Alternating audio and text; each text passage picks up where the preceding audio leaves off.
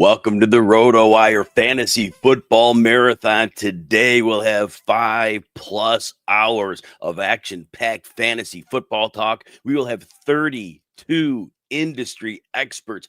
Each expert will go over one NFL team, talking about the state of the team for fantasy, a player to target, a player to fade, a bold prediction. It is going to be quite the spectacle to get you ready for your fantasy football draft. RotoWire has a lot of great things going on. We have revamped our website. We have a number of tools I'll tell you about throughout the show. We've really revamped everything. And today we have a special deal. If you want 20% of a RotoWire subscription, you use the code MARATHON. It's one day only. This is good on Monday, August 18th. Check it out if you're interested. Would love to have you on the team. Before we have our guests, and we're going to start pretty soon at the top of the hour with our good friend Darren Armani. But before then, I'm going to give a few little tidbits of information I want to share with you that I've been coming up with this offseason. My big reveal or understanding or learned thing of the offseason was last year's running back injuries. It's very easy to say, all right, Aaron Jones plays 17 games. Devon Achane plays 17. Kyren Williams played 16, but the other one he missed wasn't his fault. They rested their starter, so he played every game. James Conner suits up for 16 games. So all of a sudden, what happened? The easy answer is anomaly. We always take that thing and say, it's an anomaly. And I'm thinking to myself as I'm going through last year, I can't accept anomaly right away. I have to either prove it or disprove it. So I watch all these games. I watch every snap. And what do I reveal? It's like, okay, wait a minute. When I'm watching these games, there's mostly two linebackers on the field. There used to be 3 and 4. The base defense in the NFL is 4 linemen, 2 linebackers, and then you get your defensive backs. Defenses of today are geared to stop the pass. So not only do we have only 2 linebackers on the field, there's 6 run defenders. If you think about it this way, you got 5 offensive linemen, usually a tight end. In theory, you can get a hat on every one of those run defenders. Used to be when there were 3 and 4 linebackers, there were free runners taking big shots at running back. But think back to last year. Yeah, there were some big shots, but how many really were there? It wasn't a ton. And so that's the first thing I want to point out. The defense of today are not as worried about the run. And then the second point is this, the weight of the linebackers. Back in the early 2000s, linebackers were averaging 243 pounds. They were guided missiles. And then in the 2010s, went down to about 238. In 2024, the average linebacker is down to 230 pounds. These are much smaller defenders. They are built to stop the pass. They're not built to be run defenders. And so my point became this. You've got running backs taking less direct hits. And when they do get hit, they're from smaller defenders at the second level. The first level is usually able to be blocked by the players up front. Of course, there's always exceptions. And I know that running backs are still going to twist ankles. I know there's still going to be the occasional twisted knee. Those are going to happen. That's the nature of playing a physical sport. But I contend these wear and tear injuries, these are on the running backs. These are going to be down overall for a while. It's just that NFL has changed. We can't take statistics from 20 years ago and throw them into the present and say, well, it's always been that way and it will always be that way. Not so fast. So we also learned late last year, second half of the season, the NFL coaches really started to pick up on this. They realized how much of the run the defense were just giving them by just basically selling out to stop the pass. We saw teams lean into the run more often. It was higher efficiency runs, more yards before contact, screens to the running back. It was working out. So it was really a great opportunity for these running backs. So now we just flashback because remember, Saquon Barkley was like the poster child because last year, including the playoffs, what was it, 482 touches. And all of a sudden that got out in the preseason. Barkley in the early, like April, he was like going right at the very, very, very top of drafts. And then we saw him in a lot of drafts falling. He was falling in the middle of the first round. And it became, the rule of 375, because back in the day, if a running back had 375 touches, they were doomed the next year. Well, LaDainian Tomlinson will disagree with you on that, but that's another point for another day. We're taking data and reference points from the days when there were 3 and 4 linebackers, there were big hitters, and running backs were it was the running game. The NFL was running more, and the defenses were looking to take the running backs out.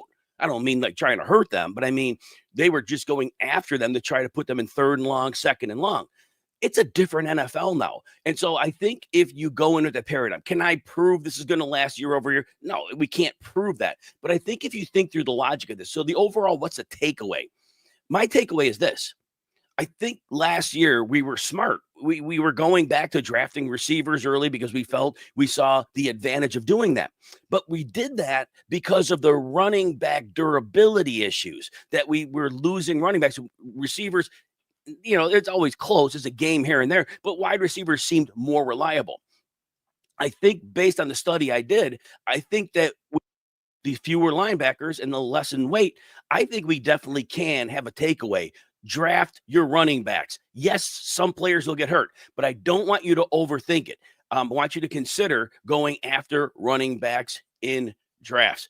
All right, and it is with that we are beginning the marathon with our good friend, Darren Armani. Darren, fantasy. You can find Darren at fantasymojo.com. And Darren's the #1 source of FFPC data. He gives you micro data. Last 2 days, it is priceless, invaluable, helps you win your leagues. Darren created the Pros versus Joes, created that draft. He's also won his league twice, King's Classic champ. Darren Armani, welcome to the show. Jim, thanks for having me. It's an honor to start off your big marathon. Oh, and it's an honor to have you on here. I really missed you in Canton this year, but hopefully that trend changes soon.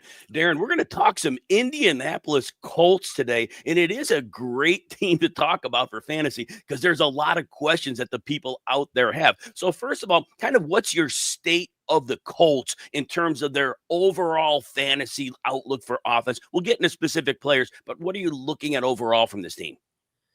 Yeah, except for a couple spots, it's a bad vibes situation overall for me. And I'm going to come at this from the perspective of redraft because I might be a little more willing to take some of the players in a best ball format because I think it's just there's so many question marks. There's going to be big games here and there, but calling them, in a redraft league is going to be tough. You know how it goes back and forth week to week. You seem to start guys on the wrong week and whatnot.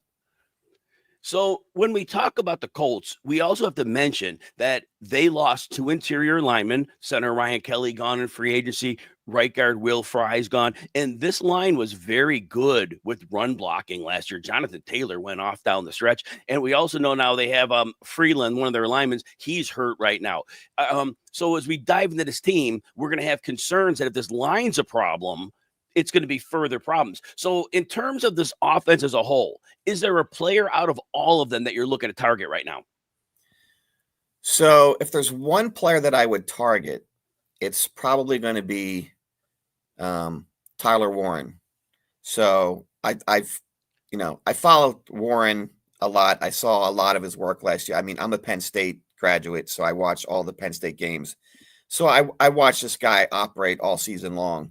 And he's a Swiss Army knife. I mean, he took snaps at quarterback, running back, receiver slot, tight end. Obviously, he had over 100 catches. And what impresses me most is how they were using him in the preseason. Where they had slated him to play, he wasn't coming off the field. And in an ambiguous sort of quarterback situation, I see him as being, in addition to his obvious skill set, he can be like a safety valve, right? And I'm getting a lot of Dallas Clark type of vibes, as a Colt tight end. He would be the guy that I target. And again, I played mostly in tight end premium leagues. So he's a guy that I just am not even getting enough of. Even as a target, I seem to be getting sniped on him more often than not. So the demand is out there for him. Now, Warren, after that first big preseason game, a week and change ago, went up from tight end 10 to tight end 9, and depending on the draft, that might not change, but just a preseason and seeing that this guy can, move the chains, be a part of their passing attack, that is a big deal. So when you have a cluster of tight ends, but like say Mark Andrews, tight end 8, Warren, tight end 9, and Njoku, tight end 10, is Warren a slam dunk for you in that group? He's not a slam dunk. I've been taking a good bit of Njoku, and looking at that range, like the guys who are going above him. So he, like you said, he's tight end 9 right now in the FFPC league. So You got Ingram, Andrews, Kelsey, and Hawkinson and Laporta above him. Those are, they could go either way this season. Yep. Like after you get past George Kittle, it's kind of like it's a toss-up. So, one of the things you mentioned on the setup for this was like, what's your hot take? I think Tyler Warren could end up as easily a top 5 tight end at the end of the year. Kind of like Brock Bowers-ish, like last year. He's a good guy you can get later in the rounds, but has the upside to kind of land you in that top 5 tight end overall situation at the end of the season. And he's not going to cost you that tight end 5 or top 5 tight end capital. No, that's a really good bold prediction, because if he ends up being the main cog of the passing game, that would be great. And like you mentioned, and I want to harp on this for the audience, you're mentioning correctly that after Kittle, really, there's so much uncertainty at the tight end position. So like you're intimating, I think you're probably better off waiting until, like you said, that Warren range or another tight end later that you like, because there is just way too much risk earlier. Any final word on that part of the fading, that part of the tight end pool? No, it's like you said, it's kind of it's a big giant flat tier that, pick your guy, and one of my guys in that range would definitely be Warren. Darren, is there a player on the Colts that you're looking to fade? I think just as a collective, I'm fading in a redraft scenario. I'm fading the receivers. Downs is hurt. Pittman's, I kind of like Pittman to rebound and have a better season than he did last year, but I can't call him, he's not a target. But just collect. It's just the setup there is just, it's like I said, it's bad vibes. And I guess if I was going to take one, it'd be maybe AD Mitchell, like really late as a dart throw. But collectively, I'm fading those. I'm not fading Jonathan Taylor, but it's like you said, but he's hard for me to be a target as well, because where he goes in drafts, I kind of like other players much better. Like I don't hate him, but I just always seem to be taking somebody else. And with the line issues you brought up, it's not going to help him. But he's one of those guys that can go bananas on a given. He could be the guy you need at the end of the season, but you got to get to the end of the season, get into the playoffs. And with the game scripts likely to be, negative for the Colts, he doesn't catch passes, and, it's going to be hard to call those spike weeks.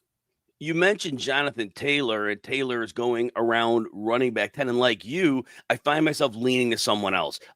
Chase Brown's going a little before him. If I'm in that area, I'm taking him. I think Josh Jacobs' durability, if I need a durable running back that's going to be on the field, I kind of like that. Taylor's had a pretty sketchy injury history the last number of years. But as you pointed out, and we also said the offensive line lost people, but Taylor was a workhorse down the stretch last year. The last 5 games, he was averaging 28 carries, 2 targets, 145 rush yards a game, and 24 PPR points. So if you had Taylor on your team last year down the stretch, yeah, he helped you carry home a fantasy trophy most likely. But it was funny with Taylor because that line was so good because his underlying metrics weren't great. He was only 26th percentile broken tackle, 29th after contact. So you did mention this with Taylor. So is Taylor somebody that if you're in a lot of leagues, you want some shares, or do you just prefer other running backs in that range? I mean, I want some shares, but I'll be getting him where he slips in the drafts. Like I saw him in a main event go like middle 3rd round last week, which was crazy. If I had been in that draft, that's where I would have taken him. But like I see him also going like early 2nd round, and I just can't spend that high of a pick on him right there. And Taylor, he tends to get hurt every year, right? He seems like he always misses 3-4 games. And to that effect, keep your eye on DJ Giddens as one of those solid, undeniable number 2 handcuffs out there right now that, target him late in drafts as well. You're totally right, because Giddens does have a 3-down skill set. I did think that he was a player that could have been drafted earlier. NFL teams didn't agree, so he wasn't. But I do think, like you're intimating here as well, that yes, DJ Giddens could be very valuable if you got a bench spot to stash a player. And we always like to take those other teams' running backs later in drafts, hoping we get an extra running back in our pool. Now, that quarterback situation, how bad of a drag is it on this offense? You're either going to have Anthony Richardson, you're going to have Daniel Jones, and I don't think we're going to get to Riley Leonard at some point, although who knows? How bad is the situation? Richardson has the upside, but so I see people kind of taking him as sort of like a lottery pick type of player. But it's just one thing after another with this guy. It's either the injuries or, he has like these really ridiculously floor games as well, where he just looks terrible. So until he kind of figures out how to put it together and be more consistent, I don't know what they're going to do with them. He's a guy that I stay away with. And Daniel Jones, we know the history with him. He comes out hot. He'll have like 2-3 good games, and then he seems to regress, and it isn't like a reliable option either. So just altogether that passing offense, except for Tyler Warren, who would seem to sort of be quarterback proof in that scenario. He's going to thrive no matter who's back there, I think.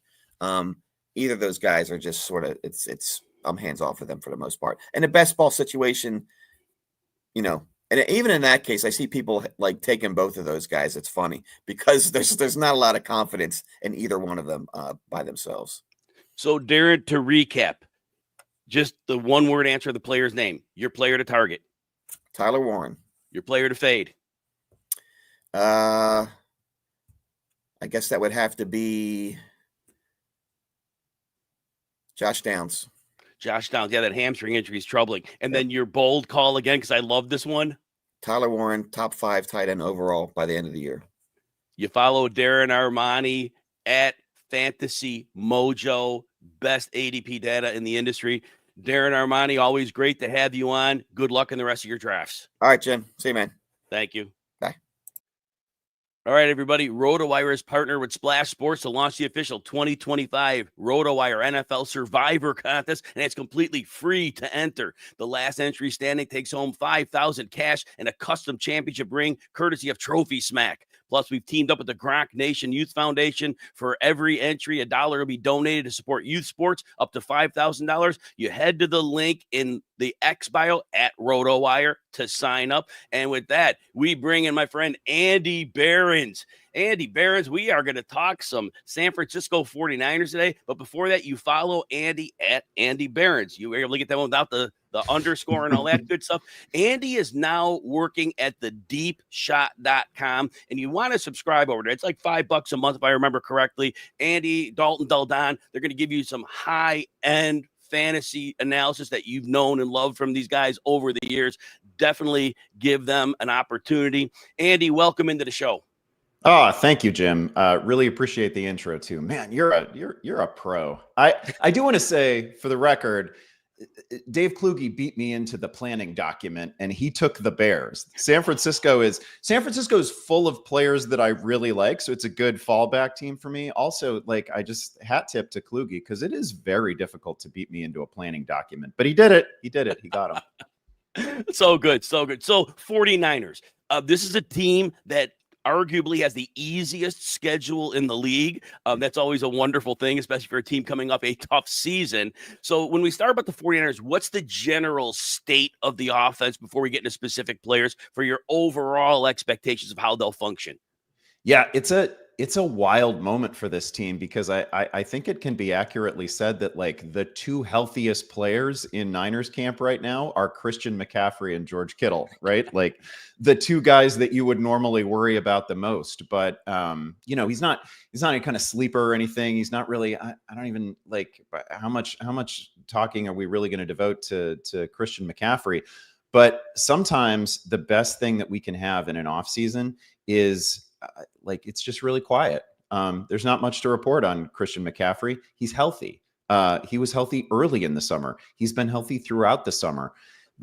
He'll have the occasional Veterans Day off, but the clips that we've seen have looked great. Like the most important thing that we can say about this team is that the real engine of it offensively is looking good. Looks good in camp. And again, no significant worries. It'd be one thing if we were hearing constantly that like, oh, he needs a maintenance day because the calf is acting up, because he's feeling the hamstring, something like that. No, we're not getting any of that. So if Christian McCaffrey is actually okay to start the season, let's go. Watch out. This offense is going to be very legit. You'll see Kyle Shanahan smiling ear to ear on the sidelines. CMC stays healthy. Andy, we'll get to the meat of this with the player to target. Which one of the 49ers do you most want to get on your rosters? Yeah, I don't think there's any question about this right now. It's Ricky Pearsall. Ricky Pearsall is a guy that you can get him in the late 30s. You can get him in the early 40s at his position. I mean, his upside is like a back end wide receiver 1, early, like low end wide receiver 2. Ricky Pearsall is the clear number 1 receiver on this team right at this moment. He's the healthiest guy among the real contenders for that title, right? We've got Jennings dealing with a contract situation, maybe an injury situation. Brandon Ayuk is like a month and a half away. Looks fine in workouts, but he's at least a month and a half away. Ricky Pearsall's legit. This is a case where, some wide receivers come into the league all the time and they can have incredible combine numbers, right? The vertical leap is sensational. The speed is great. They got size, all that. You don't always see it on the field, but you saw it on the field with Ricky Pearsall immediately, that he was a rare athlete, even by NFL standards. The proof of concept that you got at the end of the year last year, final 2 games, it was 18 targets and 14 catches, over 200 yards, couple of touchdowns. I think he can be that guy. I don't think that's a stretch. And I feel like every time he touches the ball, he's a threat to house it. This guy is a potential wide receiver 1 that you can get in like round 5, round 6. And Shanahan's going to scheme him open as well, in addition to all that great athletic ability. So it could be very fun watching, like you said, at a discounted price. Andy, which 49er are you going to fade here? Yeah, this is almost cheating because I'm taking an injured guy, but I do see some occasional enthusiasm for Brandon Ayuk, and I don't think you can do it in a competitive draft unless you're in a very shallow league and you've got multiple IR spots. Fine, okay. Throw him in an IR spot, and the guy that you pick up off the waiver wire is going to be playable. But man, if you're in a deep and competitive league, as a practical matter, you can't just sit on a guy for 6 weeks, 7 weeks, 8 weeks, whatever it's going to be. And I think Brandon Ayuk can be fine in the back half of the season? Sure. But we're talking about him missing most of your fantasy season, most of your fantasy regular season.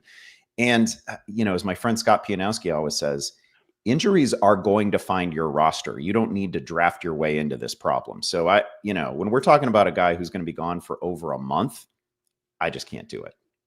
And when you mention that, Andy, if those who are in really competitive leagues, you rarely win your league if you have an injured roster. It just doesn't often happen. It's really the healthier teams are the ones that typically make it to the finish line. So I do like that point. Be careful. Again, if Ayuk falls super, super late, there's IRs, like you mentioned this. It makes sense at that point.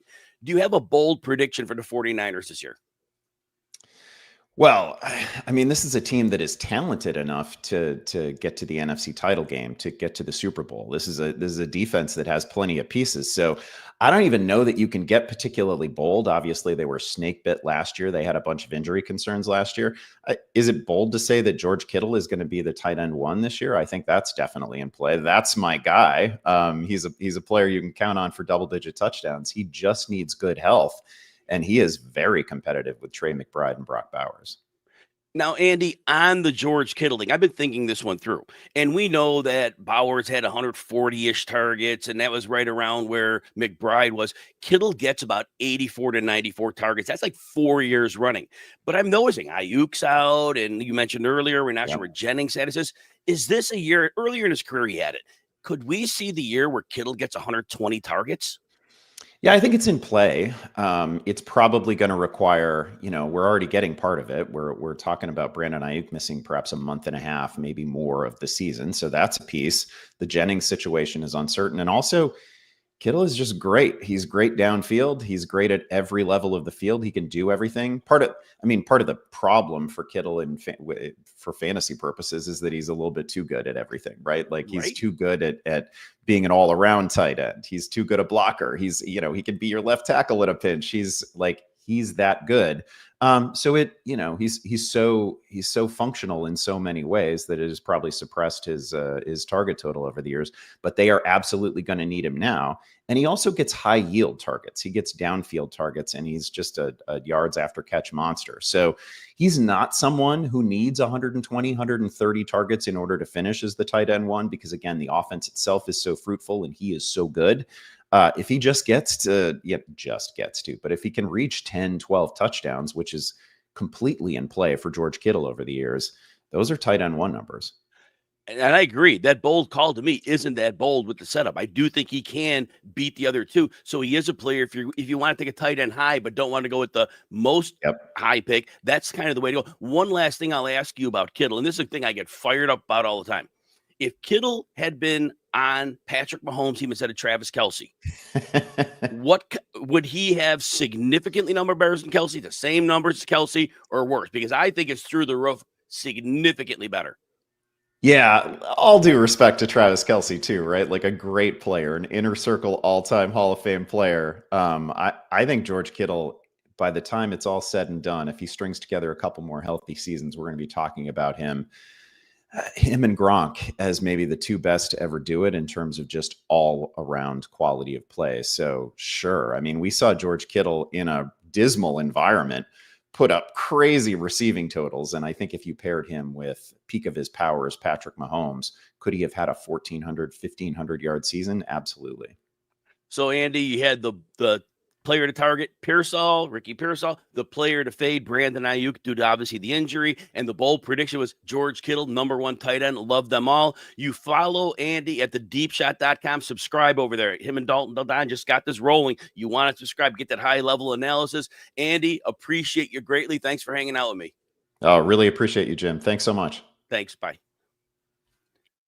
All right, everybody, dominate your fantasy football draft with the RotoWire mock draft simulator. You practice against realistic opponents, test different draft strategies, customize settings to match your league, real-time pick suggestions, draft grades, and access to all the player insights you need to win your league. It's the ultimate prep tool for draft day success. If you want in on that, you need a RotoWire subscription. You go to rotowire.com today only, Monday, August 18th. Use the code MARATHON and you get 20% off that subscription and you can check out that amazing mock draft simulator. All right. And next we have Rachel in the house. Rachel, very good to see you today. Coming off the Fantasy Football Expo weekend where everybody had a wonderful time. You can follow Rachel at Tootsiepop 6 and at Unwind FF. Rachel, welcome to the show. Thank you for having me, Jim. It's good to see you again. Absolutely. Now we are going to, and by the way, that the Unwind, that people don't know, community of women who love fantasy football. Unwind's a safe place that serves to connect, support, and empower each woman. You've also had co-ed meetings, and it's always been nice to talk with wonderful fantasy football people on a regular basis. Rachel, we're going to talk some Carolina Panthers today. Before we get into the specific players, what's your overall state of the Carolina offense? I think this year they're sneaky interesting. Dave Canales is providing stabilization to the offense. The offense is bolstered since last year. They brought in Ted McMillan as the 8th overall pick. They still have Adam Thielen, who is, defying age. He's proving he can do it. He's reliable, he's consistent. And he's a startable, and you can get him in the 15th round, so he's a value steal. You got the running back, Chuba Hubbard, who proved his worth last year. He's my favorite underdog story in the NFL, and he's also my player to target is Chuba Hubbard. What he did last year with almost 1,200 rushing yards, 10 rushing touchdowns, 43 receptions. He averaged 16.4 fantasy points per game. And the organization recognized that fact. They paid him. They gave him a 4-year extension with $33.2 million. And so he proved that he's their guy. Even though the offseason, they also brought in Rico Dowdle and they drafted Trevor Etienne in the backfield. But Chuba Hubbard is the guy there. Yeah, now this is a team that has invested in their offensive line over the years. It goes unheralded because people don't always notice that. The Panthers lose a lot of games, but that offensive line has been a very solid unit, and there's no reason to think they won't continue to be. So you did talk about Chuba Hubbard as your player to target. Chuba Hubbard, you're getting him around running back 19 in average drafts, getting him like right after Alvin Kamara, right before RJ Harvey. You did mention some numbers about Chuba Hubbard. Now, the one thing I'll ask you is this. The coaches said last year they really didn't want to work Hubbard that hard, but they had nobody else. Miles Sanders was hurt. Now they have other guys. Will they at least take away some of that workload? Because it was a bit much. Are you worried about that? And if he does lose workload, where does he lose it? Does he lose it on some early downs? Does he lose it on passing downs? Or does he lose anything at all? If he loses any, it'd be in the early downs. Rico Dowdle, is pretty poor at the red zone conversion. He only had 2 rushing touchdowns last year as being the only guy at Dallas. Whereas Chuba Hubbard is able to convert in the red zone. He's able to break tackles. So I think maybe the early downs they'll give a little spell to Chuba Hubbard, but I still see him as the guy. But barring an injury, I see him as the number 1 back there. Now, Rachel, who is a player you're fading from this offense in Carolina? So going with that, I'm fading Rico Dowdle as not being a committee member. I see him as a handcuff. He's a backup to Hubbard, and only he's going to play a role if Hubbard gets injured. But I know there's some consensus out there thinking that it might be a committee type, but I don't see that. I saw the numbers of Chuba Hubbard last year, and I think that money speaks with the organization giving him a 4-year deal. They only brought in Dowd on a 1-year deal, which I know is common when you bring in a new person, but still, I think the money talks, and Chuba Hubbard proved what he could do last year. He capitalized on the opportunity with Jonathan Brooks being injured. And for the past since 2021, when Hubbard was drafted, he was never going to be the guy, but he was a backup for the first 2 years, and then he surpassed Miles Sanders, and then Jonathan Brooks' injury. They never expected him to be the guy. So I think that grit that Hubbard had, the adversity, he proved it last year, and he just, bolstered his confidence, and he's going to come into this season and just grind it. He's going to want to prove that he is the guy and show the team that they're paying him for what he's worth. An important thing you did note is that money does talk. When you're making starter money on a long-term deal, Dowdle might be making $3 million, and that's backup money. So that's an important note. And then Trevor Etienne with 4th-round pick, I believe. So it wasn't a high, 5th? 4th, yep. 4th, yeah. So it wasn't high draft capital. So there has been a commitment to Hubbard, and that's important to know as well. So before we get to the bold prediction you have, why don't you give that first? Then I'm going to ask a question about Bryce Young. But what's a bold prediction you have for the Carolina Panthers for the season? So I'm all in on Chuba Hubbard. He finished as the RB15 last year. I'm saying he's going to be top 10 this year. That is my bold, spicy pick for this year. Yes, and hey, if he gets the volume's king in fantasy football, and converting that is not such a bad thing. Rachel, a lot of people are getting all excited about the passing attack of the Carolina Panthers. What I wanted people to understand, there was that crazy Week 18 game where there were like 80 points scored with Atlanta, and Bryce Young only threw for 250 in that game. The 4 games prior, he averaged less than 200 yards. Yet everybody wants to say, McMillan's going off. Thielen's going to continue to be great. We're going to have a lot of, throws to the running backs. Lee Gett's going to step up. And I'm thinking to myself, how are all these receivers going off when you have a quarterback that barely throws for 200 yards a game? What are your thoughts on that? Well, I think Bryce Young is going to take another step forward as well. He finished QB 20, and he's ranked on RotoWire as QB 21. So expectations are that he's going to be the same. But I think with Dave Canales and the offense and having Ted McMillan, he's going to step up even more. And we're going to see a little bit more than 200 passing yards. Speaking of Ted McMillan, comes in with a 1st-round draft pick. How much of a difference maker do you expect him to be? He's being drafted fairly aggressively in fantasy. You'll often see him drafted right around wide receiver 20. It was a little less earlier in the preseason, but he's really steamed up to around wide receiver 19 or 20. What are your thoughts on that at cost? I think it's a tiny bit pricey for me. I mean, if I can get Adam Thielen in the 15th round and I know I can start him out the gate, I'm going to do that. So it might take a couple games for Ted McMillan to fully hit the ground running. But I think Adam Thielen is going to be key to that. He's shown in his career the mentorship that he provides in the locker room and in the receiving core, what he did with Stephon Diggs, Justin Jefferson.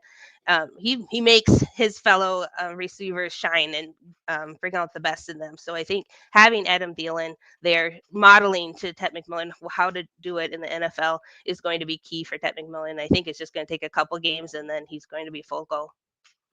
In deeper leagues where people need an extra tight end, Ja'Tavion Sanders was coming on. He had about a 4 or 5 game stretch where he was starting to put it together a little bit, and then he injured his neck in the Kansas City game. And after that, even though he played, they really didn't go back to him. Logically, it seemed that they may have backed off because of the neck injury. Fully healthy now, and again, I talked about how many passing yards his offense have. You do think Bryce Young's going to step up a bit. In a deeper league where you need an extra tight end, is there any reason to look at Ja'Tavion Sanders or just pass on him? Only as a dart throw. If your gut says you want to throw a dart at him opposed to another dart throw, I mean, you got a handful of tight ends down there that are different dart throws. It's just who you're going to pick to throw that dart.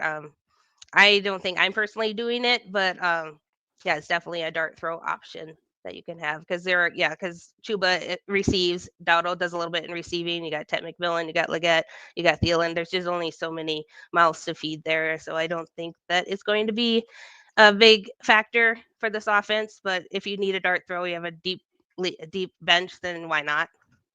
So just answering the names again, your player to target, Chuba Hubbard, player to fade, Rico Dowdle, and your bold prediction. Chuba Hubbard, top 10 running back in this year. Rachel, appreciate you coming on. Can't wait to see what the Carolina Panthers do this year. Should be a fun watch. Love the call on Chuba Hubbard. Let's hope he cashes for that. Rachel, keep doing good work, and we will talk to you soon. Thanks, Jim. Bye. All right, everybody. You ready to dominate your fantasy draft? The RotoWire Draft Assistant is your secret weapon. The real-time tool providing expert rankings, projections, customized recommendations for your specific league, including support for auction and keeper leagues. Get all the player news, injury updates, and analysis you need to make winning picks. Draft smarter, draft faster with the RotoWire Draft Assistant. To get access to that, you need a RotoWire subscription. Go to rotowire.com. Today only, Monday, August 18th. Use the code MARATHON for 20% off. Love to have you on the team. My articles are behind the paywall. I drop 3 or 4 of those a week, and we'll certainly have plenty of articles, about that many during the regular season as well. Everybody, been an exciting day with the marathon. We'll continue to get things rolling, and we are going to have my friend Dan Clasgens. You know Dan from the Fantistics Insider, Sirius XM Fantasy on the weekends, always on the show right before I am. Hopefully you're not getting preempted too much these days. I know we've been off the air. Dan also does work at ESPN 1530. Dan Clasgens, welcome to the show. Hey, how we doing, my friend? Fired up for a little football. Oh, my gosh. Now, Dan knows all 32 teams extremely well, but we know he's our Bengals resident analyst, expert. Love Dan for that. Dan, overall state of the Bengals before we get into specific players to target, fade, and all that good stuff. Yeah, I mean, this is a team that a year ago, obviously from a fantasy perspective, was about as good as it gets. And part of that's because the D was about as bad as it gets. That said, I mean, overall, the team, I mean, there's a lot of optimism. I've been down to camp a couple times myself, talking with friends that cover the team on a daily basis. The headlines have revolved around Trey Hendrickson quite a bit, but what's been lost on that is a lot of the other additions that the unit has made. Some of their young players have been hurt as well. So, Jim, this defense doesn't have to get to a top 10 unit for the Bengals to be a Super Bowl contender. They just got to be a top 20 unit. And even as bad as they were last year, if you go back and look at the number of games that literally came down to sometimes one play, one bad call, one missed opportunity, the value's on the Bengals on the team props for sure, in my opinion. But I really am excited about the offense, even with an uptick on the D. Before we continue on, remember you follow Dan at Dan Clasgens. Definitely want to follow Dan. Dan, so will the Bengals get out the gate better than in past years? We see Burrow and the boys playing in the preseason. Is that going to be the tonic that gets them off to that start they haven't had in a while? You would sure hope so. The schedule was pretty favorable last year, and I think that was what was disappointing there in the fast start. And you look at the Bengals schedule, they open up in Cleveland. Home opener versus Jacksonville in week 2, but then it gets pretty tough. I mean, you got the 3 of the next 4 against some pretty strong teams. So they have to get off to a hot start. They know that. That's why they're playing their guys. That's why they're going to play tonight. That's what they look like. I mean, Joe Burrow is looking as good as he's ever looked, which is hard to believe, as healthy as he's ever been. There are some questions about the offensive line, but, I mean, Burrow has played behind a below. I mean, each year of his career, it's been terrible. This is actually, I think, going to have a lot of improvements, especially with getting rid of some dead weight and some players that were on the decline. But, dude, I've been down there, and like I said, I think the Higgins, Chase, Burrow, I mean, you can lock all those guys in for the elite production you would expect in that passing game. And really the buzz is about Chase Brown right now. And, Jim, I was in a few drafts. I mean, I've been drafting nonstop for 3 days now, and Chase Brown is on fire, going in some of the high-stakes leagues in the second round now. And with Zach Moss, I mean, last year he was sort of in the mix, got hurt, already been cut. certainly, they have Taj Boyd, the rookie that they've drafted, as well as re-signing Samaje Perine, which in fantasy, not a big move, but that's a huge move for the Bengals. They're perfect third down back, knows the team, big part of the Super Bowl team. So I'm pretty excited about the backfield, especially, having a little more depth in it. But Chase Brown's the Bengal that I think right now still might not be he's on the rise, but probably the best value if you want to get a piece of that offense. Dan, I heard that the offensive coordinator, Dan Pitcher, last year they crafted the running game for Zach Moss. Lord only knows why, but I know they listed him ahead.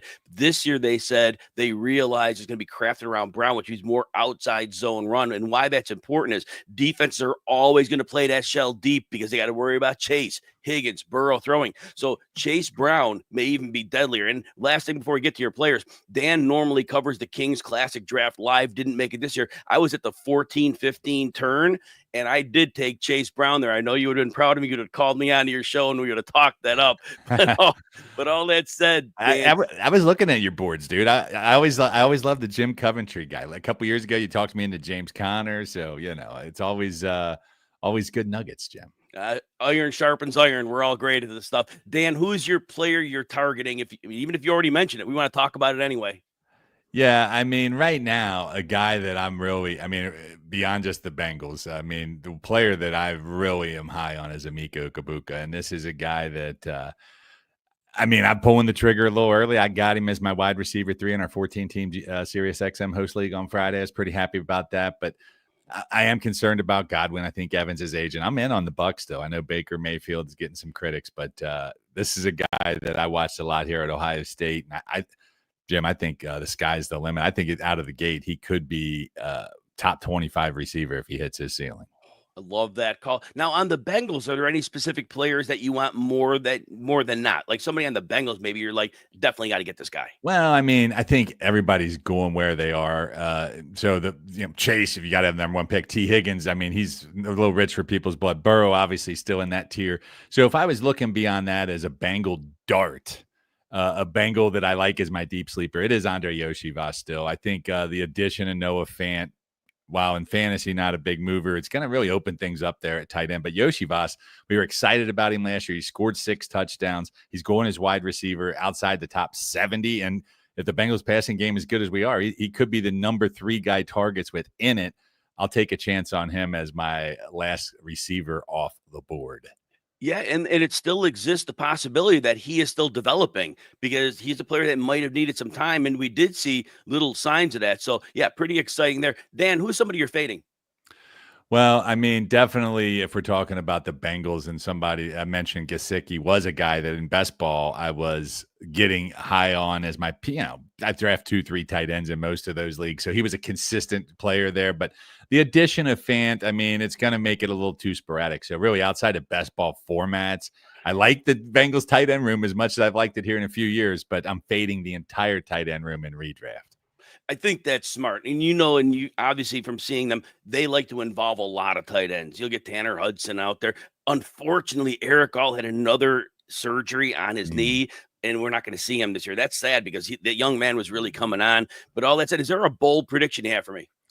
Yeah, you should know my bold prediction is going to be the Bengals to win the division here. I do definitely think in terms of the player, if you want a bold prediction, I think T. Higgins, I don't know how bold it is, but I definitely think he finishes a top 12 receiver. I've said it the whole time. The Bengals have 2 fantasy wide receiver ones, and if you can get T. Higgins, slide T in round 3 or late round 2, you could have a real winner there, Jim.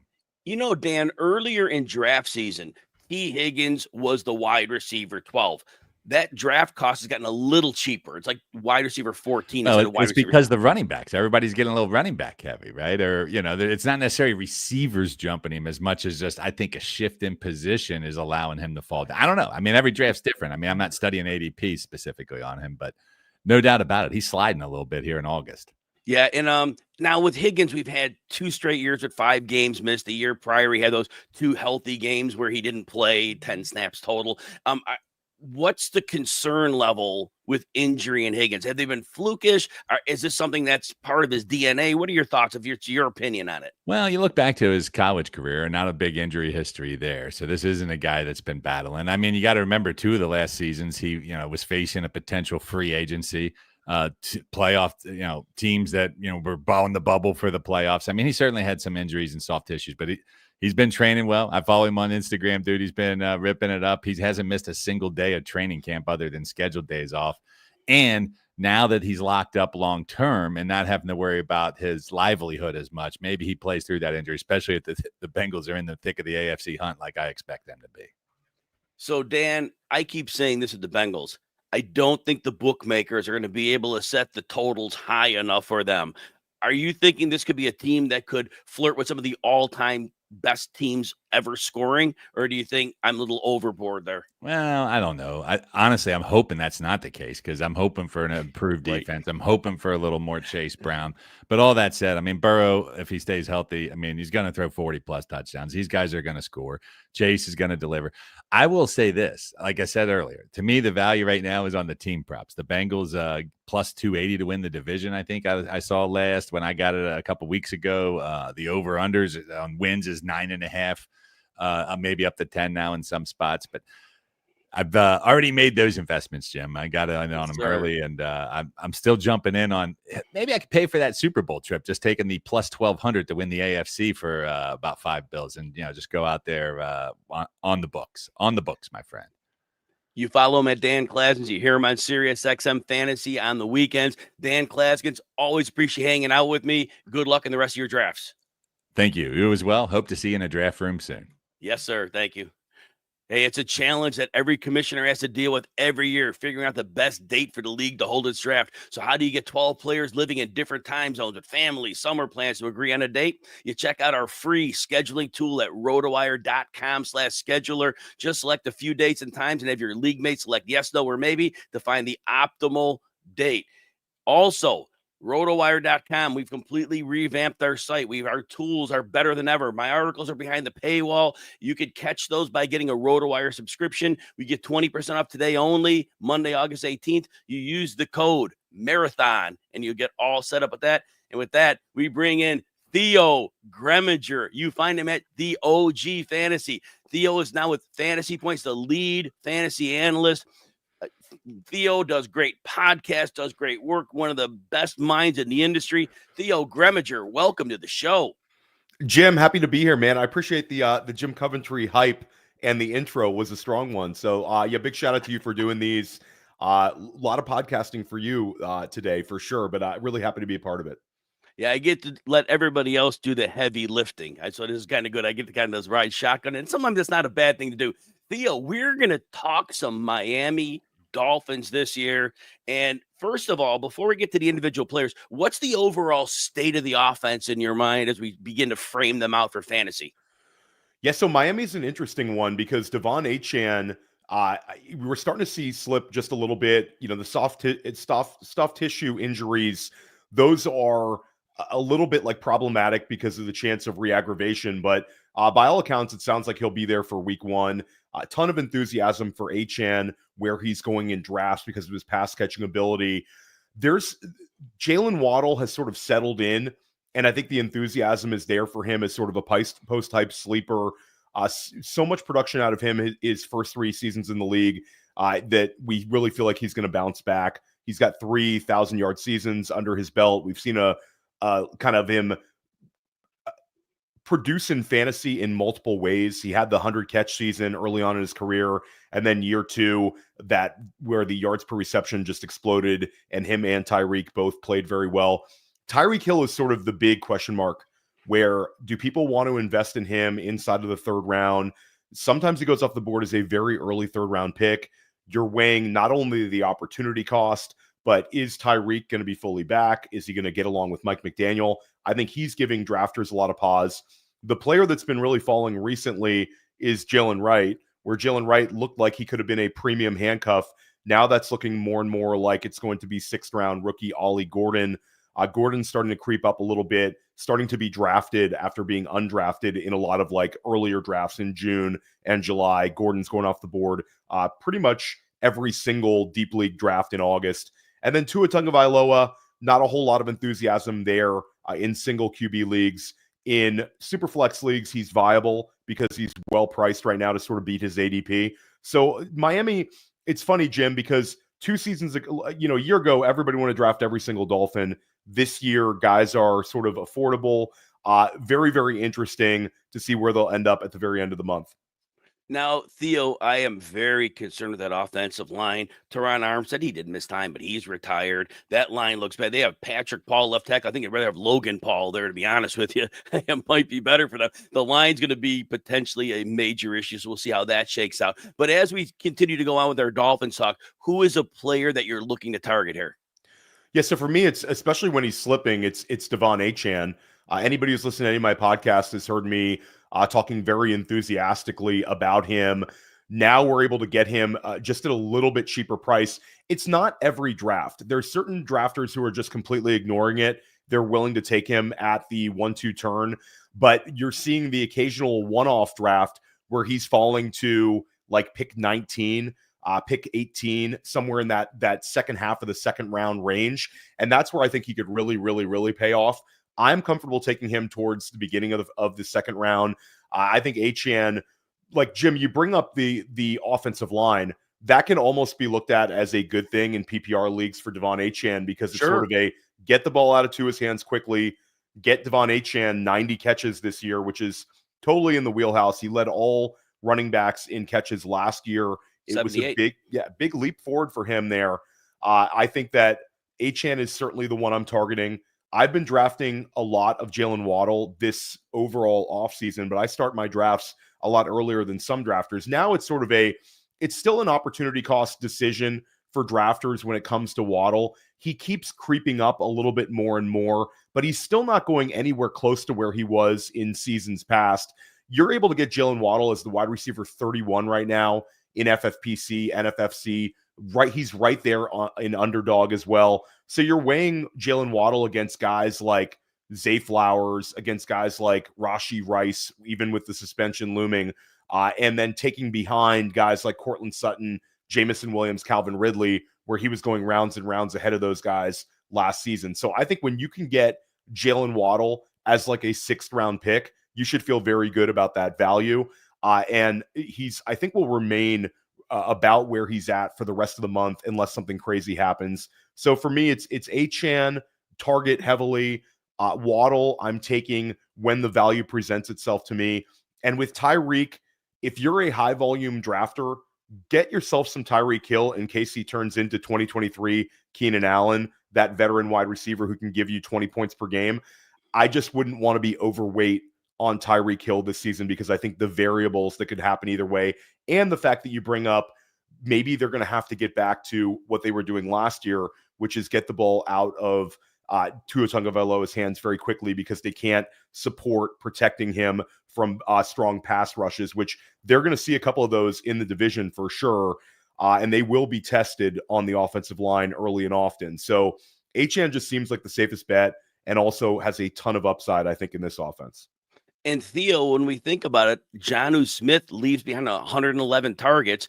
Darren Waller is hurt. He's not practicing. He's old. Don't know what to get from him. Julian Hill, I don't think is a factor. So when you're talking about this to back you up, those 111 targets got to go somewhere. And even if they were split up between, Achane, Waddle, and Hill, there's going to be more targets because Jonnu Smith's role, they've got to somehow fill that. So I love the call on that. Is there somebody you're fading here? I mean, I guess you could say Tyreek because I'm not like really taking him in every single draft at the 2-3 turn. I actually think Dolphins are pretty well priced this year to return value, Jim, because like you said, as long as those 3 guys stay healthy, the target should be highly consolidated.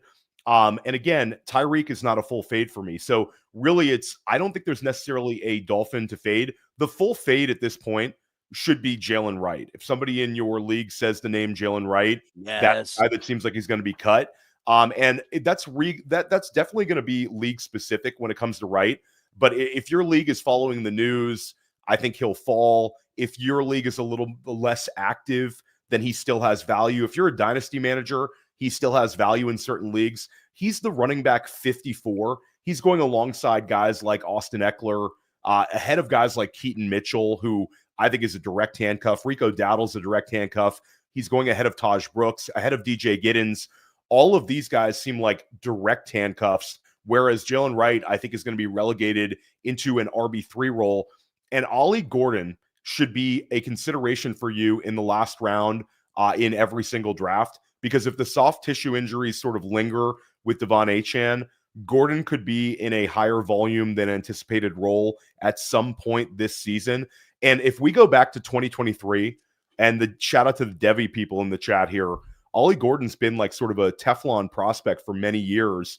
He was up there ahead of guys like Omarion Hampton in some Devi circles, alongside guys like Travion Henderson, and like looked at as a viable challenger to not necessarily Ashton Genty, but to be the RB2 behind Ashton Genty. If we just go back 2-3 seasons, he fell in drafts. He still had a pretty strong Senior Bowl, but again, he might have fallen in drafts just reflective to the high quality nature of this draft class. We're seeing a bunch of these sort of late guys like Gordon, like Ja'Cory Krosky-Merritt, sort of being drafted late on day 2. These guys might have a pathway to viability because there was just so many running backs drafted this season. When you mention Ollie Gordon, I think what I really like is that offensive line, we said it's an issue, but he's a hard runner, and I think they need somebody to get immediate yards. And I think, as you're pointing out, he is going to be a good fit when he has opportunity. So I love the call on that. And as you're mentioning, his ADP is going up by the minute. So make sure you get in on that train before the train pulls away on you. You are following Theo at the OG Fantasy. Theo, always enjoy talking football with you. Thank you for hanging out with me, and good luck in the rest of your drafts. Thanks, Jim. We'll do it again sometime soon. Thank you. All right, everybody, do you bet on player props or playing pick'em contest sites like Prize Picks and Underdog? If so, the RotoWire Picks tool gives you the information you need to make educated decisions. The tool uses hit rates, expert projections, and valuable data from 11 different sports books and pick'em sites to help you choose more or less on player props. You check it out at rotowire.com/picks, or don't download the RotoWire Picks app and start winning more today. And remember, you want 20% for RotoWire? Go to rotowire.com. Today only, Monday, August 18th. Use the code MARATHON, and you are all set up. And now we have my friend Stacy Perez in the house. You follow Stacy at Stacy_Perez83. Lady lawyer, fantasy football analyst, fantasy and frames, player profiler. You are all over the place, Stacy, and it's always good to hear your football takes and see your work. So welcome Thanks, in. Jim. Thank you so much. I can't believe I have to follow Theo. Oh my goodness. Yeah. So I'm so glad to be here. This is such a great way to spend my Monday rather than doing my lawyer stuff. I got to tell you, I would rather do this any day of the week. Well, excited to have you on. We are going to talk some Green Bay Packers today. Stacy, last year in the first half of the season, we saw Jordan Love throwing like 34 pass attempts per game. He was nicked up on and off. He had the groin injury later, the knee injury earlier. And then after the bye, it was like Josh Jacobs' team. And now Love's throwing 24 passes a game. All that said, what's your general thought about the Packers offense as we get into this season? What's your overall expectation? So, I'm expecting them to take a next step forward, right? This is going to be that second year that Matt LaFleur has had complete control over that offense. Aaron Rodgers, as much as I loved that time that he was in Green Bay, he was always there, always kind of, putting in his 2 cents into that offense and how it was going to work, right? So now Matt LaFleur's got, everything under his control there with Jordan Love. And I think last year, we had so many issues with Jordan Love and him being injured. It was just really hard, even like right off the bat, the first game of the season. I think all the Packer fans, we were just, like shaking our heads after that game down in Brazil. So I think this year, they're set to take a next step forward. I think what's going to hold them back, though, is all the injuries that they've got going on right now. I was going through making my list last night, and I just kept adding names to my list. It's terrible. Yeah. These injuries, when you talk about vibes in a preseason, it doesn't always pan out, but the vibes are not good right now. And before we get into players, and if it's one you're going to talk about anyway, that's fine. But the question, is we had said from Tootsiepop, Rachel asked, what about Jayden Reed? I mean, we're not sure if he's playing week 1. His role has always been on and off. So that said, what are we doing with Jayden Reed before we get near targets, fades, and predictions? Yeah. So, it was so wild. So I actually had drafted Jayden Reed in a draft that day of the preseason game last week. And then we're there at the Expo Gym, go to the party, got the preseason game up on the board. And I see Jayden Reed hobbling around in a boot and just thought, oh my gosh, when did this happen? But, I think he's always kind of dealing with these little injuries here and there. It's a sprained left foot from what I understand. I think he's probably going to be fine for the season. That's going to get worked out here during the preseason. So I don't think you're really doing anything right now. I think keep drafting him as is until we hear something else like definitive saying, yes, if he's going to miss this time, how much time is he going to miss? Here's what he's going to need to do to rehab it. So I'm trying not to worry as much as the alarm bells are sounding, but I think I'm trying to tamp it down a little bit. I think he'll be okay going into the season. Let's hope. Knock on something. I don't have wood in front of me. Yeah. I got Formica. So again, knock on that. It doesn't get me any good luck. So who are you targeting this year on the Packers, Stacy? So, I think the obvious one, I've got two guys for you, but I think the most obvious one's right going to be Matthew Golden, right? So I think Erica over here mentioned him in the chat. You just got to love a guy that's coming in with such hype from the draft. Was able to see him at the combine and really impressed with him there. Just a great route runner, really good hands. I'm excited to have him added to the Packers wide receiver room, especially now that we're dealing with all of these issues. And I think it really opens up a lot of opportunity for him. Going in, you've got Dubs hurt, you've got Wicks hurt, Watson's going to miss time. Even Savion Williams is going to be missing some time as well. Right. So, he's got, I can't think of anybody else right now as far as rookies go that have such a clear path to having so much more time immediately right off the bat. So I'm going to be targeting Matthew Golden. He's actually, from what I've been seeing in drafts, going ahead of Jaden Reed right now. And I don't know if that's really had to do more with injuries or, a lot of people this time of year kind of get that rookie brain rot, right? Where you see those new shiny toys on teams and everybody wants to take them, earlier than the, established vets. But I really like Matthew Golden. He's a guy that I am definitely targeting. I have one more for you. Am I allowed to pick two? Yeah, but let me interject one thing with the ADP. I want to back this up because you're correct on this. So Matthew Golden had been going as the wide receiver 45. Since his onslaught of injuries, he's up to wide receiver 41. 4 spots is huge. Meanwhile, you mentioned Jaden Reed. He has gone down to wide receiver 48. So there's a 7 wide receiver spot between them. So I just wanted to add a little context to that. Who's the second player you like? Oh, I got Tucker Kraft mac and cheese for you, Jim. That's my little nickname I gave him.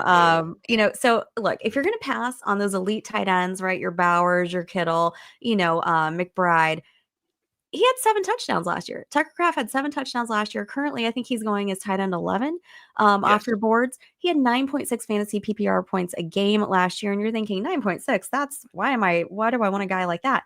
But when you're looking at tight ends, you're only going to have those handful of guys that are getting double-digit points every game, right? So for me, Tucker Kraft is one. If I'm going to punt a little bit, he's going to be what I'm going after. And especially now, right, with the injury situation, he's not hurt, right? And I think Luke Musgrave even showed up on the injury report too. So, you're looking at a guy who is consistent, has a good established connection with Jordan Love.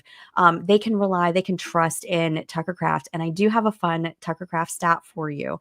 Last year, he led all tight ends in yards after the catch per reception with 8.8. That's important there, that per reception.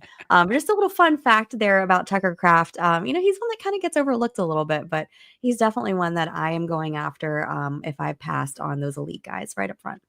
Yeah, and that 8.8 comes out. He was out 100th percentile yards after the catch at his position. And it's A, his talent, but B, when you see LaFleur scheming him open, he'll often be standing out there. There's all this green grass in front of him too. Yeah. And it's a beautiful thing. So yes, Exactly. Tucker Kraft has some legitimate upside. Remember 2 years ago, if you were like me, you were thinking Luke Musgrave was going to be the guy. Didn't work out so much that way. Little Tucker Kraft going why there. did they take 2? This is why they took 2 guys.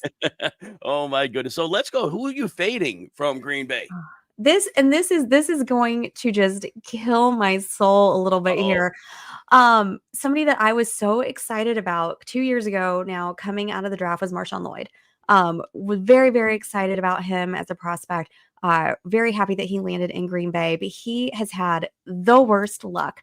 I think of just anybody, he missed so much time last year with those injuries, those hamstrings. And then I see, today, actually not today, sorry, this weekend, on Saturday, he had another hamstring issue. So now he's going to miss even more time. So we don't really know when he's going to get in there. AJ Dillon has moved on. So he was just primed to take over that backup spot there for Josh Jacobs. And just, I think perfect pathway for him. And now with those injuries, you're looking at Chris Brooks, Emmanuel Wilson. They've even got Izzy Abanikanda back there. So really don't really know what's going on with that backfield. And honestly, I don't really want anybody besides Josh Jacobs now.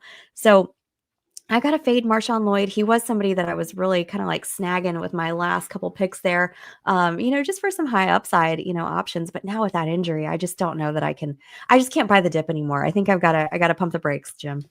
Too many injuries in a short period of time. At some point, the risk, even though it's not like a high draft pick, it's just not worth it at some point. Take somebody else's handcuff, grab a DJ Giddens or something, and just roll that way. And go get a Rashard Smith, maybe. Yeah.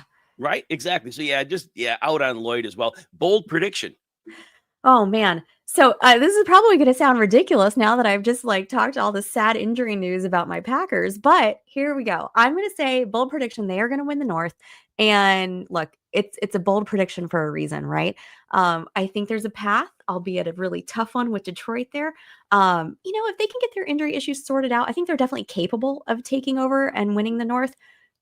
That's my bold prediction. I'm going to say go Pack go. They're taking the North this year. Why not? Well-coached team, history of success, a number of 13-win seasons in the past for Matt LaFleur. No reason not to worry about that. Real quick, Charlene was asking about, she has Lloyd in a couple dynasty leagues, don't know what to do. Any recommendation? I have him in some dynasty leagues too, Charlene. So right now, I if I can cut other people, I'm going to try to hang on to him a little bit. If it looks like a situation where, he's going to be one of the ones that goes when you're making those cuts, I don't see anything wrong with it. I really don't. If you've got room to keep him, maybe keep him as a stash and, hope real hard that things change for him. But I don't see any reason why you have to hang on to him. And I think you insulted Rachel, who's a big Vikings fan. Sorry, so, Rach. of course, but you know what? Sometimes you got to take your shots. You follow her at Stacy _Perez 83, a great follow, always doing shows. You don't want to miss those. Stacy, always great to hang out with you, and best of luck in your leagues this season. Thanks, you too, Jim. Have a great day. All right, thank you. All right, everybody, we're continuing on with the Roto Wire Fantasy Football Preseason Marathon. We are so happy everybody is with us today. It's just been a great day of guests coming in. We've already got about 1 hour down, but don't worry, we're going to be here until 4 Eastern. It's going to be a great day going over all 32 teams. And with that, we are bringing in my friend Joe Bond, who I just saw at the Fantasy Football Expo. Joe's always a staple. Joe is a very accomplished fantasy ranker. First of all, he's the founder of the Fantasy Six Pack. You follow him at F6P for Fantasy Six Pack. So F6P _ Joe. And Joe, multiple times, top 5 ranker in the Fantasy Pros accuracy contest. I think you've been in the top 15, even more than that. So Joe just continues to rock it year after year. If you're not following him, you should be. Joe Bond, we're going to talk some Washington Commanders, and it always seems we got some exciting news coming out of there. What's the overall state of the offense as we frame the fantasy takes before we get to your big calls? Man, I feel like there's a lot of question marks outside of Jaden Daniels. Like everybody's really excited about Jaden Daniels, but with what's going on, Jamie? Terry McLaurin, now he's back at practice, I guess. We got the Brian Robinson news dropping last night. It was like, holy smokes, what is going on? So now, Jacory Krosky-Merritt's stock is soaring overnight, and it's like, is it worth it? Who knows, right?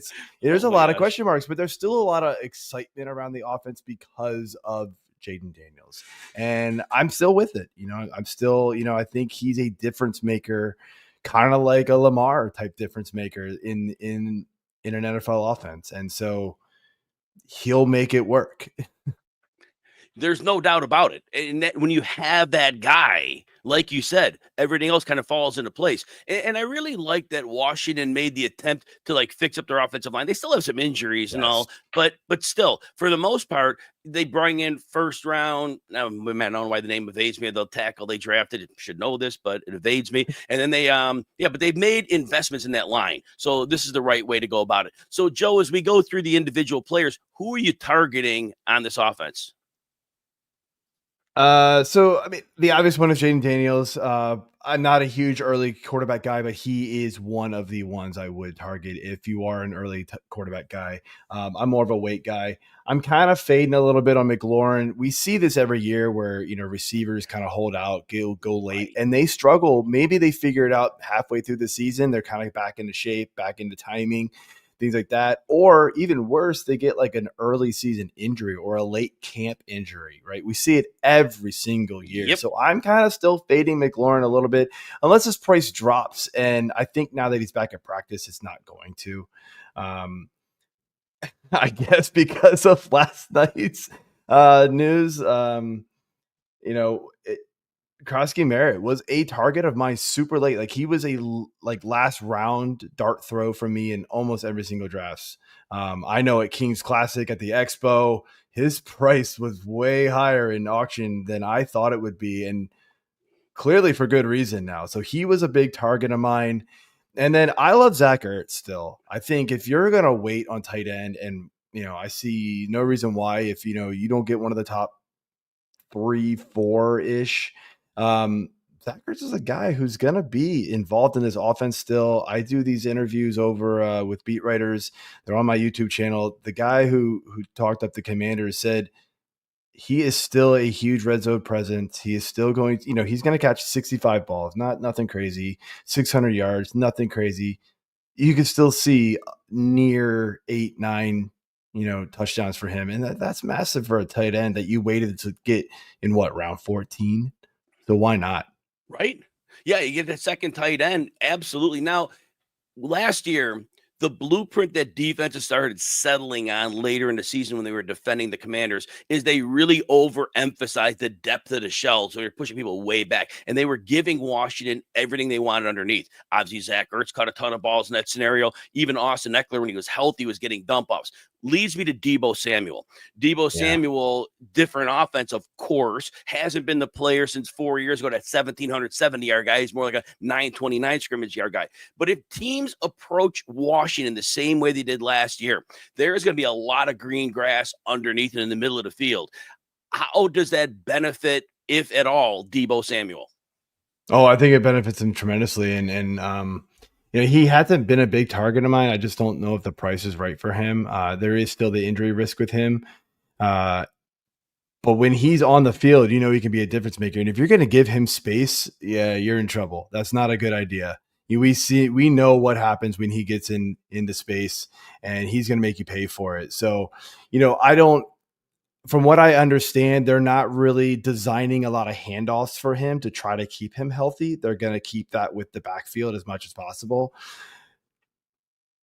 But they're going to design plays to just get him the ball, short little screens, short little underneath stuff, slants, stuff like that. Get him, the ball. He's not a deep ball guy. That's never been his game. But when McLaurin's right, that's gonna be him, and maybe some Jalen Lane. He's got some speed, but that's gonna be kind of a hit or miss guy. Joe, before I get to your bold take, when we're thinking about this overall McLaurin situation, nobody knows the answer. What's your opinion on the McLaurin situation? How does it shake out? You mentioned earlier if he comes back injury, but how does it work out? I think overall it'll be fine. I don't know if they will. I think they should give him a raise. I've been, slamming the table that he doesn't deserve what he was asking for. Top 4 receiver money was wild for a 30-year-old receiver. And I'll be honest with you, somebody told me about the contract, dispute, and they were like, "Oh yeah, he's 30 years old." And I kind of had to go like, "What?" And I had to look it up. I was shocked. I had no idea. I thought he was like, he came in the year same time as a DK and those guys. Like I thought he was 28 at best. 30 kind of made me kind of double take. And so yeah, I get it. He maybe deserves the money for what he's done, but he's 30 years old. Like give him 28, 29 a year, give him a 4-year deal with like a 4th year, like option. Right. And then at that point we had to extend Daniels, and then his contract's off the table. He's 34, right off to the sunset, man. Yeah. And I think what you mentioned where the team is terrified. Look, Julio Jones, done at 32. DeAndre Hopkins still playing, done at 32. The list goes on. And McLaurin's not one of those guys who's going to transition nicely to the slot. That's not him. He's an outside receiver. Everybody can play in the slot, but he's never going to be that guy that's going to transition there. So it's tough for the team side. And like you said, they need to pay him, but they got to figure out a way to do that and not commit till he's 33. And he's and unfortunately the bad spot for an NFL receiver. Joe, what's your bold call for this team? I don't know if it's so bold. There's not a lot of bold stuff to go with this team. I feel like everybody's hyped on it, but I'm going Jaden Daniels MVP. I think we could see 5,000 total yards from him easily this year. And so I like that. And I think if he does that, we're looking at an MVP season from him. That's a fun, bold call, and the football community would love that. I mean, if that happened, Right? it'd be a thing of beauty, right? We need this. We always need new players like last year with Daniels to come in and just keep that landscape churning along. So, in terms of NFL playoffs, does Washington return? If you're going, and I know that was a bold claim, are they returning to the playoffs? Can they make a run? Where based on what you know about them right now today? I think they can. It's going to be tough. Their schedule is tough because of the division they play in. That's not going to be easy, but they have a much tougher schedule than they did last year because they finished a lot higher. But I think I do think they can. I do think they make it back this year. Unfortunately, probably as a wild card, the Eagles are going to be a tough team to pass there. Yeah, the Eagles, that they do have one heck of a franchise. Howie Roseman, what a genius is the GM. Yes. You're following Joe at F6P_Joe. Joe Bond, always love talking football with you. Best of luck in your remaining drafts, and have a great season, my friend. You too, man. Thanks for having me on. Thank you. All right, everybody, the RotoWire Marathon for Fantasy Football continues to roll along. We're a little more than an hour deep into this thing. We're going till about 4 Eastern. We're going to cover all 32 teams, one expert for each team. Certainly going to enjoy that. I also want to tell you that RotoWire is partnered with Splash Sports to launch the official 2025 RotoWire NFL Survivor Contest. It's completely free to enter. The last entry standing takes home $5,000 in cash and a custom championship ring, courtesy of Trophy Smack. Plus, we've teamed up with the Gronk Nation Youth Foundation. For every entry, $1 will be donated to support youth sports up to $5,000. Head to the link in our X bio, which is at RotoWire, to sign up. Waiting for our friend Joe Dolan to come on in. Joe will probably be here momentarily. In the meantime, I'm going to give you guys a take, one of these crazy things I've been thinking about in the off season. We remember 5 years ago, we can move on. We got Joe here. So we are actually going to table that till later. Joe Dolan, always great to see you. You find Joe, the owner and editor-in-chief of Fantasy Points, Sirius XM Fantasy. You catch him there. FSGA Tweets radio show with the year host, 3-time award nominee, FSWA. You find Joe at FG_Dolan. Welcome to the show, Joe. How are you doing, Jim? It's a busy day, isn't it? It's getting busier and busier. You know, our partner, obviously, and Fantasy Sports Writers Association Hall of Famer John Hansen came up with a line a few years ago that I think still holds true. We are coming down on the busiest weekend in the history of fantasy football, and I think I don't think the game's getting any less popular. So maybe it's matching previous years, but the biggest weekend of fantasy football is this coming weekend, and then after that, it's an even bigger weekend of fantasy football. So it's a lot of people doing their drafts. Jim, I don't know if you have these people in your life. Isn't it wild how many people remember you exist in August? Oh my God, The people, you are so right. And I'm just like, oh, yeah, I wonder how Dolan's doing. They all woke up, and I had they had premonition from above. Everybody in my phone book. It was like, oh, Dolan, I wonder what he's up to. But no, it just shows that people are still excited about fantasy football, and I love hearing that. It's so funny that people will just text like, what's up? And I just send them my rankings because I already know where this is going. So it's like, all right, no problem. It's awesome. Joe, we are going to talk some Philadelphia Eagles. What a season they're coming off of. But before we get into your targets, your fades, what is the overall state of the offense as you see it right now? So Brian Drake just texted me earlier this morning, and I believe he's coming on after me. But he said, you stole the Eagles from me. Now I have to talk about the Giants. And I said, yeah, but at least the Giants are kind of interesting to talk about from a fantasy football perspective, because the Eagles really aren't. I mean, it's Jalen Hurts, it's Saquon Barkley, it's 2 receivers. I know they traded for John Mechie. If John Mechie catches 15 passes, it'll be an upset, unless like Jahan Dotson gets hurt. It's AJ Brown, Devontae Smith, and it's Dallas Goedert. And the guy I've drafted the most actually on this team is Will Shipley, only because he's one of the cheapest true handcuffs in the league. I think he is a 1-for-1 fit for Kenny Gainwell's role. He might actually be a better football player than Kenny Gainwell. And so that's been the guy I've drafted the most on this team. You know, if it ain't broke, don't fix it. That the concern though is Jalen Hurts. You know, for a guy who I'm sure you've seen the really banal Twitter discussions. Where does Jalen Hurts actually rank among quarterbacks? You know, for a guy who the ball knowers doesn't think is all that very good, he sure seems to get a lot of head coaches hired, and he ends up having to play under a new offensive coordinator who's going to run the same system, but is the play calling and sequencing going to be as good? That's the question. And from the other perspective, number one, yes, the tush push is still there, and I expect that will continue this year. But look at the Eagles' schedule; it's really difficult. Last year, per fantasy points data, in the Eagles' final 10 games with a healthy Jalen Hurts, all of which were wins. This is regular season, by the way. All of which were wins. Jalen Hurts was 39th among quarterbacks in his healthy games. 39th among quarterbacks in fourth quarter and overtime pass attempts. He was first among all quarterbacks over that span in kneel downs. So the Eagles were blowing everybody out. They were able to run the ball a lot in the fourth quarter with Saquon Barkley. But look at the schedule this year. It is more difficult. It is a tougher draw for the Philadelphia Eagles, which naturally comes when you win your division and get a first place schedule. But it also so happens that it coincides with them having to play the NFC North and the AFC West, which is obviously common for all the NFC East teams, including the Giants. So they're going to have a tougher slate of games, and they could be a better football team in reality this year. I'm not expecting them to be, but they could be a better football team in reality and still, you know, go 11-6, go under that 11.5 win total, or at the very least have to throw the ball more in the fourth quarter. So I'm projecting a little bit higher volume for AJ Brown and Devontae Smith than maybe you might think. And this sounds like a hot take, but it really isn't. I am projecting a career high in touchdown passes for Jalen Hurts. His previous career high is 23. I think he'll have to go up and above that number this year.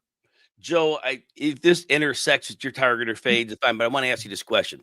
I just read recently AJ Brown was having his knee drained regularly last year, apparently, the second half of the year. He has hamstring something going on with that right now. Is there any concern about his health? He's been a very physical player for his entire career.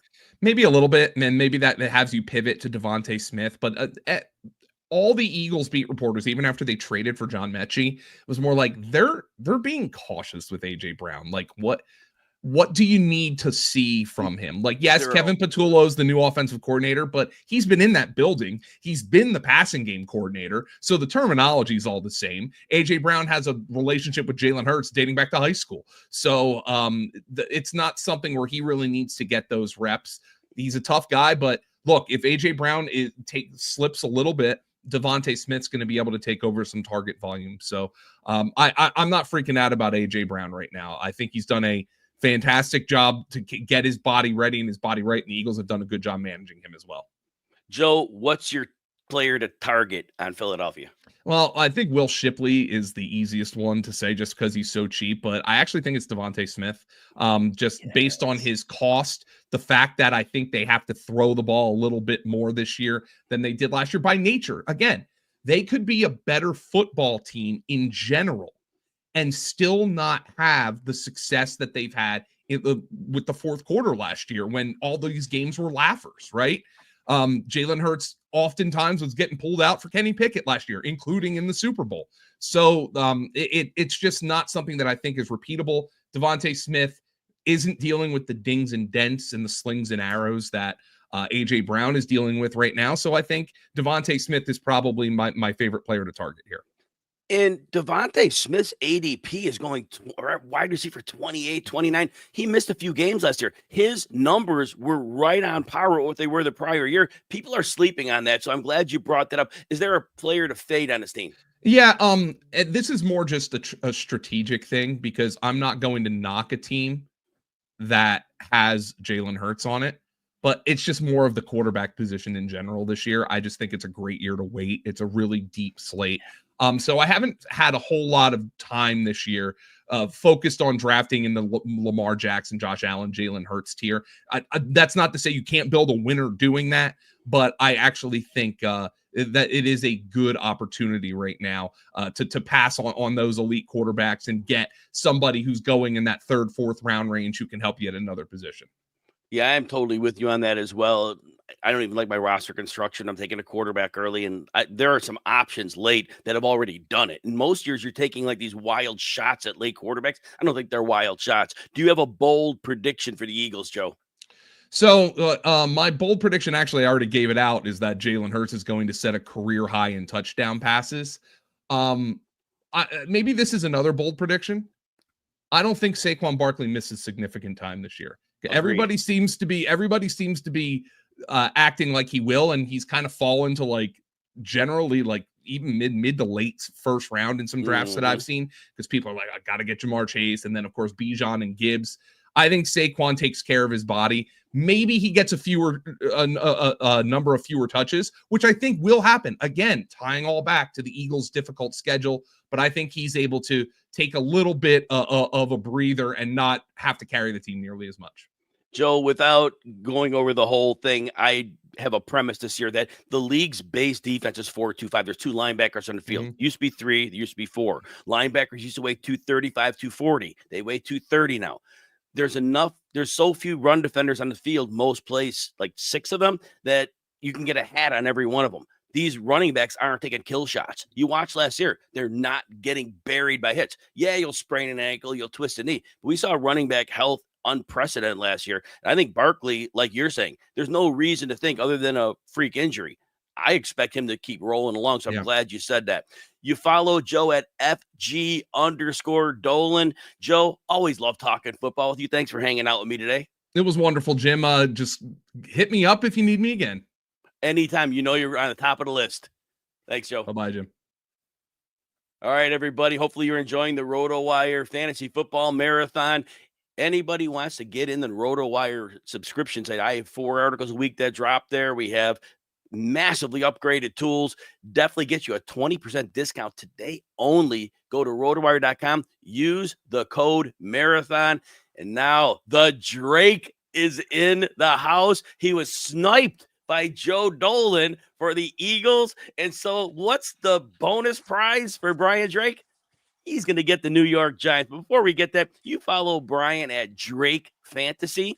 He's at Fantasy Points, podcast host and writer. You know him from SiriusXM Fantasy. You knew him from the FF Hustle, probably still working there as well. Anyway, FSWA award winner, football article of the year, and overall, one of the best football guys I know. Brian Drake, welcome in.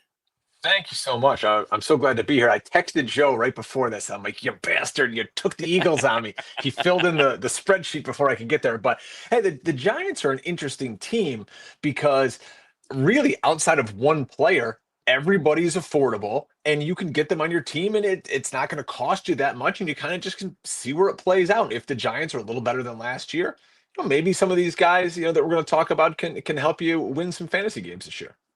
Yeah, there's no doubt. It'll be fun to see. So overall state of the offense, we frame it for fantasy before you get into individual player takes. What's the overall state of the offense as far as you're concerned?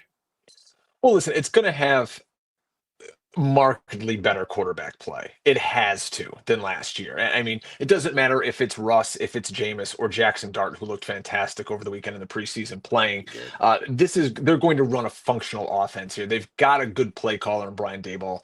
So I have no doubt that this team can take a step forward. Again, I'm not as sold on this offensive line, maybe as some other folks, but at the skill positions, they're going to have playmakers, they're going to be on time, and they're going to run a real offense, which we couldn't say a year ago when Tommy DeVito and others are out there playing quarterback. So I think the Giants have an opportunity to score some points this year, and they're gonna have one of the best defenses in football. I'm just saying that right now. Yeah, that defense will be very, very fun to watch. I can't wait to see that. So, Brian, when you're in your fantasy drafts, who is a player you're looking to get from the Giants? I mean, obviously, the name here is Malik Neighbors. The guy was wide receiver 6 last year, second in the NFL in targets, caught 9 balls last year, something like that. He's got an issue though with his back and his toe. He hasn't practiced in like 12 or 13 days. Right. Now, maybe that's an issue that they're just holding him out. Maybe there's something longer going on here, but he's had this toe issue since college. So I think he knows how to manage it. It doesn't seem to be that big of an issue, but I'm kind of more down the board if I'm targeting some of these Giants and I can't get neighbors. I mean, you can get Darius Slayton for nothing at all. I got him in the Kings Classic. They paid him a little bit of money this year, so he's locked in at the wide receiver too. You're going to have Wan'Dale Robinson in the slot. And then they also have an interesting player at tight end in Theo Johnson, who's a size speed kind of freak, who, again, nobody's drafting Theo Johnson. You can get him, maybe if you're in a 2 tight end league or tight end premium, somebody's going to want to look at him, but he's going to be a waiver wire darling this year after he starts seeing 6-7 targets a game for this Giants team. Joe, you talk about Darius Slayton, and it's either 3 or 4 years that he had at least 700 yards. It's not a massive number, but he has been an accomplished NFL player who never gets talked about. And you think about the quarterback play he's had, people that aren't good downfield passers. Look, think what you want about Russell Wilson, and I don't know how long he keeps the job, but while he has the job, Russell Wilson can throw downfield. And absolutely, when you mentioned Slayton, sell people on a late pick on Slayton. You mentioned it, but I want you to go a little further if you can. Yeah, and you kind of hit the nail on the head. What does Russ Wilson do very well throughout his whole career? He can throw moon balls. And all of the coverage, this, is going to be slid to double team Malik Neighbors. So you're going to see the worst corner from every team on Darius Slayton. He's going to have opportunity to go roam free downfield one-on-one in most situations. If the Giants are trying to establish any kind of run with Scadaboo and with Tyrone Tracy, it's going to open up play action for him. I think we're going to see a really nice season. Now, is he going to be a top 25 receiver? No, probably not. But if you're in a real deep, what we call like skank league, and you just need, you're starting 3 receivers, 2-3 flexes, he's a guy through bye weeks that you can put in your lineup. And if he catches a touchdown, who knows, maybe he gets you 60, 70 yards. He's going to get you 15 points that week. That's pretty valuable, especially on a team that could be looking to throw the ball a lot in the second half. So I like it. I think there's a lot worse dart throws you can make than Darius Slayton. Yeah, I love that. Now, who are you fading on the Giants? It's tough to say you're fading this running game because you're not that excited about it, but listen, Tyrone Tracy, where he's going, his ADP is 87. He ran for almost 900 yards last year. He was really good. If you listen to beat reporter Jordan Renan, who covers the Giants, he says it's going to be like 70-30 for Tracy over Scadaboo. So just Cam Scadaboo, who's a little banged up right now, ADP at 99. I think he's the guy I'm going to fade. Everyone loves the new shiny toy and all these offenses, but it's not like Tracy isn't still a shiny new toy. He's only in his second year. He's still learning the position as he was a receiver during his college career. So if I'm going to fade anybody, it's going to be the hype on Cam Scadaboo. Not to say he can't get in later in the season, maybe steal some goal line work, but Tyrone Tracy, an accomplished receiver, I think he can get out, and we know that receptions out of the backfield are worth more than carries. So give me Tyrone Tracy over Scadaboo. And I like what you brought up about the receiving aspect for Tracy, because as a runner, Brian, I got concerned last year. Weeks 5 through 10, he was great. It was 5.4 yards per carry, 16 carries per game. After the bye, they not only chopped his carries to 12, but his yards per carry fell by almost 2 full yards. It was like 3.46 after being 5.4 before the bye. So you're right. But having that receiving ability at the draft cost, that makes it a very attractive pick, because like you said, that's the critical point of a running back if you're not going to be that 3-down back in the first 2 rounds of a draft. So I love that call. So we already got we got your fade, you got your target. What's your bold prediction for the Giants this year? Bold prediction for the Giants, I think they're going to be a lot better than people think. If their schedule wasn't so dang impressive and so hard, I mean, this Giants defense, I think the Giants defense is going to be a top 5 fantasy defense because they have the best defensive line in the league with Brian Burns and Thibodeau, Lawrence. And oh, by the way, they have the number 1 pick, Abdul Carter, on this team. And the secondary can make some plays with Javon Holland and Deontay Banks at safety. Those are good safeties. So it's something that this team hasn't really had in a long time. So I think that's going to be my bold prediction. The Giants are going to be better than people think. And that DST, if you're playing with one of those in your leagues, I think they're going to be a top 5 unit. I mean, I don't know when you're going to want to play them. Maybe just the week they play against the Saints. It's like week 7 or something like that. But they're going to be an interesting streaming unit all year long. But you are right. That schedule cannot be more oppressive. It's one of the worst schedules in the NFL. I'm going to ask you one last question, Brian. Sure. So we're hearing about Jackson Dart. Nice preseason performance. Obviously, they trade up to get him in the draft. Is he going to play this year? And if he is, when might we think we could see him? Yeah, I mean, he's absolutely going to play. You still have a coaching staff and a general manager, I think, who are on the hot seat. It's not like you spent a first-round pick on Jackson Dart, so you have to, you didn't spend all this draft capital to go get him. You can go see what he has this year and then kind of go from there. But if you're going to get him in, I mean, you look at the schedule, it's like, when is a good time? They don't have a bye until week 14. I don't think you want to wait and have Jackson Dart just play the last 4 games of the year. If it was me, I'm trying to trade Jameis. I'm trying to trade Russ. Hey, maybe the Rams need a quarterback. I know Stafford's practicing today, but who knows how that's going to go. I think you could see him potentially week 5 against those Saints in New Orleans. Could be a spot. If not, maybe down the road, week 11, home against Green Bay. You probably want to start them at home. But their schedule is just so tough, Jim. There's not a good spot anywhere to slide them in. I like that call about the Saints, because the Saints, look, they got a couple names, but Cam Jordan's super old. Tyrann Mathieu retired. They really don't have much left on that defense. That would be a maybe build your confidence spot, and because that's what you want. You don't want him to hit the train where he can't do anything in his first game. Confidence means everything. Great stuff, Brian Drake. You follow Brian at Drake Fantasy. Brian, love talking football with you. I'm sure we'll do so soon. Good luck in the rest of your drafts. Thanks, brother. Thanks for having me. Thank you. All right, everybody. Hopefully you're enjoying the Roto Wire Fantasy Football Marathon. You can dominate your fantasy football draft with the Roto Wire Mock Draft Simulator. You practice against realistic opponents, test different strategies, customize your settings to match your league. You get real-time pick suggestions, draft grades, and access to all the player insights you need to win your league. It's the ultimate prep tool for draft day success. And today only, I can get you 20% off that Roto Wire subscription. You use the code MARATHON at rotowire.com. Just drafted with Colby Conway at the Kings Classic. It's an annual event. Always good to see Colby. You know Colby from Fantasy Alarm, Fantasy and Frames, Big Guy FS. You follow him at Colby R. Conway. Colby Conway, welcome to the show. It's good to see you again, Jim, and I'm glad to finally have my time here because I love what you're doing here, but it's finally talk about the team that matters, the only team that matters, I should say. Colby is our resident Texans expert and fan. Always great insights on him before anybody on the Nico Collins train. Gotta love that. Colby, what's the overall state of the offense for the Texans before we get into specific predictions? Well, right now, I think the only thing that people care about with this team is the running back and offensive line. I totally get it. The offensive line was the downfall last year. Bobby Slowick had a lot to play in that as well. And obviously, Joe Mixon's, I don't even know what we can call it at this point. Foot, ankle, it's somewhere beneath his shin something is ailing him at least. And there hasn't been really much information about it. So right now it's a lot of talk. Is it Nick Chubb? Is it Woody Marks? Is it Dameon Pierce? Can the offensive line hold up? I will say I am pleasantly surprised through the preseason thus far. The offensive line has looked very good. The coaching switch, both with Cole Popovich being the offensive line coach now and Nick Kelley becoming the new offensive coordinator, the scheme seems to be fitting that line better. So I'm obviously biased, but I am bullish on the offense. What I will say is I am still a little skeptical about putting too many eggs in the Nick Chubb basket.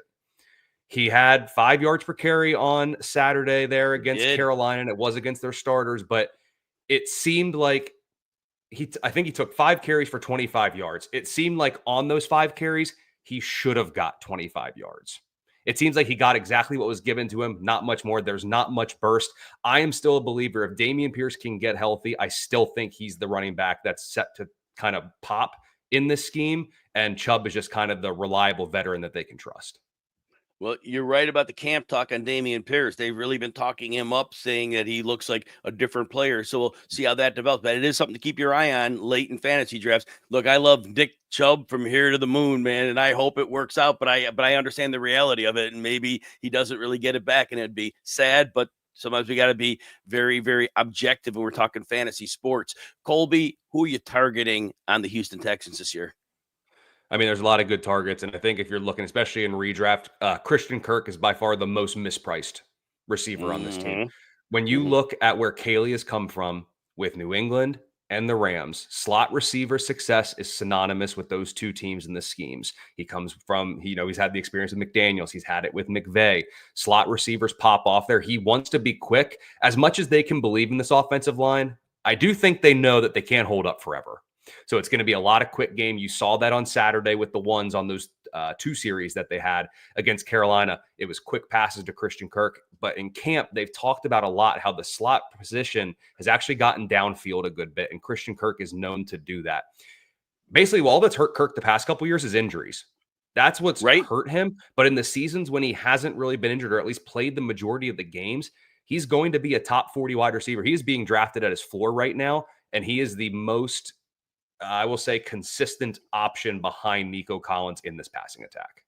Yeah, I have plenty of shares of Christian Kirk, and I get the injuries, get it, but the production, like you said, it's there, and everything, all the surrounding factors, that is the player target. He's going over 100 picks into a draft, and that should not be. So good call on that as always, Colby. Who are you fading on this team?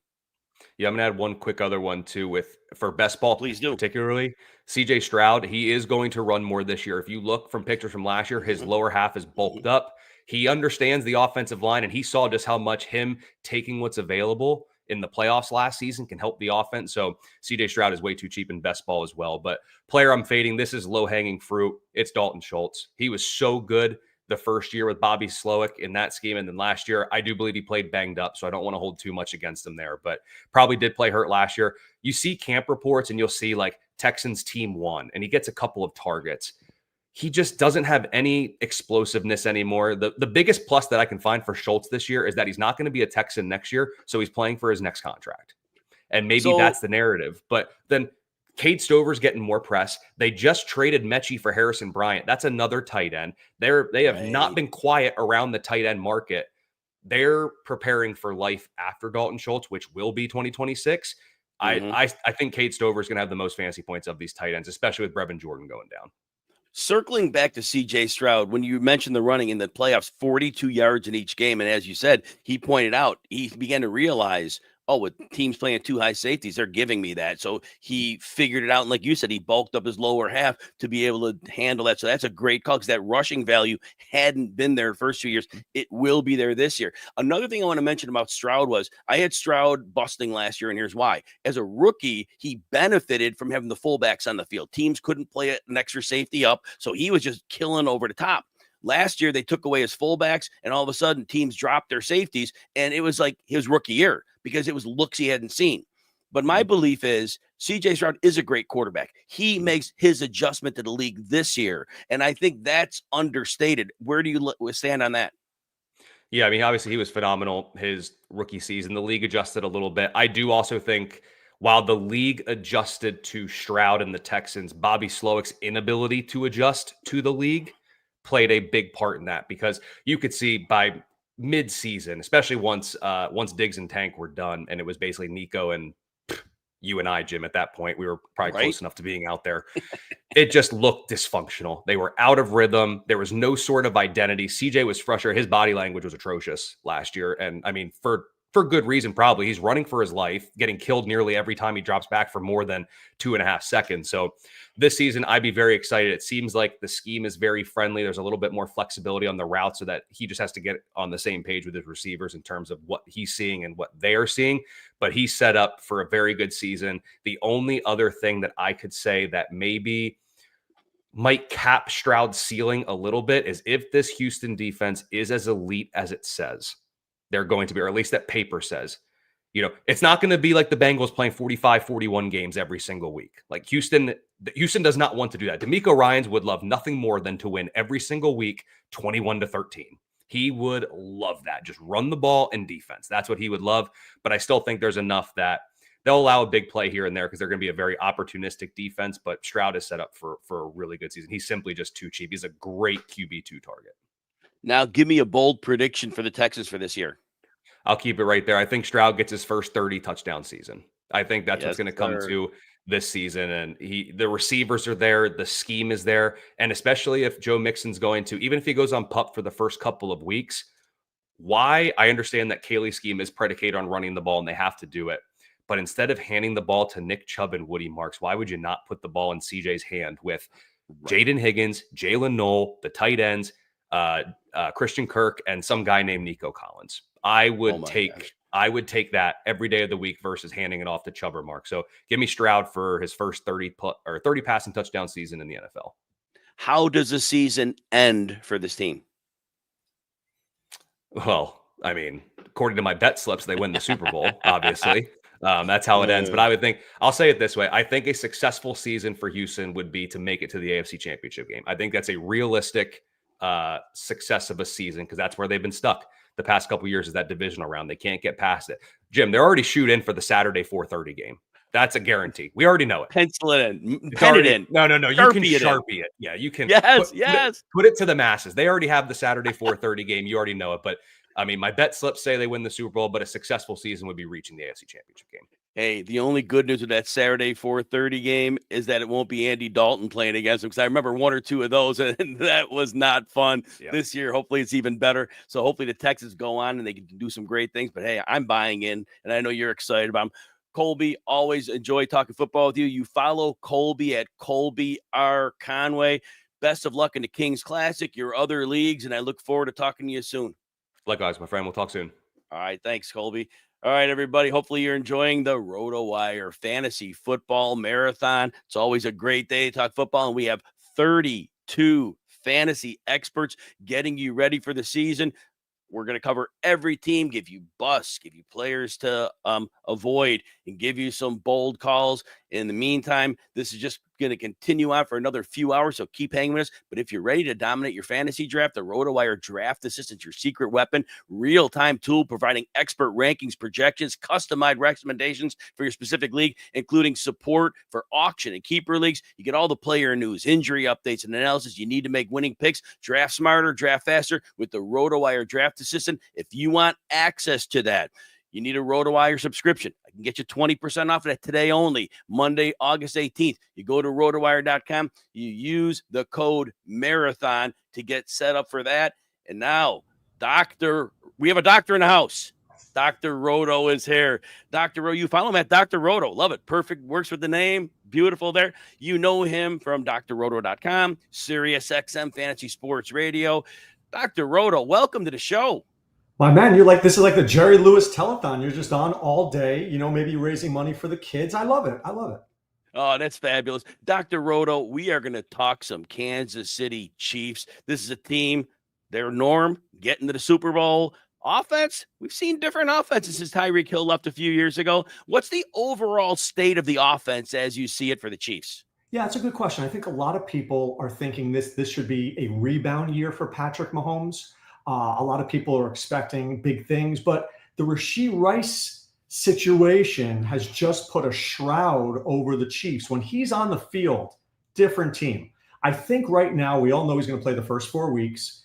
Most people assume he'll be out through week 10, which is their bye week. They're hoping he's back week 11. But the NFL, there was a report that they wanted to suspend him for 10 games. The NFL Players Association is fighting back. So it's really murky right now. And I think Rice takes this offense from mid to really good.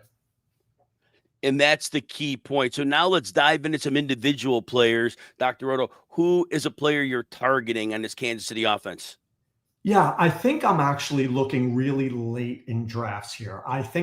First, Isaiah Pacheco makes sense. He's going to get the first crack at it. So I think that's an easy one. If you wait in your drafts and you want to take receivers early, Pacheco is going to get the first crack at being running back. And remember, 2 years ago, he had 44 receptions. People forget that. This guy actually has better hands out of the backfield than we think he does, because I think a lot of people think, he's just a one-trick pony. He's really not. So I think Pacheco, if he's your second running back, you could certainly win your league. Now, Dr. Roto, we noticed with Pacheco early in draft season, before many people were drafting, he was going around running back 29. That's up to running back 24. I still think that's a discount. People are looking at last year. The man came back from a broken leg. He was off his leg. There's no way he had strength in that. Do you expect that to be the difference you're going to see this year? Back to having more explosion? Absolutely. Pacheco's a guy who wants the football, a guy that they're willing to give the ball to in the red zone. He scores touchdowns. So he's a dual threat. And I think, what happens is we have very short memories. Sometimes that's a good thing in fantasy football, but you have to have a long memory too. And a good memory, meaning, hey, you know what? This guy is legitimately good, and I've forgotten about him, right? I've forgotten about him, and maybe I have to remember how much we liked him last year in drafts. He was going around 3 and 4 in drafts. Now you're getting a discount. Yeah, it's huge discount. Take advantage of that discount. The fantasy community can punish players pretty harshly. Right. Don't be that person. Go ahead and take the discount when you get it. Who are you fading in this offense? I'm actually fading Travis Kelce. Not that I don't like Kelce, right, but where he's going, I'm not taking him. He's going in that 8-9 round spot. So I'm either taking maybe my third running back, maybe I'm looking at quarterback. It's just never Kelce time. Now, if I was playing in a playoff fantasy league, maybe I'd take Travis Kelce. But if I'm trying to win this year, I think they're going to really reduce his targets, get Noah Gray more involved, save him for the playoffs. It just feels like, I don't know, I'll let somebody, when somebody else takes him, I'm thrilled. What is a bold prediction for the team you have? I think they get to the first round of the playoffs and lose at that point. And maybe this is the Bills' year. Maybe this is the Ravens' year. Maybe this is the Chargers' year. Maybe this is the Broncos' year. Maybe this is anybody's year but the Chiefs. I think the only thing that keeps the Chiefs in the Super Bowl are the referees and the NFL collusion. Did I say that word here? I'm just throwing it out there. So, otherwise, the Chiefs were so lucky last year. Were they lucky or were they good? It felt like a little bit of both. I don't think it happens twice. Dr. Roto, let's circle back to a couple players. Xavier Worthy's going around wide receiver 20. He was drafted to be a deep threat, occupy safeties, open everything for the players underneath. Well, with Rashee Rice out for the season, they had to switch Worthy's role, and he became a very low average depth of target guy, 6.5. And so he was catching a lot of short passes and making stuff happen. But my thought is that at any point when Rashee Rice is on the field, we don't know what the suspensions can be. But in the fantasy playoffs, most likely, Rashee Rice is playing the Rashee Rice role, not Xavier Worthy. Worthy thrived in that role. Mahomes is one of the least efficient downfield passers last year, which that could change year to year. Is Worthy priced properly at wide receiver 20, or do you see any concerns? I think he is. Look, he's going to be the number one target in that offense when Rice is not there. And I think it's pretty much confirmed Rice won't be there for a bunch of weeks. But I think the Chiefs are always best when they're using a lot of guys, whether it's Hollywood Brown, Juju. I love this kid, Jalen Royals from Utah State. I think this guy has a lot of upside. They use Noah Gray. They use Kelce. And don't forget Brashard Smith. Big fan of him out of SMU. He was originally a wide receiver turned running back. I think Andy Reid is going to design some plays specifically for him. So I think Mahomes is at his best when he's got an array of guys out there. Remember when they won the Super Bowl with Kadarius Toney, Sky Moore, Rando's on the field, but there's only so long you can do that. You need Rice or you don't really have a shot. 100% on that. Now, back to Patrick Mahomes. All summer, he's been the quarterback 6. His ADP hasn't fluctuated an inch. Goes right after the Joe Burrow, Jalen Hurts tear. Goes right before the Baker Mayfield, Bo Nix tear. Are you good with drafting Mahomes at cost? But he has not been a quarterback 1 in the last year and a half. He's borderline quarterback 1. So he hasn't been that. Is it too much of a reach to take him at quarterback 6? Look, I think it's more name over game with Mahomes. So if I'm in 20 leagues, I don't expect to have Mahomes in any draft. It's just not the way I draft. I'm a guy who builds, running back receiver, running back receiver, running back receiver, and then probably like round 9, 10, 11, I'm thinking quarterback. At that point, I know I'm never getting Mahomes. I'm getting guys like Bo Nix, Dak Prescott, Drake May. I'm getting that, maybe a Baker Mayfield if he's there. So I'm going to let the field have Mahomes. Sometimes you got to take a stand, right? And my stand is you can have Kelce, you can have Mahomes, you can have Worthy. I'm not saying they're bad players. It just doesn't feel like me. So one more question. We talk about Brashard Smith. You mentioned him earlier. over the years, we've seen a lot of young players come into Andy Reid's office. There's a lot of complications, a lot of things you have to do on the fly. So a lot of these players pop in the second half of the season. So is Brashard Smith a player you draft and hold, or is he a player you let somebody else draft and expect they're going to drop him when the bye weeks hit early and then you snap him up there? Where do you stand on that? So great question. Well, it depends on where you play. If you play in a home league, right, 16 rounds, you're probably not taking Brashard Smith.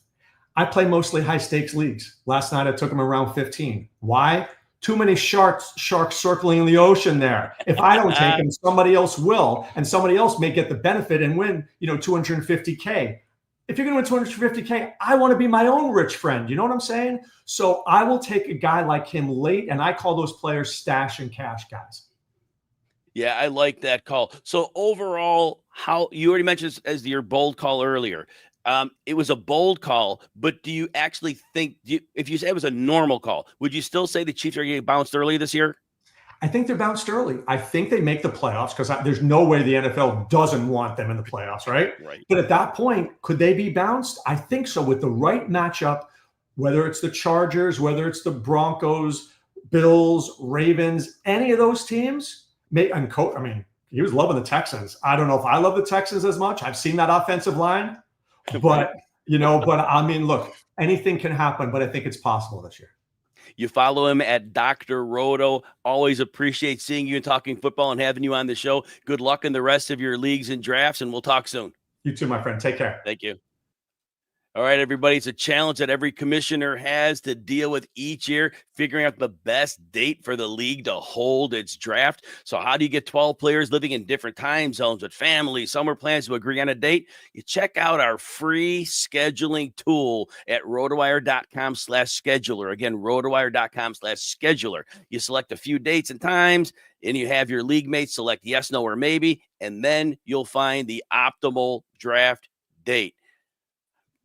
Bringing in good friend of the show, Matthew Kelley. You follow him at fantasy_mansion. You know him from the Fast Draft founder, the Roto underworld boss, been a staple in this industry for quite a long time. Always loved your work, Matt. Welcome aboard. Oh, baby. We're talking about we're talking about one team, right? Everyone talks about one team.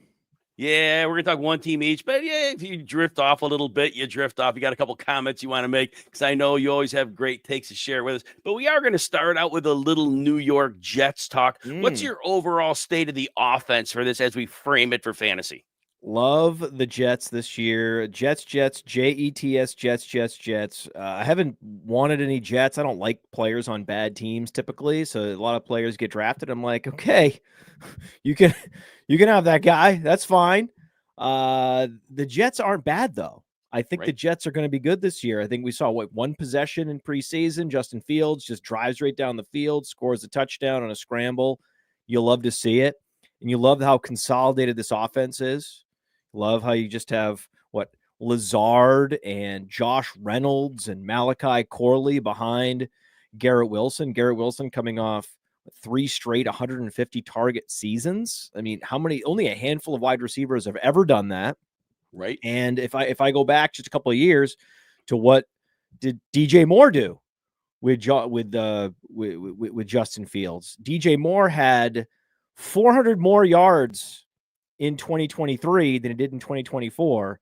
It just so happened to be with Justin Fields throwing the ball down. The air yards per target spiked that season for DJ Moore. So I think we're going to see balls thrown down the field, big plays, just putting the ball in places that allows Garrett Wilson to go up and score fantasy points in the red zone, on the outside, first downs. Garrett Wilson in the 3rd round. Fast Draft has the rabbit draft, the 15-round best ball, which is just the most fun. 20 minutes. That's it. Yes. 20 minutes. And you get your stacks, you get your sleeper running backs, and there's $10,000 to first. So fastdraft.app or draftfaster.com. Go there. The code is FAST, and you get a $50 deposit match, and you can play best ball in a way you've never played it before. And the Jets are they're a team to circle. You get Garrett Wilson, then you can come back And then once these mobile quarterbacks that are getting priced up into the 3rd, 4th round, you can wait another 4 rounds and get a guy with a similar ceiling right there. So the Garrett Wilson, Justin Fields stack has to be one of the best, if not the best, on Fast Draft in all of best ball. Yeah, I have 9 teams in the rabbit, and the 20-minute draft is a thing of beauty. I don't like to wait. Want to get my drafts done? That's the way to do it. So, in terms of your player to target, you said both. Do you keep it at both, or is there one that you're targeting, Garrett Wilson or Justin Fields, more than the other? Well, I do like double stacks in best ball, and you really can't double stack much with the Jets. There's not a second receiver that I'm interested in with any kind of upside whatsoever. Tight end position is up in the air. Oh, Mason Taylor, rookie tight end situation. Maybe if Conklin was there, that would be, but it's all about Garrett Wilson and Justin Fields. And then you can do more of a team stack, more of a mega stack with your other quarterback. I think that's the move there. The backfield is interesting. Breece Hall is still relatively expensive, and the news keeps coming out from beat reports, but also you see the snaps in preseason align with what beat reporters are saying, that this is going to be a pretty evenly distributed backfield. And then we also see Braylon Allen, who's like 230 plus pounds, is playing on 3rd down. They really like him, and he's really good, right? He's got like a 96th percentile speed score on playerprofiler.com. Like, guy's got size, speed. He's a specimen. And they drafted him relatively early, right? They didn't use like 1st round capital on him, but they took him before people thought the Jets were going to take a running back. Then they went back and drafted Isaiah Davis after that. So there's signals we've been getting that the Jets do not view Breece Hall as an every down, all-purpose back. We keep seeing that this preseason. The signals just don't stop, and yet there's just cognitive dissonance in fantasy football that, hey, Breece Hall is what we always wanted in a running back in terms of size and speed and pass catching ability down the field. And that's all true, right? Big plays. There's something about Breece Hall which has prevented him from taking that leap and becoming a true, Christian McCaffrey level player, or not even Christian McCaffrey level, just earning what you would say, hey, this is a workhorse running back. I think he had one game a couple of years ago where you look and say that's a workhorse level opportunity share for Breece Hall. And so for that reason, probably my most popular pick late, in terms of late round running back has to be Braylon Allen. So I think that's the move. I think you just focus on Garrett Wilson in round 3. Sometimes he leaks into round 2. It's just hard to overpay for him. He's incredible. I think he has top 5 upside in his range of outcomes. The stack with Justin Fields is just too easy, and then you sprinkle on some Braylon Allen near the end. Matt, do you have a bold prediction for the Jets? Yeah, my bold prediction is that Justin Fields plays 17 games. And that's bold because when the props came out, he had the lowest yardage prop of any starting quarterback, that team, right? The Jets had the lowest passing yards prop on the board. And I was like, this is not true. Justin Fields pushes the ball down the field, and he's been in the league long enough that he's figured out a way that he can, now, and I know the toe injury already that, cost him some practice time. Yeah. But we've seen this. We've seen guys put together mobile quarterbacks that like to run. They've put together full seasons. It's not like Justin Fields has missed a ton of time with injury. That's not even what's happened. And it's not like whoever is behind Justin Fields is a threat to take over. That's not going to happen either. So do you know who the backup quarterback is? It's Tyrod Taylor. Yeah. Right. So Tyrod Taylor is not a threat to Justin Fields. Justin Fields can get hurt, but I think there's a very good chance he doesn't. This whole team has a winning record. So I think there's a lot of props in the prop market that you can take the over on the Jets just because of this overhang that hey, it's the Jets, so we always go under. Not so fast this year. Now, Matt, we saw 3 years ago, Justin Fields runs for 1,143 yards in 15 games. I believe that's the most a running back quarterbacks had and rushing yards. But the rest of his career, his per game is still over 800 yards per season. And I think people don't realize just the amount of rushing upside. If he were to play 17 games, and it's very clear they're going to weaponize him as a runner, what type of rushing numbers are we possibly looking at here? Yeah, I don't think he's going to run as much. Okay, he's not going to run as. There's no way. Like I think that what's going to happen is they're going to start winning some games, and they're going to want to make sure that they protect him and they don't let him just run and run and run. If they were in full tank mode, I think they would, but I don't get the sense from the Jets that they're in tank mode. So we're going to see what happens here, and we're probably looking at what 800-900 yards if he stays healthy. That's conservative. Like, it's certainly possible that he goes over 1,000 just based on what he's already done in his career. But let's just temper expectations, keep him healthy. That seems like the rational move. And he'll check in at whatever it is, 850 rushing yards. 850 rushing yards from a quarterback that you can get in round 7, 8, 9, depending on the league you're in. What? Right. What? I mean, I would be more interested in Jalen Hurts and Josh Allen this year, if not for Justin Fields, especially in single quarterback leagues. Justin Fields, my God. Yeah, I totally agree with that. One more thing before I get you out of here. You mentioned it earlier. Garrett Wilson is going to kind of play with a quarterback that worked with DJ Moore. DJ Moore had 1,366 yards and 8 touchdowns. Garrett Wilson has always been between 147 and 168 targets. And yet he's being drafted right around wide receiver 14 or 15.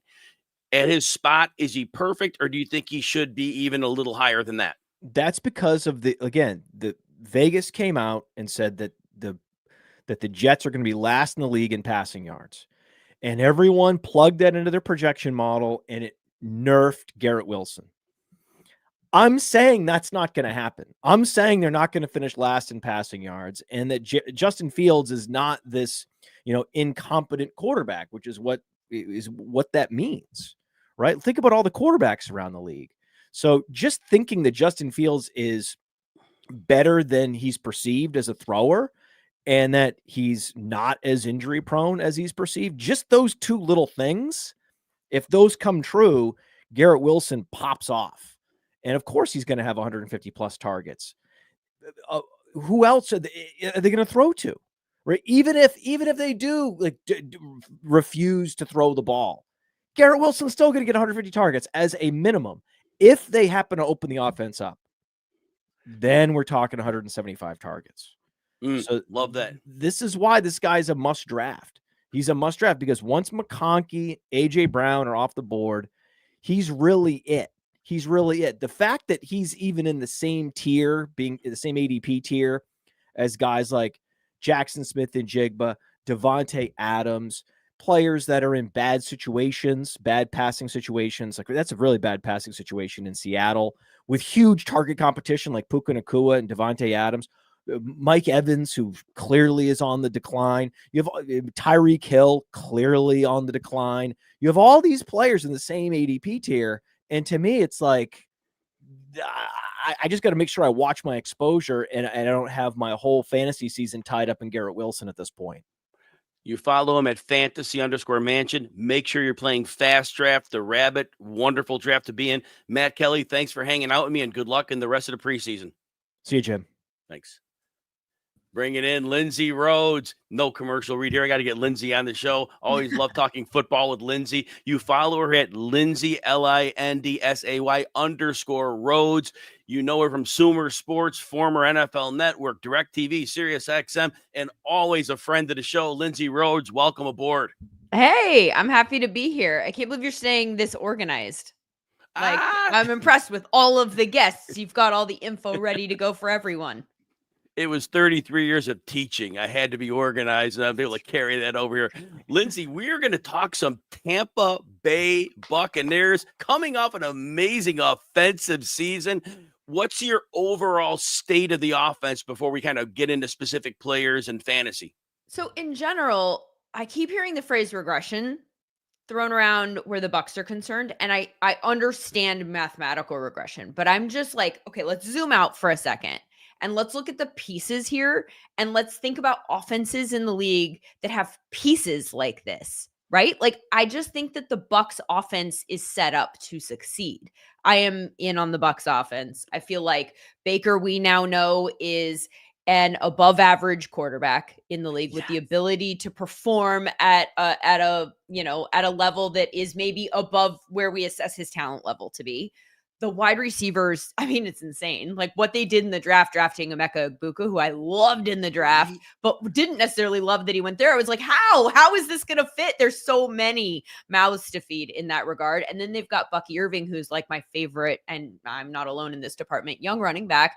And so I just feel like the pieces are all there. The offensive line was good.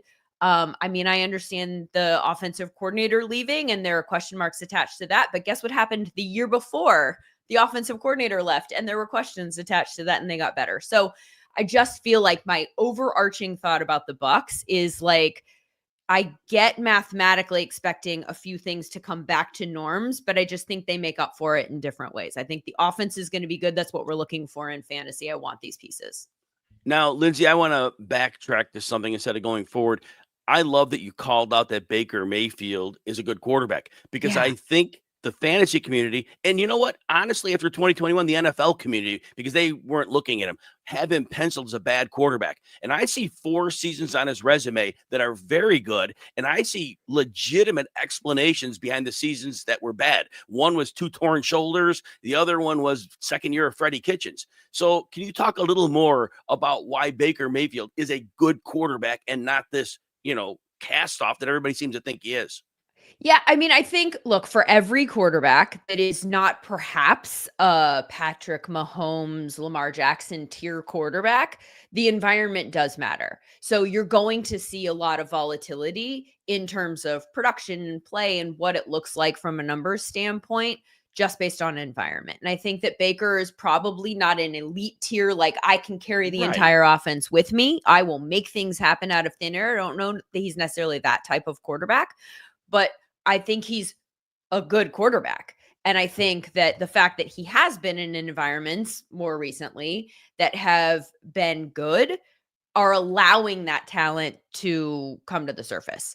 One of the stats that I point to from last year that I think kind of points to him as opposed to just environment is the time to throw, time to pressure. So this is one of the stats that I track during the year just to sort of see like where, I mean, you talk about sacks and like, this is a big Caleb story for me last year with the sack rate was very, very high, but you look at the time to pressure and he actually had a lot of time before the pressure was logged. His time to pressure was the 9th longest in the league, meaning that like, they weren't like on him, right? Sometimes they were on him, certainly, but just on average, he was taking a lot of time to throw. And so I think that the time in the pocket, like I want him to speed up his pace and understand how much time he has to get the ball out. This goes back to Baker in the sense that last year, when I was comparing time to throw, time to pressure, his was very close all year long. And that's not necessarily true across the board.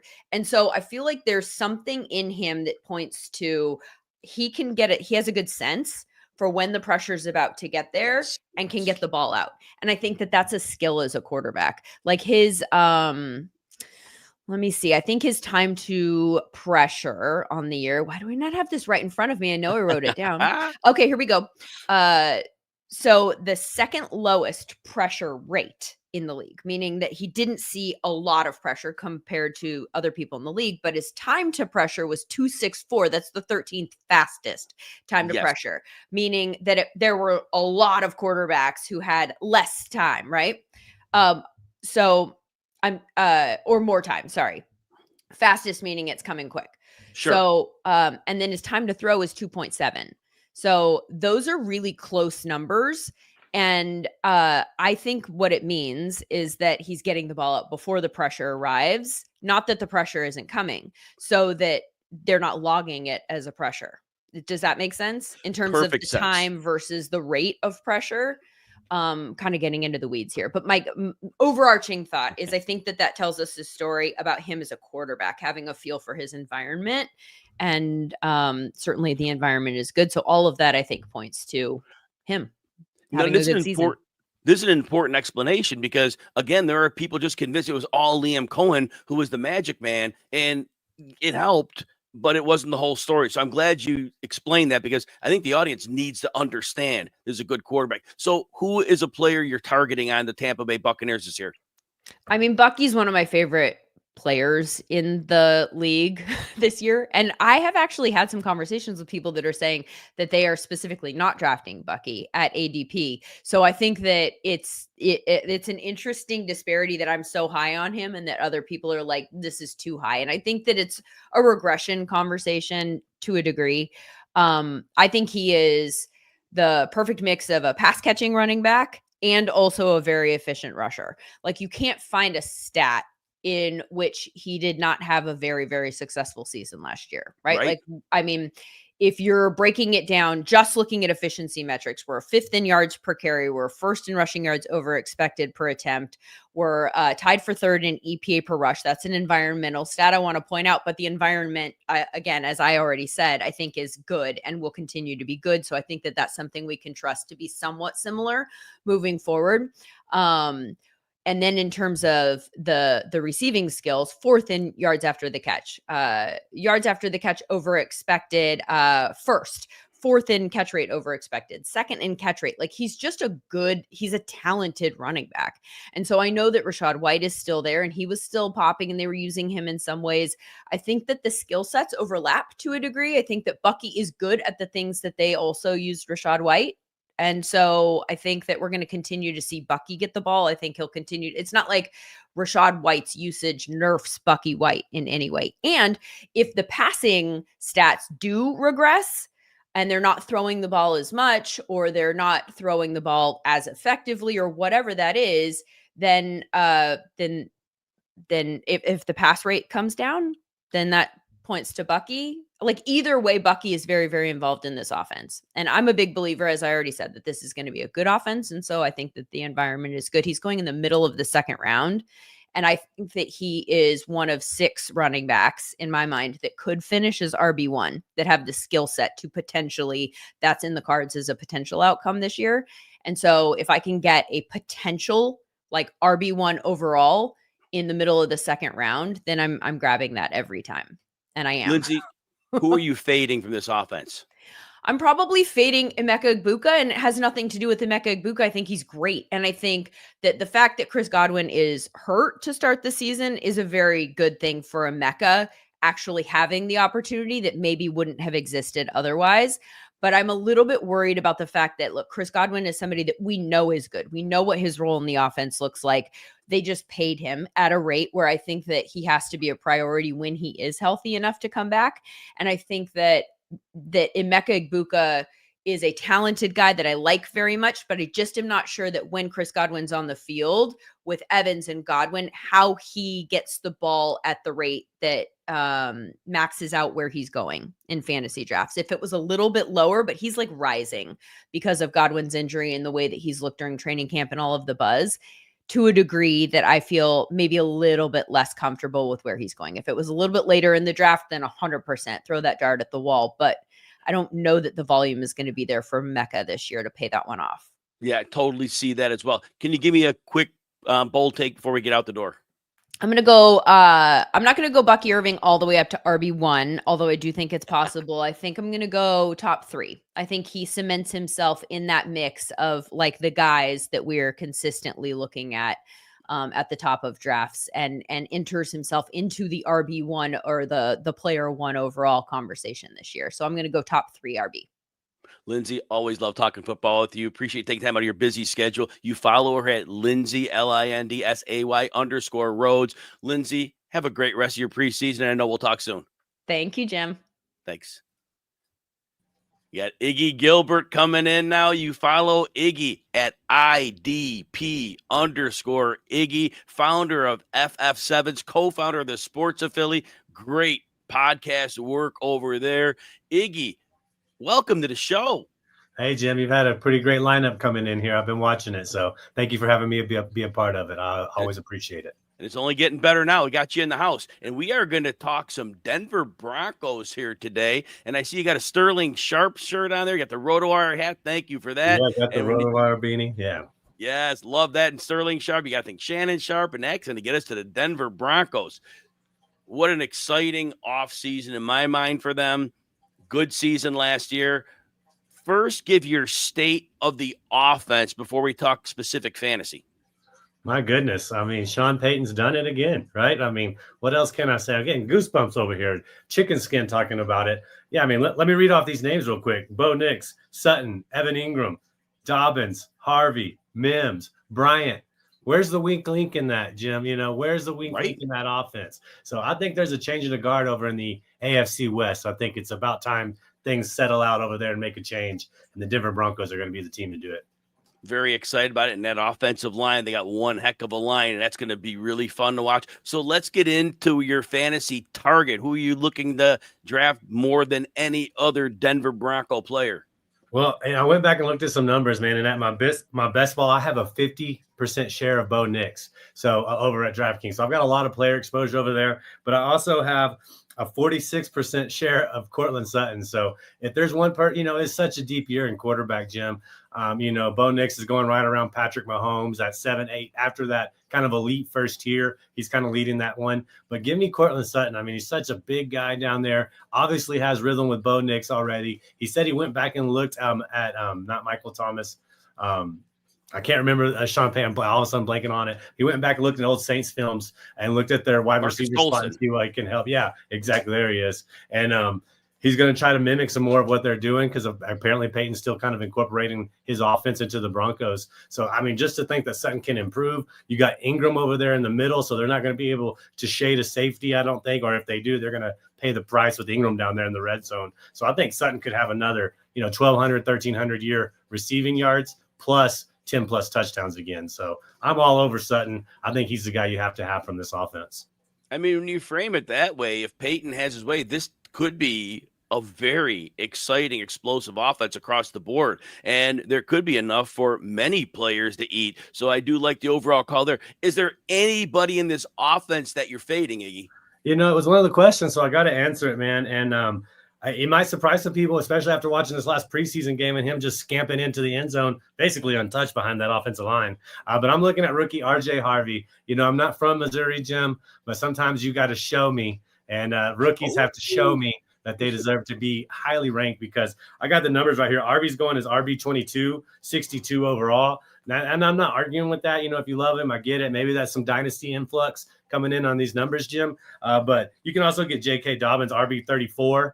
He's going 105 overall. So I think there's still good value over there with Dobbins. And when we were at the Expo a couple weekends ago, I was watching the top 100 rush plays and from last year. And Dobbins is in like 5 or 6 of those after the Achilles. So I still think there's potential. They went and picked him up for a reason.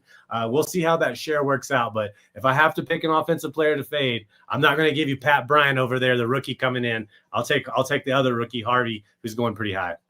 So you're being an IDP guy. Jamie's got a question. I think we just soon answer it. Do you got Alex Singleton in your top 10 linebackers?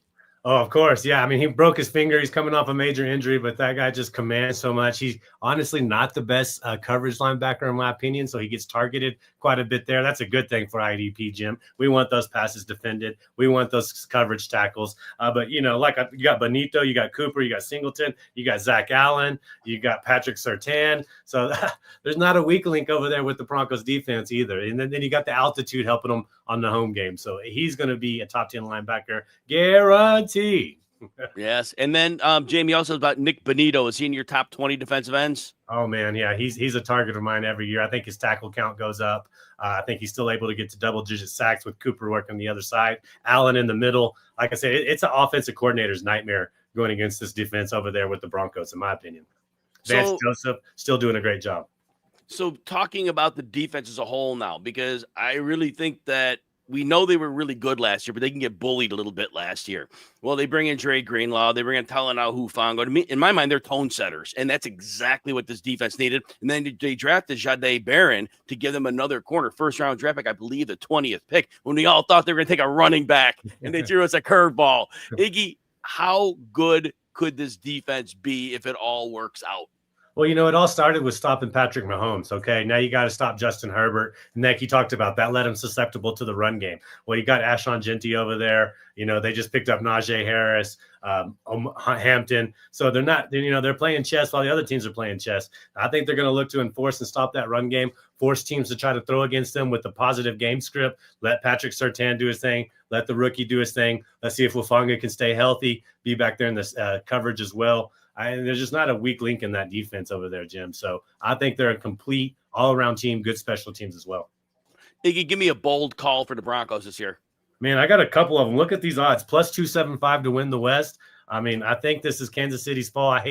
You can't really question Andy Reid, but plus 275, I like it. But here's my overall pick, Jim. Conference winner. Can the Broncos do it? Plus 1,200 to win the conference, make it to the Super Bowl, ride the hand of Bo Nix to get them there. He had 29 passing touchdowns, 4 rushing touchdowns, 430 yards on the ground. He is a dual threat quarterback that most people don't see him as that. So I like them to win the conference, plus 1,200, little sprinkle on it. I think the Broncos return back to glory.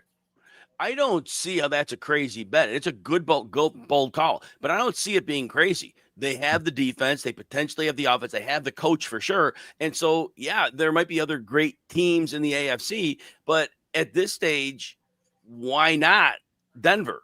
They're going to do it a little differently than other teams, but this could be the year they do it. So I love that bold call.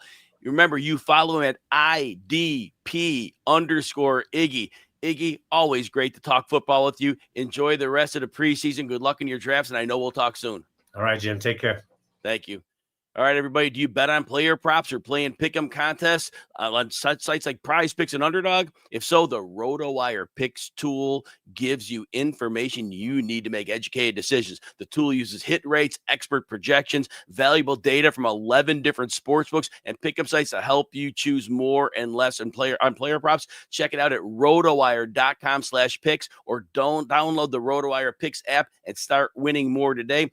If you want access, you have to be a RotoWire subscriber. I can get you 20% off today. If you use the code MARATHON at rotowire.com, you're all set up for success there. Hopefully, everybody's enjoying the fantasy football marathon. We already got a couple hours deep. Still got a few more hours to go here. It's going to be a great rest of the show. And with that, we bring in our resident Jaguars expert, who knows every team like the top of his hand. It's Mike Dempsey. You follow Mike at MD_1010XL. He's the host of Jaguars Today on 1010XL, the game day co-host on Jaguars Radio Network. You know him from Football Diehards on Sirius XM Fantasy and Sirius XM NFL. FootballGuys.com's podcaster, Mike Dempsey. Welcome aboard.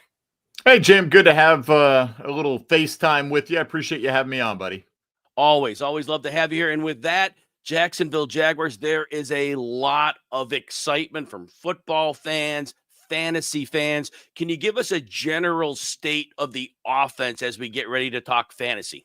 It should be better. It should be cleaner. Liam Cohen is going to hopefully get the best out of Trevor Lawrence. It's going to come down to, like it does with pretty much every team, how good does the protection look? And through 2 preseason games, and granted, it's only 2 preseason games, everyone's very vanilla, but they haven't allowed a sack yet. They've allowed Trevor Lawrence to operate, but this team is not going to be, putting it all on Trevor Lawrence's shoulders. Liam Cohen came in, and yes, he wants to run the offense through Brian Thomas Jr. He stated that early in the offseason when he got hired, but he wants to run the football. We saw how effective that running game was in Tampa last year and what that opened up for Baker Mayfield and company. So I think this wants to be a run-first attack team, but they've got the weapons to put up numbers in the passing game. So, Mike, as we're looking from a fantasy perspective now, who's the player you're most likely targeting from the Jaguars? For me, it's Tank Bigsby and Basil Tootin. I mean, I'm trying to get them both as often as possible because they come in a range where you don't have to necessarily know who that guy is going to be. Now, over the course of the summer, I've been getting them in like rounds 11 and 12 back to back. And right now that I think that running back room is very fluid. I think it's possible that either Etienne or Bigsby gets dealt before the season, and that would shake things up. But I think right now you've got 3 guys who all figure if they all make the opening day roster, and the rookies are certainly going to be there in Basil Tootin and LaQuint Allen. But these guys all are going to have roles on the Jags in the running game, and it may evolve as the year goes on. It's kind of a running back by committee situation as it looks at the moment, but I think the price is still good enough on Bigsby and Tootin that I'm still adding shares of both of those guys. Now, Mike, you mentioned Travis Etienne. You also mentioned Tank Bigsby and a possibility of a possible trade. Can you talk a little bit more about what your thoughts on one or both of them? Well, probably one being trade. What are your thoughts on that? Well, I mean, look, when you go back to early in the offseason, and it's been pretty much confirmed by sources in Jacksonville, if the Jaguars had not traded up to get Travis Hunter, they're going to draft Ashton Genty at 5, presuming he was there, which he would have been. And once that didn't go down and they got Hunter, they started looking at RJ Harvey with the 70th pick. And as soon as Harvey went 60th to Denver, they traded out of that spot, moved back, got future draft picks, basically turned 1 third-rounder into 3. And then they took Tootin in the 4th round. And this was a guy that James Gladstone had praised prior to the draft itself, just talking about prospects in general. So I think you looked at it and you said, okay, they drafted 2 guys. Bigsby's 2 more years under contract. He's cheaper than Etienne. Bigsby and Etienne were holdovers from the previous regime. Etienne's playing on the 5th-year option, so that money's guaranteed. If they don't find a trade partner, and I'm not saying they're actively shopping him, I just think they would listen, right? So you can move $5 million off your salary cap, but you're going to pay him either way. So I don't think he gets cut. I don't think either one of them is likely to just outright get cut, but I think they're open to hearing what other teams' interest level would be. The way I look at it, Etienne is a really good receiver. He's suspect at times between the tackles. Had a nice run up the gut yesterday, but that was blocked very well. I don't think he got touched for the first 8 yards. I think Bigsby is more than an early down thumper who's had ball security issues and hasn't given you much yet in the passing game. And I think Tootin could be kind of a combination of both. He's the fastest running back on the team. He's shown good power in the first couple of preseason games. Jim, I'm not saying he's the opening day bell cow from the first minute. I think, though, as the fantasy season goes on, he's the running back you want to roster from this team.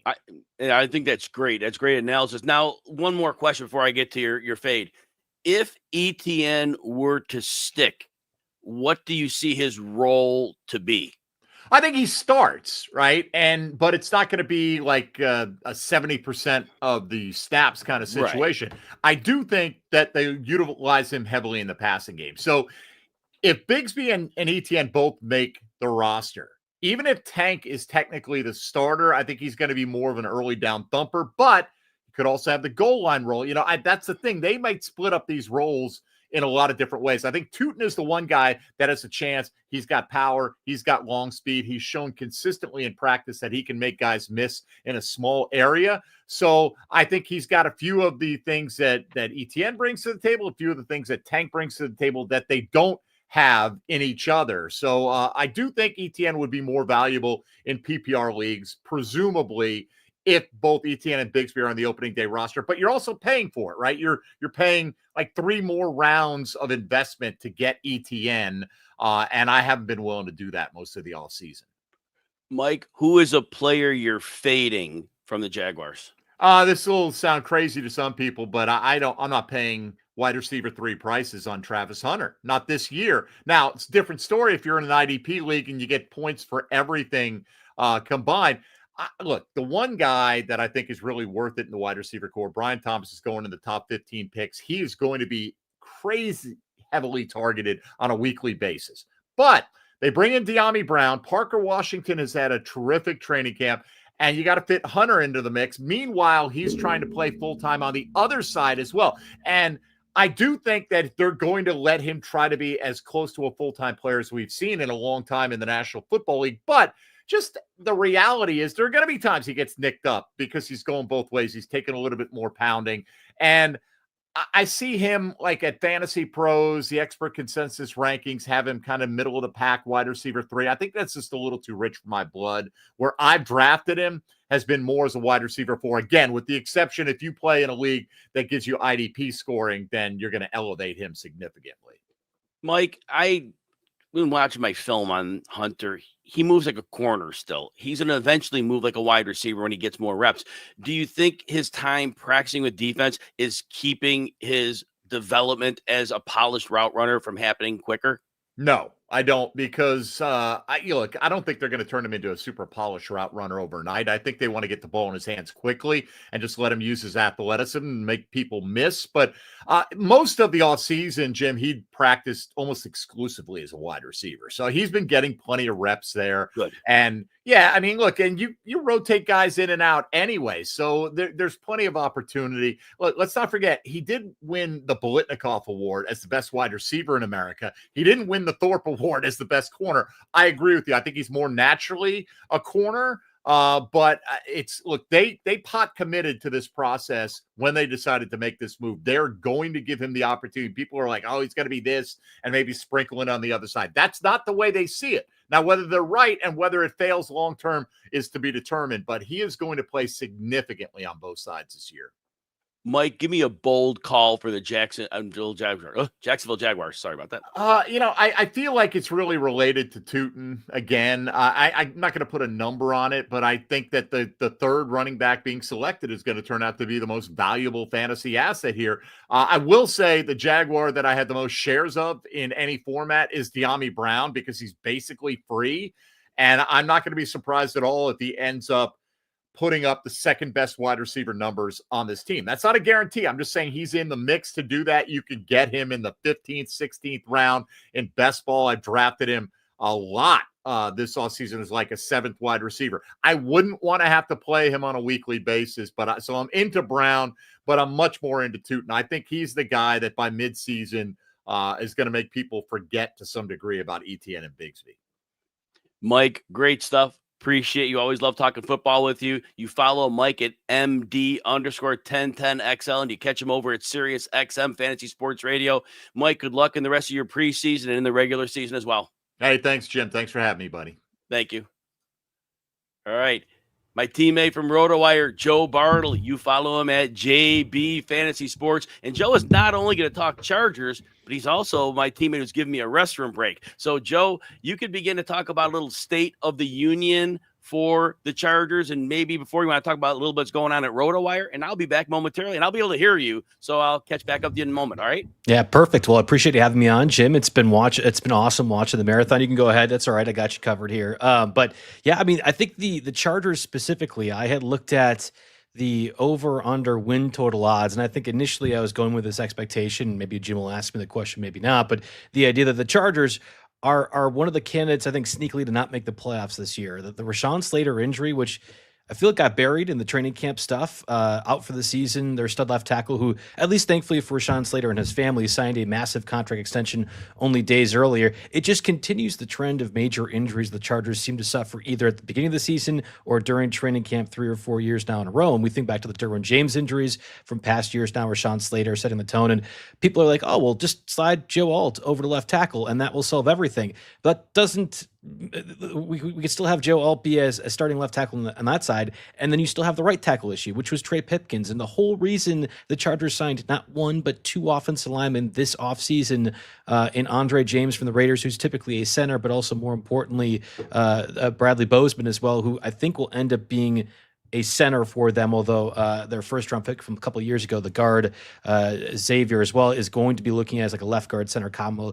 I assume it's going to be Bozeman at center and then the guard left there. Either way, this is an offensive line that signed also the guard from the Eagles. Boy, I'm blanking on a bunch of these guys. But the Chargers invested in their offensive line, and you already see Rashawn Slater go down for a season-ending injury.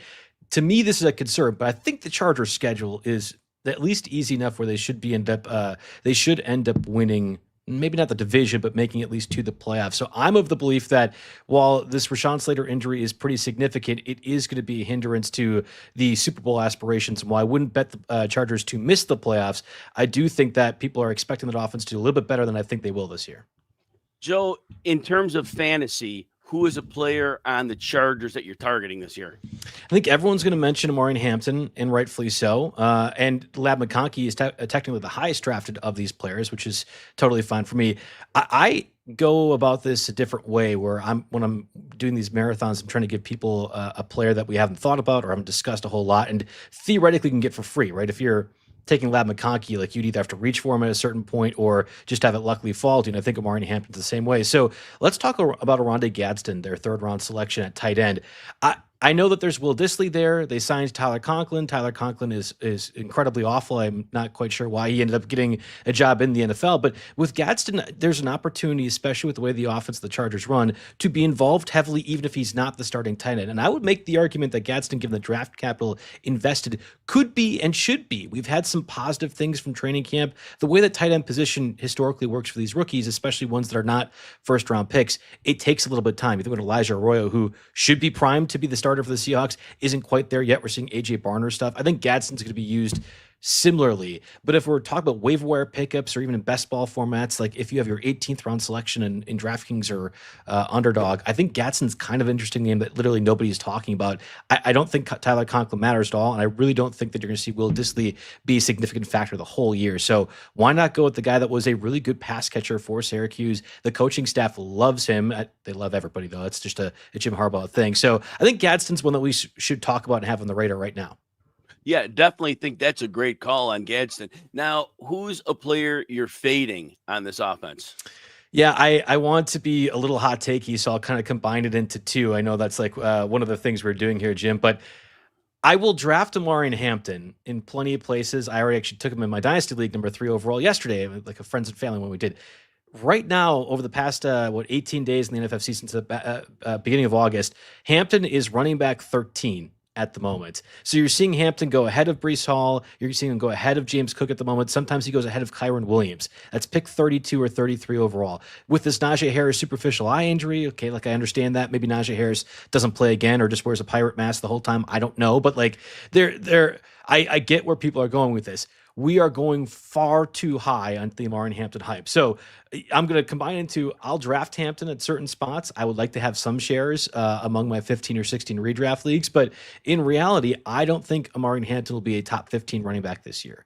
The idea that the Chargers are going to use Amari Hampton as the guy never has made sense with the way that Greg Roman runs the offense. And more importantly, they have a lot of depth in that backfield. No one likes Hassan Haskins, but he has a role and function as a third down guy. He had it last year, even when Gus Edwards is healthy. You have Raheem Sanders, who, while he didn't end up being a highly drafted player like some people in Devy leagues thought, is still going to be a useful rotational back as well. And that's running back 3 or 4, not to include if Najee Harris does play or Kamani Vidal does end up doing something. I don't think the Chargers keep 5 backs on their roster, but it's more about what this offense is, what Jim Harbaugh wants to do, and what Greg Roman wants to do. And if you're trying to protect Justin Herbert, if we're worried about the offense line post Rashawn Slater not being able to withstand a bunch of pass rush and putting Herbert in jeopardy, the best way to do that is run the ball, but not just with one person cycling those guys out. So I think Amari Hampton actually outside the top 15 is both my hot take and a way to say I'm fading this guy a little bit. Joe, do you have a bold take for the Chargers? Yeah, outside of the Amari Hampton is not a top 15 running back like we have just where he's being drafted right now over the NFFC. I think the Chargers will make the playoffs. I wanted initially going with that idea, but their schedule looks pretty cupcakey. I don't really want Justin Herbert at all this year. And I think Justin Herbert is actually going to be outside the top 20 among fantasy quarterbacks. Now, you could say, Joe, you're kind of cheating because he's drafted right around that range. It's in that Trevor Lawrence, Jordan Love conversation. Matthew Stafford's fallen down with the back stuff. I would rather have Cam Ward. I'd possibly rather have Tua over Justin Herbert. I think that's kind of an interesting spot. Again, with the Rashawn Slater part of things, no left tackle, even if it's Joe Alt sliding over there, Trey Pipkins is not going to be a factor or a successful factor for that offensive line. So I really think Justin Herbert, with the way that the Chargers want to win football games, is not going to be a fantasy relevant guy. And he probably is going to be one of my least drafted quarterbacks, even in all the redraft leagues I do. Joe, let's talk about Lad McConkey. Still going around wide receiver 10 in drafts. Mm-hmm. Now, through the first 10 games last year, he was averaging about 6 targets a game. He went over 53 yards twice. And then we had the Dobbins injury. The team couldn't run. They had to go much pass heavier. And all of a sudden, that 6 targets a game became 9. Those 2 games at over 52 yards, counting the NFL playoffs, McConkey was at least 83 yards in 6 of the 7 last game. And he was the clear go-to target on money downs. Now you talk about a running game the team may be able to have more success with. And then Keenan Allen comes in. And whether he plays outside of the slot, when it's a money down, Justin Herbert has complete confidence in McConkey, but he probably has complete confidence in Keenan Allen. What are we doing? Are we keeping McConkey where he is, or do you have any concerns? Yeah, it would be great if the Chargers have a money down like 15 times throughout the game, and then you have McConkey featured in every one of those. He gets 15 targets. But that's part of the issue is that the offense doesn't function in a way where you're getting Lab McConkey a ton of volume. And we saw it towards the latter half of last season when he got banged up. When McConkey was the only guy getting a ton of volume, he can't withstand that. We saw that at Georgia as well, too, dating back to his time in college. So I have reservations that Lab McConkey is worth that price tag. You look at the receivers around that range: Marvin Harrison, Garrett Wilson, Tyreek Hill, T. Higgins. I want my receiver that I'm drafting in the middle to back into the second round to be more like a 1,400-yard receiver or have the potential to be it. I think what we saw from last year with McConkey is more or less maxed out in this offense the way Greg Roman wants to run things, and more importantly, with the offensive line injuries that they've had. So in my opinion, Lab McConkey is a totally fine and justifiable selection after Garrett Wilson, or maybe even after Devontae Adams if you think Matthew Stafford stays healthy. But he's going 12 or so picks higher than I think he should be because there just is not a ceiling to his game this year. So all that said, this team, you said they make the playoffs probably, right? You did call them make the playoffs, right? Yeah, I looked at it. So I wanted to say no, they wouldn't. I think the Rashawn Slater injury is going to be really, really significant. I keep repeating it because I think nobody else seemed to understand that after like the 2 days that the injury occurred. More importantly, because Trey Pipkins probably plays again. He's been one of the worst left tackles, even as a swing tackle in different times. But the schedule, especially early on, I thought if you're going to say, all right, Chargers missed the playoffs, the best opportunity probably is take that in week 7 or 8. Like, I think they might start the season in the range of 5-3, 6-2, given what I think will happen. It's the back half of the season that might become difficult. And you think about the injuries that happened with J.K. Dobbins and Gus Edwards and Lab McConkey, like I mentioned earlier, that all accumulated, I think, due to volume in the middle portions and later portions of last season. I don't know if it's a Greg Roman thing. I don't know if it's a Jim Harbaugh thing, the offense, the way they choose to do. But I think the Chargers at 10-7 makes sense if they're one of the last teams to fight for the playoffs. I'm okay with that. I don't think the Raiders push forward. Don't talk about the Raiders being a good team this year. And I know everyone wants to say the Broncos would be one of the best teams ever. Like, okay, stop with that nonsense. But I do think the Broncos might finish higher in the AFC West standings than the Chargers as well, too. So if the Chargers miss the playoffs, I wouldn't exactly be surprised, but their early cushion season, I think, will help things a little bit. So, Joe, you do a lot of great work for us at RotoWire. You're on the RotoWire Fantasy Football Podcast. You can catch Joe's work over there. Social media, Joe's been doing great videos for us as well. So you can go at RotoWire, find Joe's stuff there. Joe, keep doing the great work at RotoWire. You follow Joe at JB Fantasy Sports. If you're not following Joe, you should be. Joe is one of the shining stars at RotoWire, and enjoy working with Joe every time. Joe, good luck in the rest of your drafts. I know we'll talk real soon. All right, sounds good again. Thanks, Jim, for having me on. Thanks, Joe.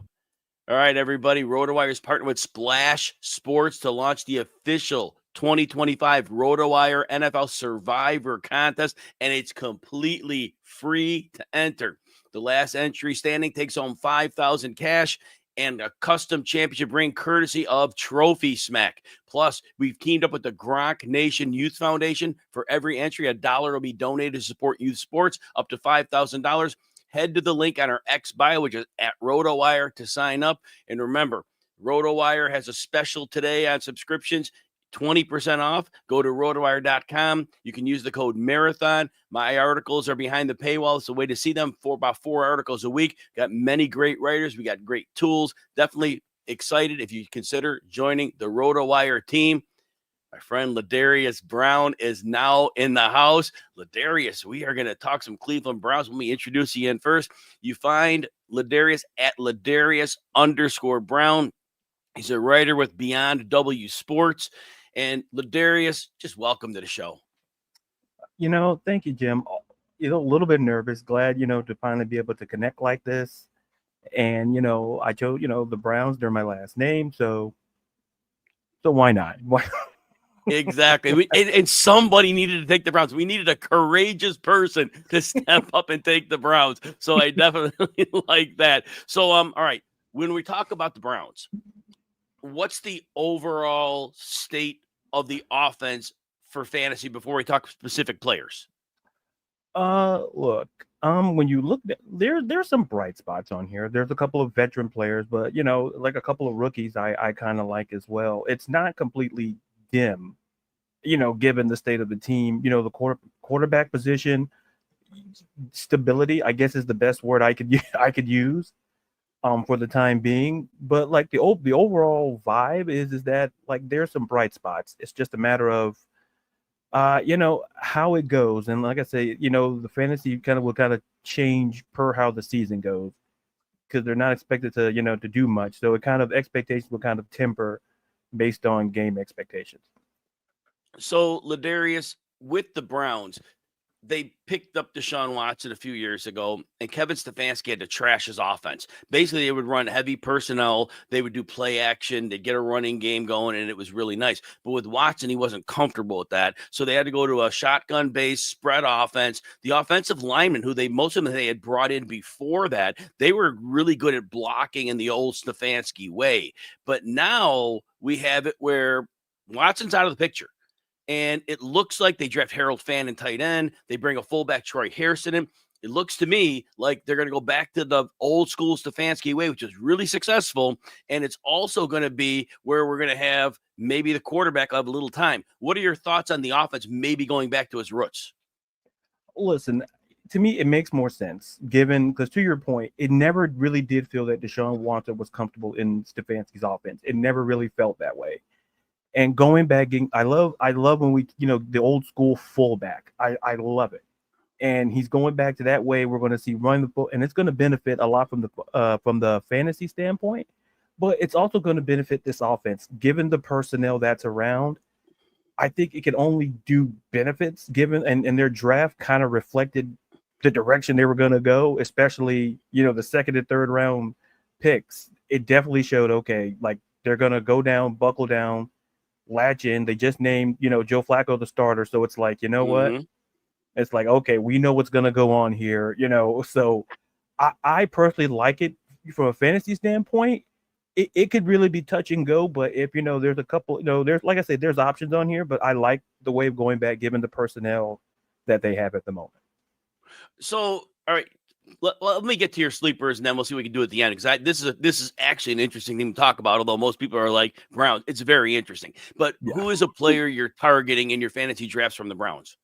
Look, you could go a lot of different ways. Like to me, I'm a David Njoku guy. Like despite him playing 11 games last season, like since 2022, fourth most, in terms of amongst tight ends, fourth most targets, seventh most receiving yards, and the fifth most receptions. He's been a very vital in a situation in Cleveland where the quarterback door hasn't been consistent. I think he's consistent, but however, I go back to me, someone who I think to sleep on is Harold Fannin Jr. Like when you look at his stats, and if you have a chance, go watch him. Listen, he had 117 receptions, 1,155 yards, 10 touchdowns. He was the MAC Offensive Player of the Year. And just to do he was the MAC Offensive Player of the Year. And for him to go in the third round, the competition is always going to be like a lot, Arroyo from Seattle. We talk about Mason Taylor for the, I think not enough people are talking about Harold Fannin. And like I mentioned with Njoku, he only played 11 games last season. He's in the final year of his deal. There's a reason why they took, it's not coincidental to me. And also what's more, and to your point with the offense, it's like, you might see like some two tight end sets, and that could also benefit Harold Fannin Jr. as well. Because Njoku, like as much as we like Njoku, like as a touchdown option, like the most career touchdowns he had, I think, was last season with 6 in his entire career. Right. And so maybe getting a guy like Harold Fannin could kind of be a game changer, given that he just had 10 in one season. And for Bowling Green, I really like Harold Fannin Jr. And like I say, I see a lot of Arroyo, and those are fantastic rookie tight ends. But I would love the conversation about Harold Fannin Jr. because you can get him at great value. And I say the way this season's going for Cleveland, he might see more reps.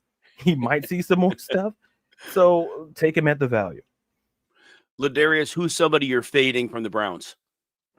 Oh, wow. Listen, I'm not going to say I had a long list, but I do. It's like I had a scroll and I went through. I love it. I'm going to say Deontay Johnson. Because to me, as someone mentioned in the, I really I think honestly, it's like Judy, Njoku, Cedric Tillman. I think someone's there. He's kind of like right there, like the wide receiver 60, like Deontay Jr., like Deontay Johnson's the type of guy, like if you really need like deep league, if you really need a receiver, like if you're like, oh, man, I have no one, that's Deontay Johnson. I don't see the production. If you think about it, last season he played for 3 teams, Carolina, right, Baltimore, and Houston. And in that time, all 3 of those touchdowns came from Carolina. He didn't get any with Baltimore.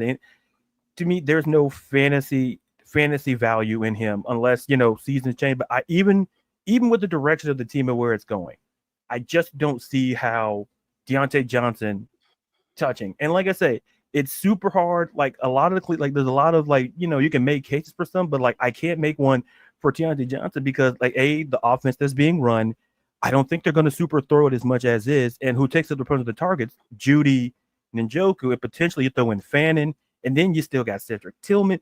The question is, where's Deontay Johnson going to fit in? So that's someone, unless you're in a deep, desperate Doug Flutie, Boston College Hail Mary situation, I'd absolutely fade him.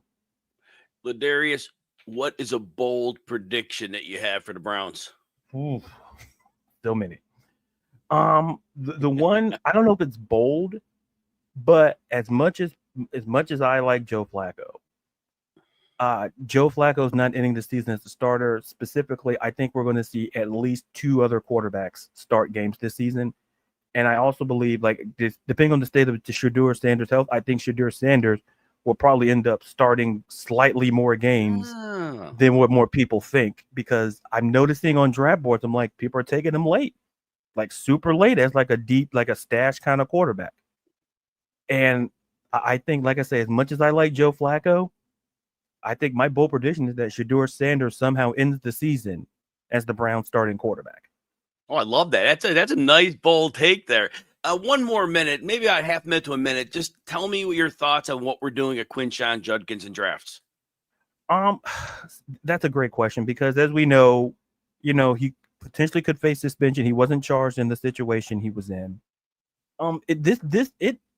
Listen, I would still take him because there's the potential for suspension. I don't think it's going to be the question is the length. I would still say draft cautiously. If you already have him, you're already panicking before it happened. You're like, oh no, I don't know what to do now. But you're like, oh no, I already drafted him. But it's just the idea that he could face suspension because of the personal conduct policy the league has. I would be cautious, but it's the classic risk versus reward. I don't see him being I don't see him being a season-long suspension per se. But if you have Judkins on your team, I would just be, if you feel that he's going to be the guy RB1, if you think he's going to be the guy, take him, because the offense caters. It's going to essentially be Judkins, Ford, and potentially maybe Dylan Sampson, the guy they drafted from Tennessee. Yeah, go ahead. Go ahead. No, go right ahead. I'm sorry. Thought you were finishing up. Keep going. Yeah, and then I'll wrap up by saying is that I would take him because it's more the reward is a little bit higher than what the risk would be. Yeah, I think that's perfectly said. LaDarius, great stuff on the Cleveland Browns. You gave us 10 minutes of content on the Browns. It was great stuff. That's a tall task and a tough ask, and you did it well. You follow him at LaDarius_Brown. LaDarius, hopefully we talk soon. Good luck in the rest of your drafts, and I'm certainly will catch up soon. Absolutely. You guys have a great one. Thanks again, Jim, for having me on. Thank you.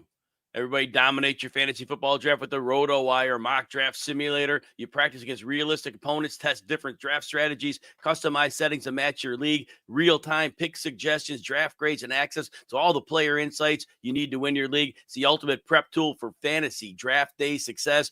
You need to get a subscription to get that mock draft tool. I'll get you 20% off. Go to rotowire.com. Use the code MARATHON today only to get that 20%. And we bring in Scott Pianowski. We just had an auction draft last night. It's always great to draft with you. You were at the Kings Classic last weekend. You follow Scott at Scott_Pianowski. You know him from Yahoo Sports. He's in the FSWA Hall of Fame class of 2021. Welcome to the show, Scott.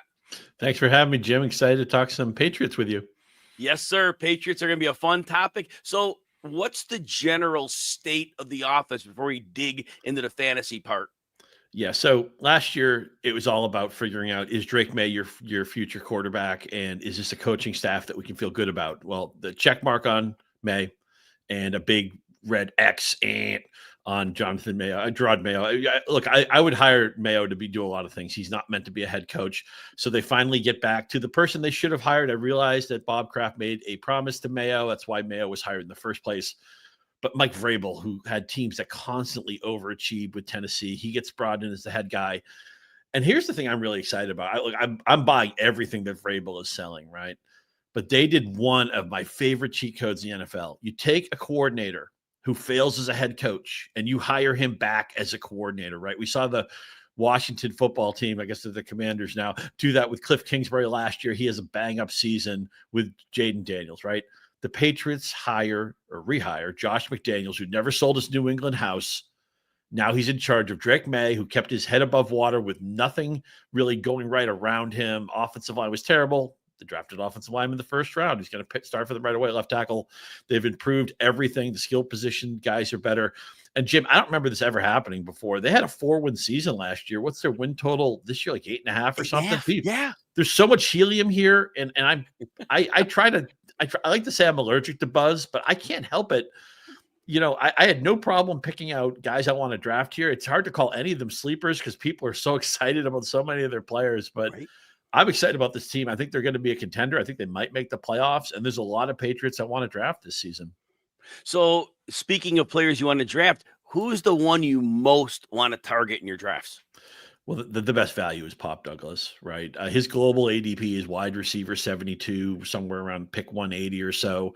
I think I got him in that salary cap draft we did last night. And he caught 66 passes last year with bad coaching, with bad offensive line play. May was a rookie still feeling his way around. He didn't play every game, of course. He didn't start the season. Then he got hurt in the middle of the season.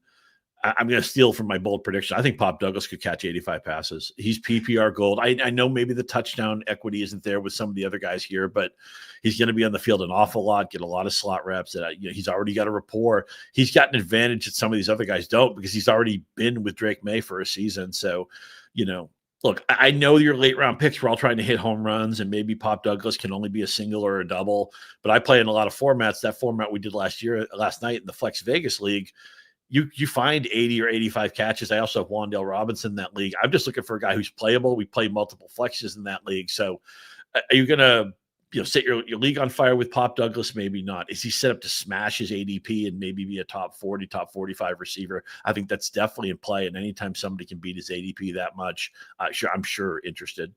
We see it every year, Scott. There are just a few players the fantasy community falls asleep on. I don't know if it's they paint a narrative. I don't know if they dismiss a player, but this is one of those cases with DeMario Pop Douglas that, I think that the community has slept on him, and taking advantage of that is a great opportunity. A lot of people watching the show, they're drafting in deeper leagues, and that's the point where you're going to need a player like that for depth. Who are you fading from the Patriots? I had trouble coming up with a fade. I'm going to go with Stephon Diggs. He's off the torn ACL. Everything they're saying is good. He does turn 32 in November, and there are other decent receivers here. We'll see if they get anything out of the rookie Kyle Williams. I think Hunter Henry will be a value tight end. Very excited about their backfield. Travion Henderson, every time you've watched him this summer, his ADP is just going through the roof, right? It's hard to find values on the Patriots. May's ADP has risen. Henderson has been one of the big winners in the summer. It looks like he's going to be their primary guy. So I'm going to stay. I could take the easy bait. I could say, well, don't draft Ramondre Stevenson. He's probably their second most talented running back. He had a fumbling problem last year. I think Henderson's got a higher upside, but that's maybe a little bit too easy because Diggs is in his 30s. I'd just rather be a year early than a year late on guys. I think Diggs will have an okay season, but where he's going, you're not going to find trouble locating receivers that you like in his pocket. So if you're not sold on a guy, if you have a little bit of hesitation, there's 4 or 5 receivers in his neighborhood. Maybe I take Jawan Jennings instead. He's one of my targets. So it's not that I'm hard against Diggs. Absolutely, you can't take him. It's just every time his name comes up as a plausible candidate, I see 3 or 4 receivers I seem to like more than him. I'm with you on that. I mean, age, recovery from injury, and look, defenses play them. They're going to view him as the number one. Last year, it was great for the while he was with Houston. There was a while when Nico was on the field, not worried about Stephon Diggs. But that said, if he gets focused, aging, I'm with you on that. I think that's a player you just, there's so many other players that are better. So I'm with you on that. You definitely fade him for that reason, for sure. Bold prediction for the Patriots. They're going to make the playoffs. And I mentioned Douglas catching 85 passes. I think that's in play. I hate to be on the team that everybody else is in love with, right? Even Vrabel was laughing about it. Oh, yeah, we won the offseason. That really means a lot, right? But I just saw those Tennessee teams constantly overachieve. It's a good defense too, The defense wasn't that bad last year. They just get sold down the river by their offense so much. And look at the division, right? Maybe Buffalo takes a step back. There's a lot of things in Miami I don't like. The Jets, they're hoping Justin Fields can reinvent himself. We'll see how this goes.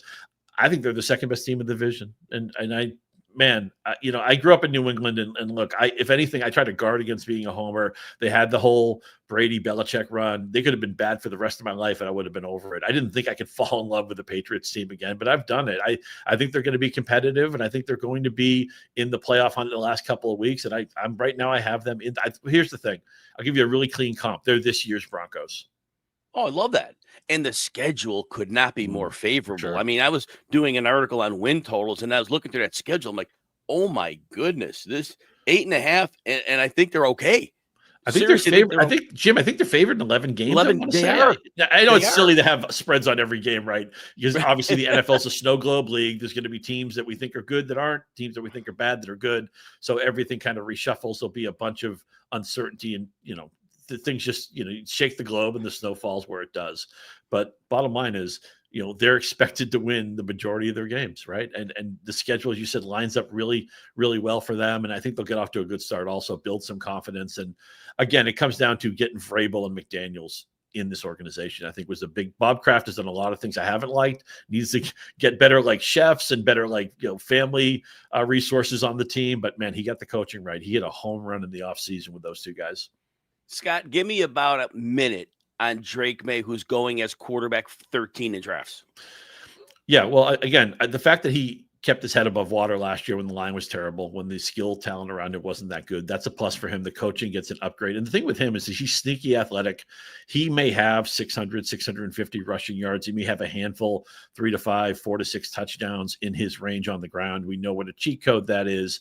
So unfortunately, because of the helium, if you drafted early in the season, you might have gotten him a quarterback 18, quarterback 20, quarterback 22. That's out the window now, Jim. You have to kind of elbow people out of the way with Drake May. But as you're looking, you're not going to draft him probably as your starter, but as that second quarterback, you talk of, could he jump a tier? Could he jump 2 tiers? It's okay if you have different names. You might be a JJ McCarthy guy. You might be a Michael Penix guy. Caleb Williams has his fans. I think that's going to take a slow onboard, by the way. Minnesota and the Lions first 2 weeks. Good luck with that, Caleb Williams. But I want a second quarterback who I can tell myself can jump a tier or two, and that's Drake May.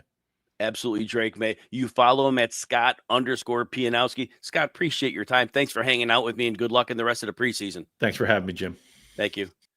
All right, everybody, if you're ready to dominate your fantasy draft, the RotoWire Draft Assistant is your secret weapon. It's a real-time tool providing expert rankings, projections, and customized recommendations for your specific league, including support for auction and keeper leagues. You get all the player news, injury updates, and analysis you need to make winning picks. Draft smarter, draft faster with the RotoWire Draft Assistant. To get that, you need a subscription to RotoWire. I can get you 20% off. Go to rotowire.com. Today only, we have the code MARATHON, gets you 20% off. Love to have you join the team. My articles are behind the paywall. You'll find those there as well. Dave Kluge is now in the house, who ticked off Andy Behrens because Dave grabbed the Chicago Bears to talk about. So, yes, we had a little craziness in the room earlier. Anyway, you follow Dave at Dave Kluge with Football Guys, top 20 in draft ranking accuracy, 23-24. Dave, welcome in. Thank you so much for having me. Yeah, and it's always fun when I get to lock down the Bears because there are a lot of fantasy football analysts that reside in Chicago and root for the Bears. So always a good feeling when I'm able to nab them nice and early. Yes, I live in Chicago. To me, they're all 1 of 32, but I get it. Like Andy loves those Bears. So anyway, I'm excited you're going to talk about the Bears because the Bears are one of those polarizing teams this year. And it's one that really decisions you make on them could swing some fantasy leagues. So Dave, give me kind of a state of the offense before we talk specific players. Well, I think there's a huge change undergoing in Chicago right now, and we've heard that nonstop since Ben Johnson showed up. This is this very high accountability sort of mentality that they're just talking about. From the day that Ben Johnson showed up, he was talking about how he needs 100% on every single play, and that he wants wide receivers cracking each other or cracking defenders in the pass blocking game. And we're seeing that start to come to fruition now. Now, they're treating Caleb Williams almost like a rookie this year. They asked Ben Johnson what he wants to build off of from last year, and he said nothing. There's nothing from last year that I want Caleb Williams to remember. Zero. Right. So they used the term drinking out of a fire hose, where they were just kind of throwing everything at him, seeing how he'd react to it, and then starting to trim down the playbook to what he was doing best. Now, I think a lot of people are going to see that preseason game from last night and get really excited, because that was some of the best game that we've seen from Caleb Williams. But even that, I see that as more of like a confidence booster. They spent the entire week in joint practices with Buffalo. They were really able to kind of scout some of the weaknesses there. And then, of course, Ben Johnson was able to just kind of script out the first 2 drives. So I like what we saw from Caleb Williams, but I also don't want to overreact too much looking at the first team offense beating up on the second team defense after a week of joint practices together. I know it's so tough to take these preseason outings. We're excited the starters are on the field. We're excited to see it, but what does it really mean? And that's what you're intimating there very well. Who is a player on the Bears that you're targeting in your drafts, Dave? Colston Loveland is, I think, going to be an immediate impact player. And when he first got drafted, I was a little bit concerned because, of course, Cole Kmet is there. And Cole Kmet hasn't ever really lived up to the expectations that we had for him when he came into the league, but he has been a very steady veteran. And then also Colston Loveland was dealing with a shoulder injury. So he missed rookie training camp. He missed OTAs. But when he came back to training camp, almost every report that I read out of Chicago was how much muscle this guy had put on. He had slimmed down a little bit during the recovery, really bulked up for the beginning of training camp, and was immediately making plays. And what you're hearing right now from Ben Johnson is that he can just create so many different mismatches. If you play him in line and you put a linebacker on him, he's going to be able to gash that linebacker up the seam and rip off a big play. If you put a cornerback on him, he's going to be able to block that guy all the way to the sidelines and open up a big run play. So this is very reminiscent of what we saw from Sam Laporta in his rookie season, a guy who could create mismatches all over the formation. They consistently used him to get chunk plays and score touchdowns in the red zone. And I think that the expectation for Colston Loveland is that he can be a better version of what they had with Sam Laporta in that Detroit offense.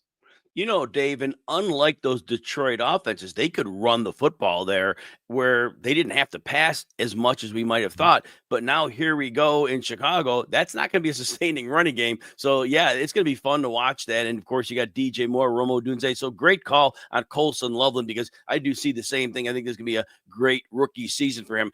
On the flip side, who's a Chicago player you're fading?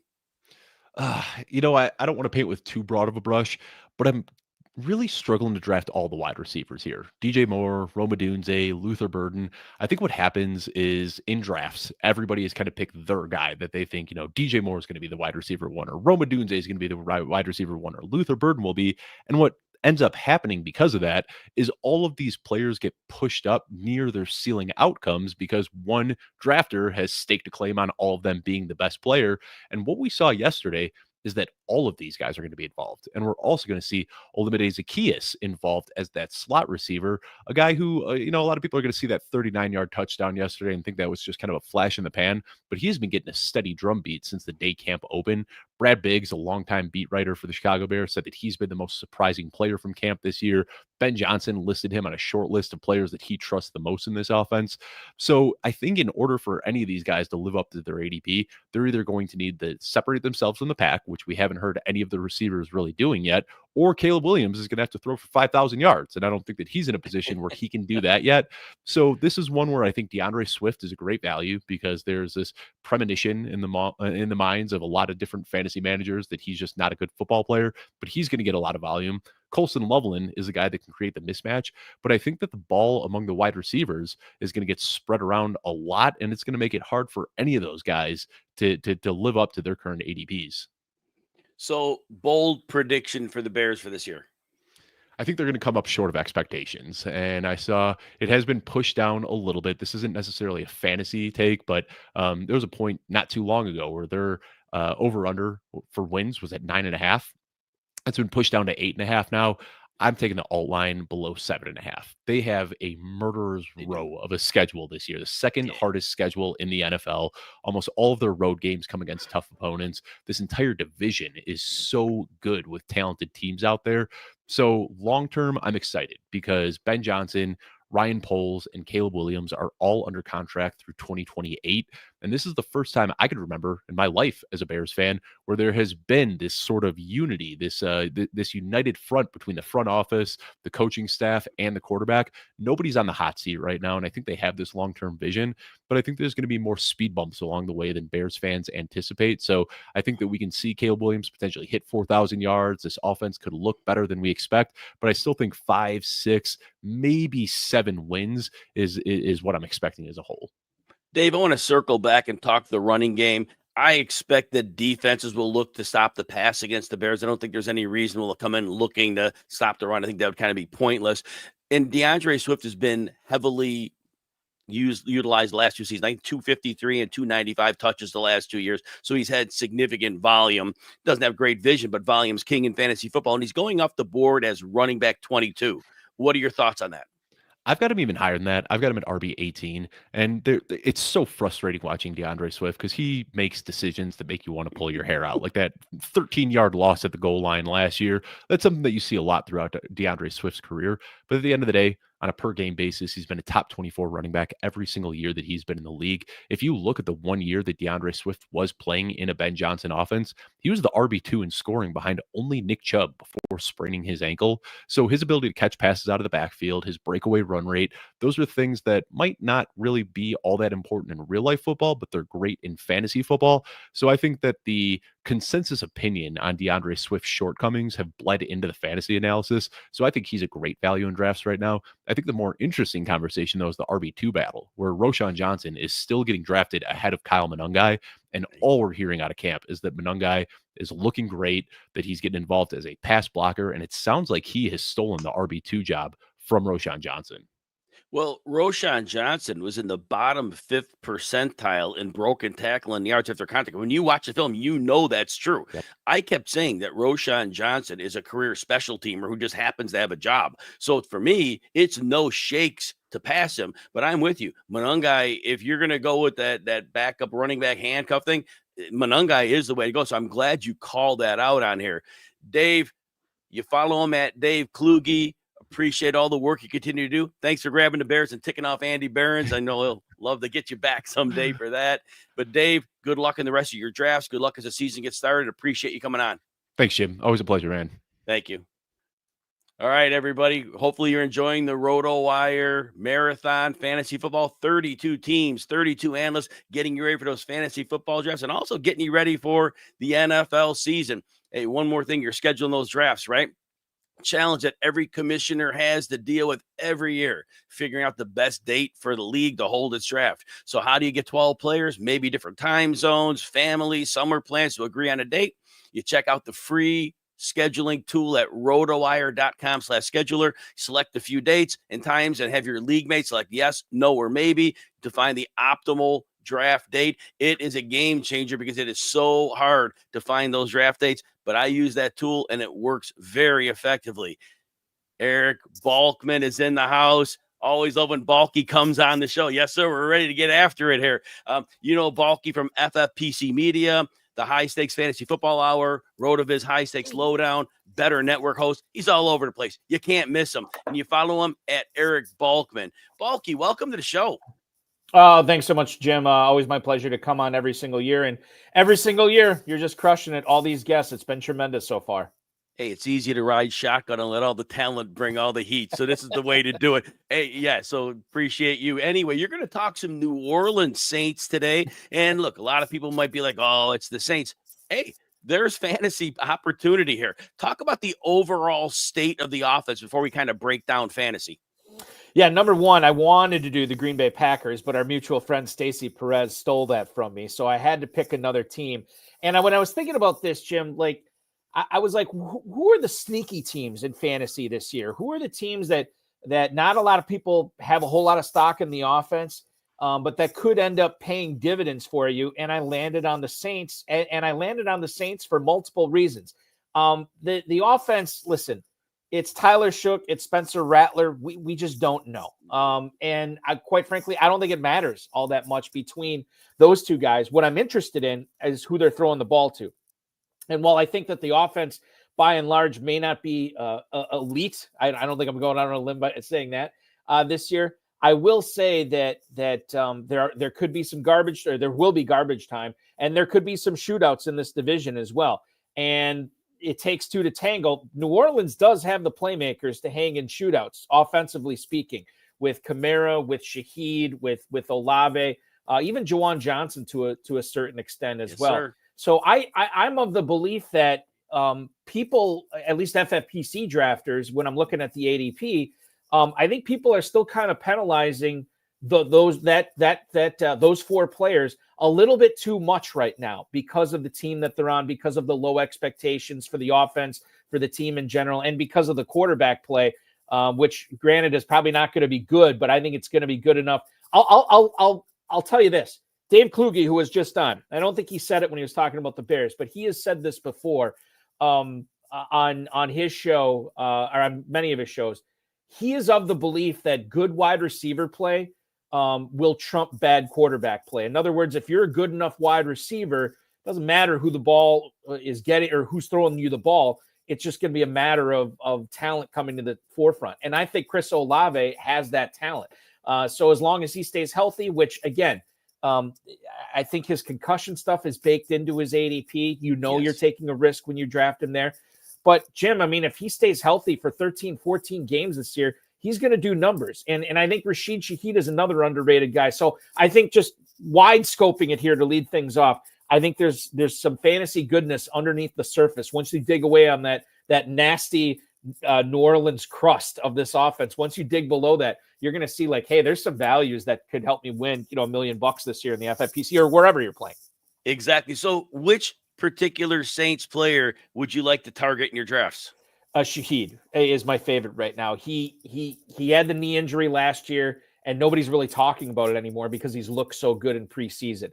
He is an 11th. I'll bring this up right now. He is an 11th round pick in the FFPC Big Gorilla Tournament. Olave, if you want him, Jim, you have to take him in the 7th round. So I like the bigger discount. Plus, if you saw that for their last preseason game, Shaheed was in the slot for like a half dozen times too, which is going to be really good if he's playing some slot this year. I love that. And the fact that he's an 11th round pick, it's a can't lose situation, because if he busts and he's not good, you lost an 11th round pick. Who cares? I think Olave, if he gets hurt or if he doesn't pan out, that's more significant in the 7th round. Now, I think both of them are going to, but if I could target, and I say this, Jim, like if I could target anybody on this offense, it'd be Shaheed. And I think I actually have more shares of Kamara right now than Shaheed. So I like both those guys. And Juwan Johnson for FFPC leagues late too. I think he's a guy that you have to consider if you're playing in tight end premium formats. People are really sleeping on Juwan Johnson. He's got some 500-yard seasons under his belt, and he's never really been utilized. But I almost feel like the personnel on this roster, it's not deep at wide receiver beyond the top two guys. That Brandon Cooks, come on, seriously, at this point. I think they're by default. They're going to have to play a lot of two tight end sets on offense, and Juwan Johnson's going to be the receiver on that. I think he's going to see more snaps than he's seen, and when he's been utilized, he is a seam stretcher. So you mentioned he is that sneaky tight end 3 target even, because that's where he's going in drafts. But how good, if it works out right, could Johnson be? I don't think he will approach top 20 tight end status. I think I take that back. If literally everything goes right this year for him, he could finish between top 15 and top 20.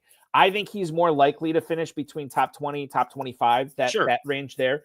But the thing of it is, like, I think, hashtag better in best ball. I think he's a better best ball tight end than he would if you want to deploy him. You really got to be in a bad situation in your tight end premium leagues if you have to look out about starting Juwan Johnson in any given week. But he is going to, I think he's going to have a good season. I think he's being undervalued in our FFPC Big Gorilla right now. He's a 19th round pick out of 20 rounds. So he's basically free there. He's another guy too. I mean, if you screw up tight end, or maybe you grab an elite guy early, one of the top 3, and you just want to add 2 guys at the end, I think he's an excellent choice.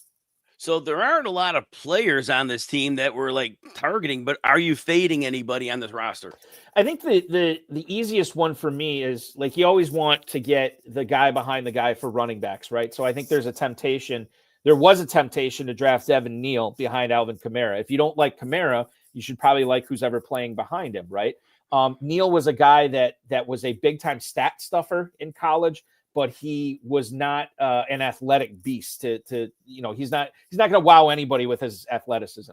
At least for the running back position. And then he got hurt. Now he's going to miss significant time. So I think he's an easy fade there. And then I think the inkling that you have, like, okay, well, it's clearly Kendra Miller. Kendra Miller was a guy that was talked up by anybody, not named Sean Payton or whoever, in New Orleans. Like, it seemed like he was always in somebody's doghouse, and now all of a sudden he's not. And so then I think the temptation is Kendra Miller. But at the same time, I don't think he's a special player. And I think he's the type of guy that, Jim, even if he were the starting running back on any given week, if Kamara would miss time, I don't know if he's in your top 30. Like, I don't think he's a guy you want to flex out. So when I'm drafting injury away type guys or these backup running backs where all they need is the opportunity, I'm finding other people other than Saints backup running backs. And I know that's kind of a cop-out answer. But my second best answer would be like, don't draft any of the Saints quarterbacks either. I know, and that's what I prefaced it. It's like there aren't many players, and the ones that are there you're targeting because there's going to be some volume, so it didn't leave much leeway for you on an answer. But do you have a bold call for the Saints for me? Yeah, I'm gonna be really bold on this. I think both Olave and Shaheed finish as top 30 receivers in full PPR formats. I wouldn't have said that until this past weekend when I saw Shaheed playing in the slot. So that was, and I know Olave is going to get it. Like, if he's healthy and he plays, 80%, 85% of the season, he's going to do numbers. He's too good not to, and they're going to be throwing a lot down there. And regardless of how good the quarterback play is, Olave and Shaheed are going to put up numbers. Olave in the 7th round, Shaheed in the 11th round. I'm in on both.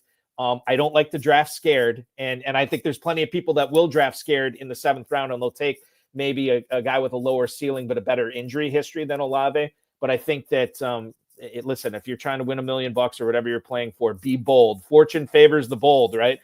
So Olave, Shaheed, both top 30 receivers for me this year for my bold prediction. When you mention it, Balky, with Olave, the stat I always like to bring up, when he's had 6 or more targets, and that's a low bar in his career, almost every game he's had at least 80 yards.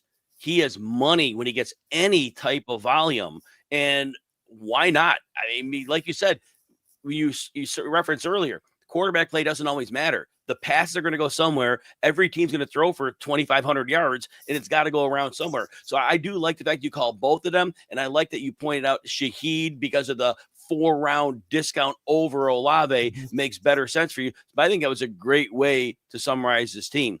And just real quick, Jim, I know I didn't talk about Kamara hardly at all, but he's another guy I like in the 4th round this year too. I'm betting on him to have another big 2025. 2026, we'll see, but I still like him this year, even though he's getting up there.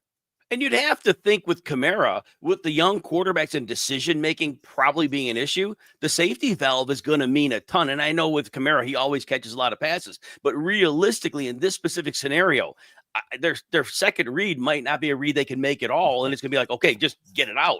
So, I mean, could you see Kamara catching 75 balls? Easily. Yeah. I mean, he could go higher than that too. So I think we're ageist when it comes to drafting running backs, Jim. But if you can not be ageist this year with Derrick Henry, with Alvin Kamara, I think you'll reap the benefits. Balky, appreciate yourself. You follow him at Eric Balkman. Good luck in the rest of your drafts and in the rest of the season. And we will talk soon, my friend. Thanks, Jim. Always appreciate it. Thank you.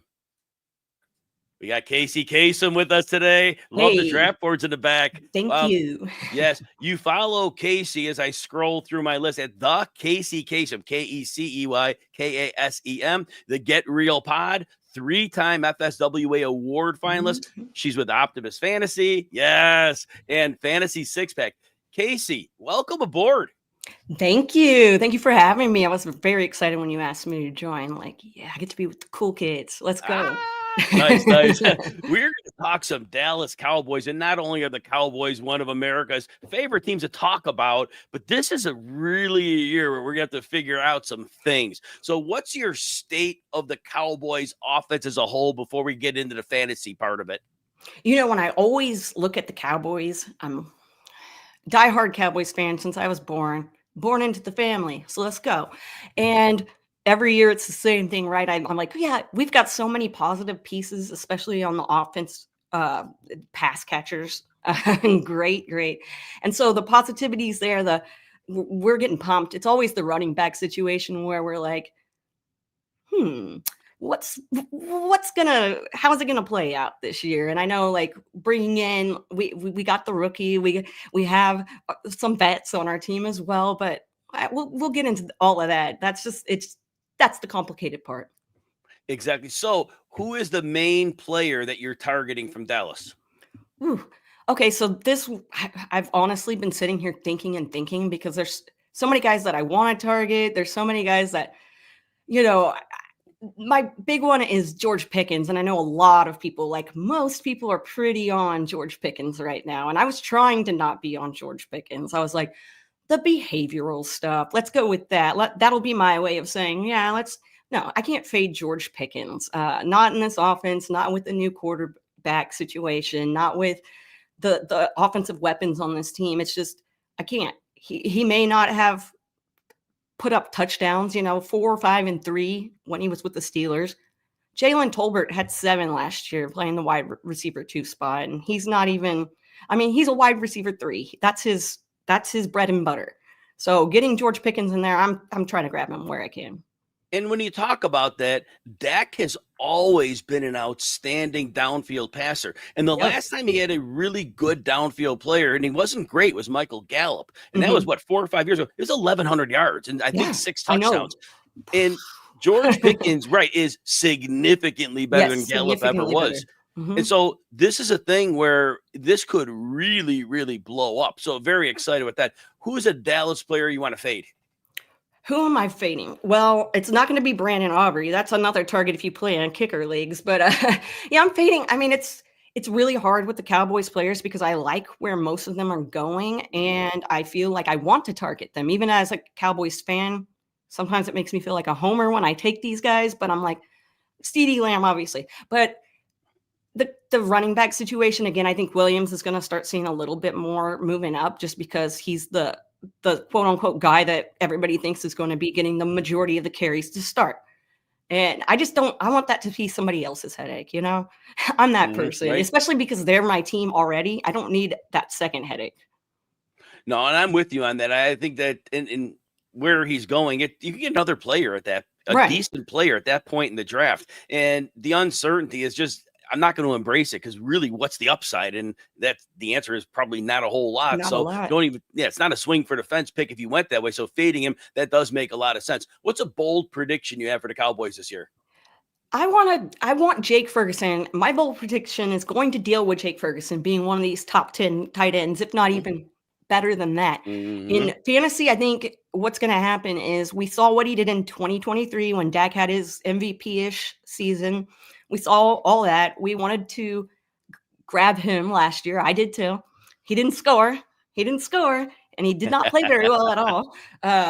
Dropping from 761 yards down to 494 isn't great. Receptions went down too. He had 59 last year, but he was still the second most targeted on the team.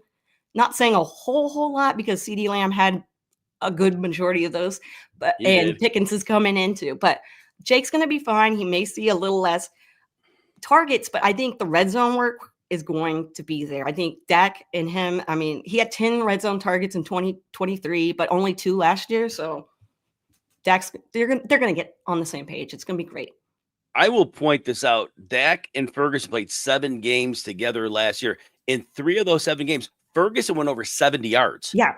That is a big yardage total for a tight end. Right. And in 4 of the 7 games with Prescott last year, he had at least 11.9 PPR points. So Ferguson, like I said, there was issues for the whole season. But when Dak was out there, he was just fine. And I agree with you. I think that once you get through the Kittles, the McBrides, the Bowers, I think the rest of the tight ends, you could put Ferguson with any of those guys in that group, and you're getting him at tight end 12. And I see a world where he could compete with anybody in the top 5, and I don't think it's an issue. So I don't either. I know you had Stacy Perez on talking about who's going at tight end 12 or tight end 11. Who was it? Tucker Kraft. Tucker Kraft. Yeah. Yes, Tucker Kraft. And I like that too. But if I miss out, I like one of those guys in that area because I feel like they both ultimately the difference there is Kraft was seeing 4 targets a game in the second half of last season, 5 in the first half. Jake Ferguson, because Dallas is probably going to trail a ton. He's probably having a floor which is higher than Tucker Kraft's ceiling of targets. That's how I see it, because there's 3 receivers, and I don't trust the running game. And I think they're not gonna at have all. to throw. 0%. And Tucker Kraft, I mean, he lived on touchdowns last year. So just imagine what our boy can do if he gets just a couple. That's all we're asking for. Because tight end position, as you were speaking of, you want the top guys, or you're just going to take the dart throws and hope that you can stream them, put them in by weeks, and look at who they're playing. That's how you have to play tight end if you end up doing that, which is fun. It's fun. Right. Charlene points out Dallas has a tough schedule, but I'll tell you this. Dallas has retooled their offensive line real well. Zach Martin's gone in a couple of years. Tyron Smith's been gone. He was gone last year. But this team is retooled well.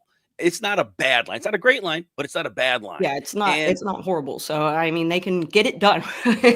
Right. So I'm going to get you on to Dak Prescott here, because I want you to talk about it. So with Prescott, it might be voodoo, but in 2023, 2021, 2019, those odd number years, he stayed healthy. He was the quarterback 2, the quarterback 3, the quarterback 7. Other years, hurt and ineffective. But if it works for Dak Prescott, what could we see? Yeah, I think that I am a big into this whole, it's an odd year. Yeah. He's not going to get injured. He's going to go out there and he's going to do well. Now, when he gets hurt, sure, he didn't have a great season to start last year. It sufficed, and our fantasy studs did get it done. He's not going to get you the rushing upside that you get with your top guys that we're all going after. And maybe you'll see a little bit more from him this year. The injury concerns, they want to keep him healthy, but at the same time, we have seen what he could do in the past when they gave him the opportunity. And he's, I've called quarterback sneaks for Dak, so let's go. But so this year, I think if his health stays where it needs to be, which don't get these big injuries, buddy, let's go. He's going to, I think he's going to be a top. I feel comfortable taking him as my second quarterback. But if I'm really, especially I'm going to take a shot on him. Look at the offense has too many weapons for me just to be like, nah, and write him off. And I also looked at the numbers. I think he's being taken in a decent range. So I think I feel all right. The thing this year, I'll add this, most years when you wait on quarterback, you got players who haven't done it. You're making these cases. But when you're getting quarterback 9 and beyond, Dak's done it multiple times. Justin Fields has an 1,143-yard rushing season on his campaign. C.J. Stroud had a year 2 years ago, way later. We have guys late in drafts that have actually done it before, which is that's a little bit different. Anyway, Casey, wonderful stuff. Thank you. Find her at the Casey Kasem. Really appreciate talking football, hanging out with you. Good luck in the preseason and in your drafts. Thank you so much. All right, thank you. Thank you. And I'm not wasting any time in here. I'm bringing Bob Harris in the house. You find Bob, everybody knows that, at Football Diehard, FSWA Hall of Fame member, football guy, Sirius XM Fantasy. Bob Harris, welcome to the show. Thanks for having me, Jim. Always a pleasure jumping on with you on these occasions. Yeah, definitely appreciate it. We are going to talk some Los Angeles Rams today. Bob, before we get into the fantasy minutia of this, talk about the overall state of the offense to kind of frame things out. I think it's pretty darn good, right? Like they're Kyron Williams, top prospect in his position. Puka Nacua, and joined by the new addition, Devontae Adams, a significant upgrade over Cooper Kupp at this point in his career, or at least the Cooper Kupp we saw at the Rams the last couple of years. Tight ends, kind of a black hole there from a fantasy perspective. Don't know that we'll be digging that deep into that, but it all hinges on Matthew Stafford executing Sean McVay's offense. But I think that latter part of this equation is the part that's most interesting, even if it's not Matthew Stafford. I think it will be. We can talk about that in a minute. He was back on the practice field today. Sean McVay not doing us any favors and giving us any clarity on the long-term outlook, of course. But just figuring Sean McVay can figure this out. And, you know my soapbox, Jim. I'm not going to be scared away from great receivers with less than ideal quarterback situations. And like, I can think of even lesser ones than Jimmy Garoppolo. And in fact, we can go back not too long ago, and Devontae Adams might not like him, but he had at least one 20 target game and a number of really solid games with the Raiders, with Jimmy Garoppolo. I mean, it's worse for the Rams, I think, than it would be for our fantasy fortunes if that's what happened. But I don't necessarily think that's what's going to happen. If you want to start tearing into that, I'm happy to do it. But I think, like, and like we have to realize these things are revolutions, and maybe there's new information coming along. But when people like Peter Schrager from ESPN, who I'm guessing when he's speaking and saying sources in Los Angeles, his source is Sean McVay, that nobody's worried. And you're getting a lot of that reporting from the people who cover this team on a daily basis. And I realize we got that same news on Christian McCaffrey right up until we didn't last year, right? So we should all be a little skeptical of this and pay attention to what's going on. But I think, like some of the changes in values I've seen the last couple of days have been a little crazy. We did a draft the other night, the Serious Host League draft, where I got Puka Nacua with the 17th pick overall. Wow. I'll take that, right? Like it was a 14-team draft, and I got him in the second round I picked 12. So we'll see. I'll just say this, and I see the comment. I don't trust Stafford. Well, you don't really have to. Again, Malik Neighbors last year would like you to know that you could play with guys like Daniel Jones, Tim Boyle, Tommy DeVito, Drew Lock, and still cobble together a pretty good year. Brian Thomas Jr. would like you to know that you can be the wide receiver 1 in points per game scoring for the final 3 weeks playing with Mac Jones. So, like, I'm not pretending it's great. I'm not pretending it's great news. I'm just saying we often tend to overinflate these things in our mind heading into the season, just like we're going to overinflate the uncertainty surrounding Matthew Stafford. Like, uncertainty creates a vacuum, and our brains suck up every negative thought we can when we deal with uncertainty. Look, I'm doing it with Justin Jefferson, right? Like, he's got a hamstring. I don't know that evaluation. So am I going crazy and knocking him off my board? No, I'm maybe moving CeeDee Lamb ahead of him, making incremental tiny changes to make that adjustment to deal with the uncertainty. And I think, what we often find, Jim, you know this as well as I do, the stories we're talking about in August are not the stories we're talking about in October, and definitely not the stories we're talking about in November. So we'll see how it plays out, but they do have other quarterbacks there. There's another quarterback out there that knows the offense really well if something were to happen. He resides in Atlanta with the Falcons, who have no use for Kirk Cousins, but he is like, it's the same offense, right? So if he had to come over, and apparently he looks a lot better so far in training camp. So I just think a lot of these things, a lot of the uncertainty surrounding Stafford, I get it. It's a concern, not pretending it's great, but I'm not dialing back too much on any of my picks here. And I guess, like Puka Nacua in round 2 seems like a great value. I felt like Devontae Adams has been a smash pick for me, Jim, all year long at wide receiver 18. And I say that because he's been he's outperformed that every year since 2020. He's played at least 14 games. Matt Waldman did a great article of this at Football Guys, the Gut Check. He's been productive with Aaron Rodgers. He's been productive with Gardner Minshew and Aiden O'Connell. He's been productive with Jimmy Garoppolo. He's been productive with Josh McDaniels calling his plays. He's still the best one-on-one route runners, or one of them, in all of football. Working opposite Puka Nacua, a truly elite player at flanker who's going to draw heavy coverage away and be heavily targeted as well. Sean McVay's offense could support 2 top 12 fantasy wide receivers easily. In fact, Matthew Stafford, I want to say we've had 2 top 24 receivers in 3 of the 4 years he started for the Rams. So, like, both those receiving assets, as much as I have all along, because it hasn't all. Look, I want Stafford to be the guy. Don't get me wrong, but if he's not, I'm going to try and reap the value. I'm going to hope these prices continue to fall, and that I'm going to get a deal, because Jim, I like my discounts. Yes, you do. I love everything you said. I do want to add in on one thing and repeat what you said and turn this back. I like how you said, and I'm going to paraphrase it.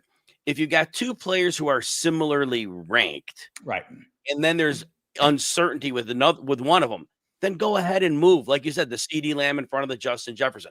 That's fine. But what Bob is telling you is, don't just completely dismiss a player and move him multiple tiers, a situation we're not even sure of. So I love that, Bob. This is why we should be drafting from tiers, right? Like we rank linearly because that's what people are used to. But you should always view rankings in tiers, and within those tiers, look at players like you don't want to.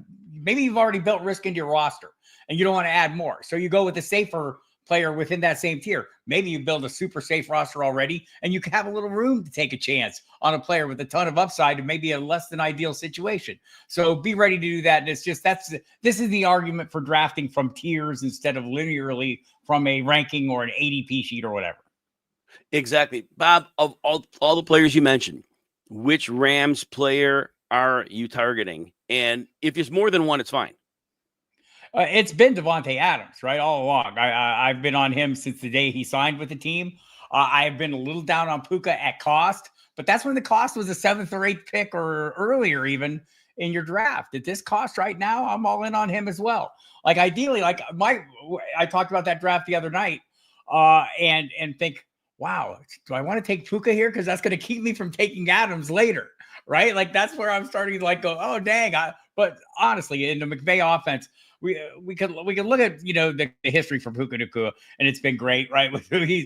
But from week 10 last season, he had a 37% target share, 11.3 targets per game. He was at or above 31% or 8 targets in all 10 of those games. I think he's going to continue to get his. He's going to continue to get his, right? Davante Adams is going to be fine and get a ton of work, but Nacua is going to be the guy. The big problem for Nacua, and the reason I'm a little less enthused about him, is the touchdowns. He only has 9 in 28 games, limited to 6 end zone targets in 2024. So maybe he makes a leap in that area. What I do know is Davante Adams, there have been times where he's the best goal line back, and I know he's a wide receiver, but he's the best goal line weapon in all of football, playing with Aaron Rodgers for a brief spell, and he still scores tons of touchdowns, great red zone threat. So my preference has been to land Adams at cost, and also at the right point in the draft, I'm an auto pick on Kyren Williams pretty much as well. I know people are going to be concerned about the addition of Jarquez Hunter, just like they were concerned about the addition of Blake Corum last year. I would like you to know that Sean McVay has a thing for Williams. I mean, what does Williams give you? It's that at times Christian McCaffrey level volume, and volume is the thing I'm always chasing. So you look at what he did, like that down the stretch. Was it 2 years ago? He was running back 2 over the last 5 games of the season. He was running back 2 over that time, getting literally Christian McCaffrey like 25 touches a game, right? It was ridiculous. And so getting that kind of usage, he counted for nearly 81% of the Rams rushing attempts by running backs last year. Also is a great tackle breaker. He doesn't seem that athletic. He's 5'9", 200 pounds, 202 pounds. But he finished top 10 in broken tackles and missed tackles forced, according to Pro Football Focus.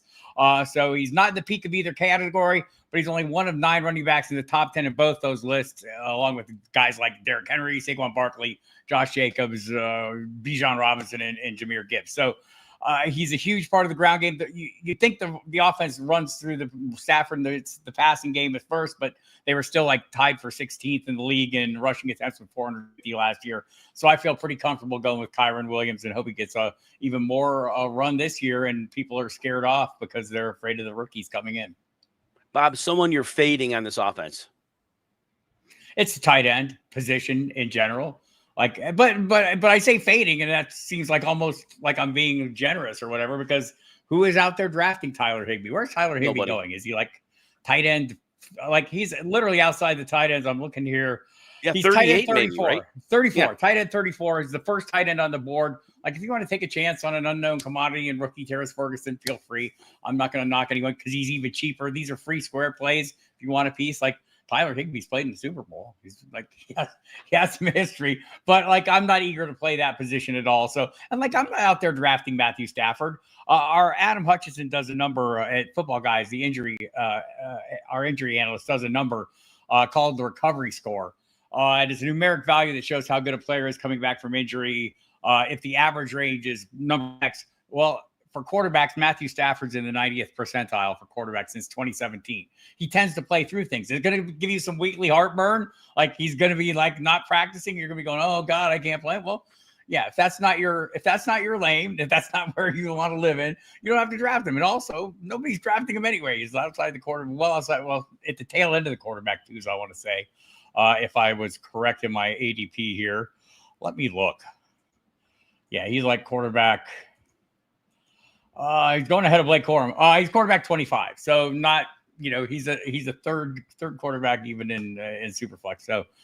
So take that for what you will, and probably capable of any given week of vastly outscoring that draft spot just based on the players he's working with in the offense he's in. So, like, again, not out there eagerly drafting him or looking to have him on rosters. But if it happened, I could think of more horrible things.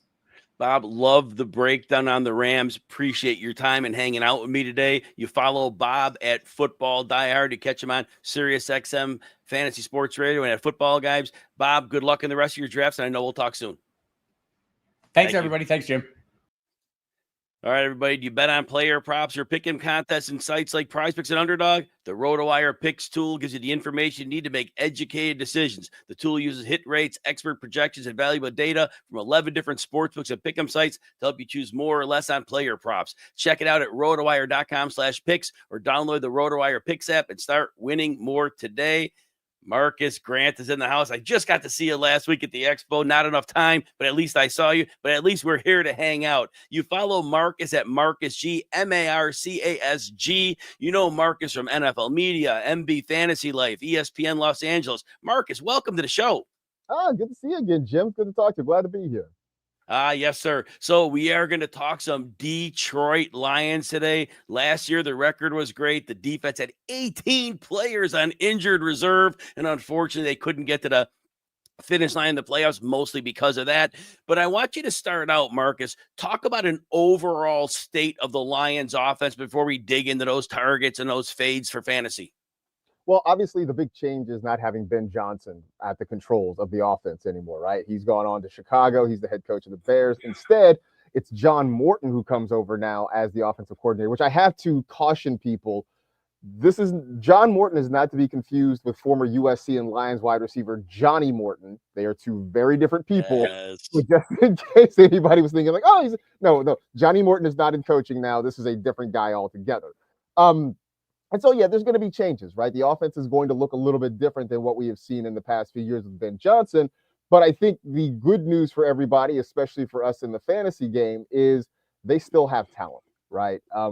They've got a different guy that's calling the plays now, but they still have Jahmyr Gibbs and Amon-Ra St. Brown. They still have Sam Laporta. They still have, a lot of guys that can make plays. Jared Goff is still a guy that we've seen him evolve, right? I mean, from where he was early in his career with the Rams to, yeah, sure, he helped the Rams get to a Super Bowl, but was still sort of growing in his game and has really blossomed since he's gotten to Detroit. He is still, I think, that guy. So I understand the questions about whether or not they can maintain with Ben Johnson elsewhere, but I still think the talent is enough that this is going to be one of the more dynamic, high-powered offenses in the league. Marcus, in fantasy drafts, and if there's more than one, that's fine. Who's a specific player you're targeting from the Lions? I mean, sure. Like if you're early enough, you're getting Jahmyr Gibbs, no doubt about it. I think Amon-Ra St. Brown, still a guy worth a late first round pick. But the guy that I find myself honing in on a lot is Jameson Williams. Kind of in that, anywhere between rounds 5 and 7, Jameson Williams is still hanging around there. And we saw last year when he finally had kind of a conventional offseason. He wasn't rehabbing from an injury. He wasn't dealing with a suspension.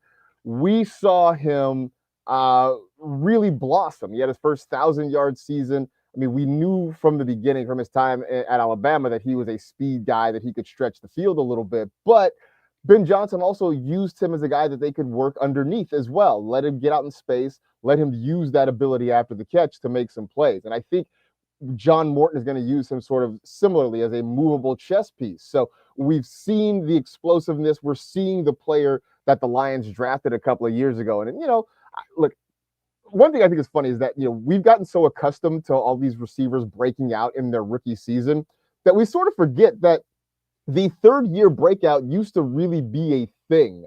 Yes.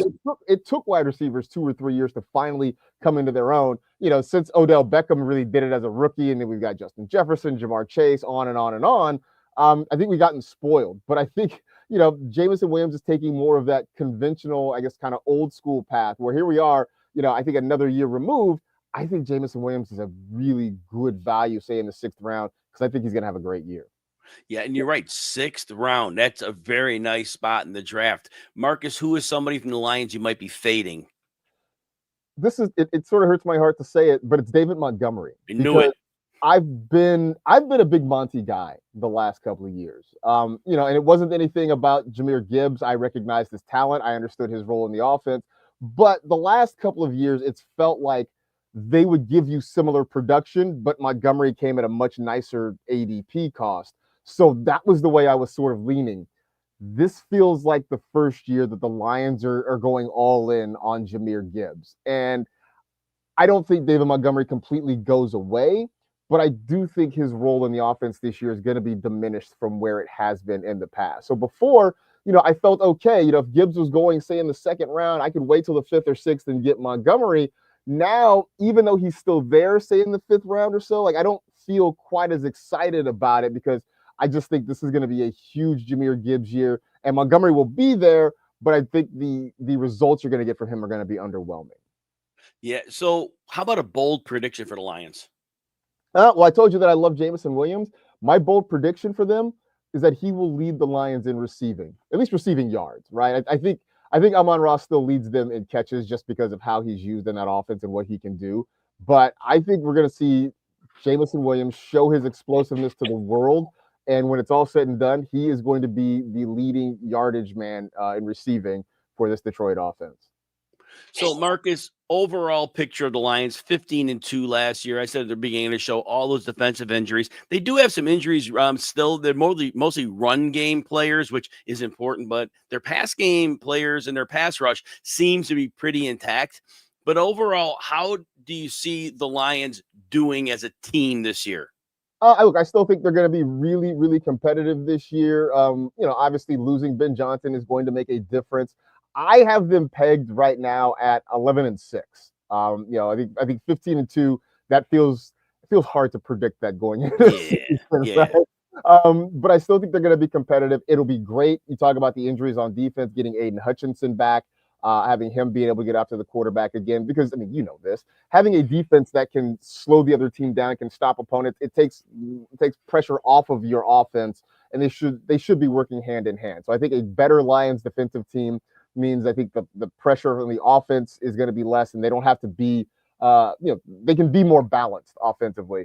But the division's still going to be very competitive. The Vikings are still a very good team. The Bears, I think, are going to show some improvement. The Packers are always going to be hanging around there. So this is a division that's going to be, I think, competitive until the end. I think the Lions can get back into the playoffs. I said, but I've got them at 11-6. Good season, not 15-2, but still good enough to get you into the postseason. So, Marcus, last year, this is a team, again, that had it not been for the defensive injuries, they had a really good chance of maybe being a Super Bowl participant, if not winner. They do lose a brain drain of coach. They do lose offensive coordinator, defensive coordinator. Do you think that will catch up with them in the playoffs this year, or do you think the talent is beyond that? I think the talent is beyond that. I think if we see an issue, I suspect it's earlier in the season rather than later, right? It's those growing pains of having new coordinators on either side, right? It's just the little hiccups of trying to get all the details down. And so I think that's a thing that can manifest itself earlier in the year. But because you have talent and because you've got veteran players in key spots, I think it's a thing that sort of works itself out. And so, early on, the first month of the season, maybe it looks a little ragged at times on both sides of the ball. But I feel like if this team comes together the way they can, I think for Lions fans, hopefully, and I guess for fantasy folks, they're humming by the time we get to, late November, early December, and they're ready to roll for whatever happens in the postseason. Yeah, I can't wait to watch. This will be a fun season for the Detroit Lions and their fans. Marcus, always appreciate the time out of your busy schedule and talking football with me. You follow him at Marcus G, MarCasG. Marcus, hope to talk to you soon. Enjoy the rest of the preseason. Absolutely. Appreciate it, Jim. Talk soon. Thank you. Everybody, RotoWire is partnered with Splash Sports to launch the official 2025 RotoWire NFL Survivor Contest, completely free to enter. The last entry standing takes home $5,000 in cash and a custom championship ring courtesy of Trophy Smack. Plus, we've teamed up with the Gronk Nation Youth Foundation. For every entry, $1 will be donated to support youth sports. Now, to sign up, we'll donate up to $5,000, by the way. But to sign up, go to our link in our X bio, which is at RotoWire. To, again, sign up for that. And if you want to sign up with RotoWire as a subscription, my articles are behind a paywall. We've got great tools. Everything's been revamped. 20% off today only. You go to rotowire.com, use the code MARATHON. And with that, we bring in Derek from the Guys FF. You find him from the My Mind is a Weapon Fantasy Football Show. He's the owner of the Guys FF. Derek, welcome to the show. How we doing, Jim? Glad to be here, man. I'm Yeah, watching very the show. happy. Yeah, thank you. Very happy to have you here. And we are going to talk some Tennessee Titans, a team that we weren't so excited about last year. This year, maybe things are changing a little bit. What's your overall state of the Titans on offense before we get to some individual player takes? So change of the guard for the Tennessees, but before we dive into it, I got to meet you at the expo. Got to say it was a short little time. I wish we could have talked more. And man, you signed the jersey. It's amazing. We'll be giving it away on Big Draft Energy's 24-hour charity stream for palliative care, which is going to be awesome. I can't thank you guys enough. Now, when we're looking at the Titans this year, 3-14 last year was kind of rough. The coaching staff coming into the second year with, Callahan, Holes, and Wilson all in their second year going to be intact.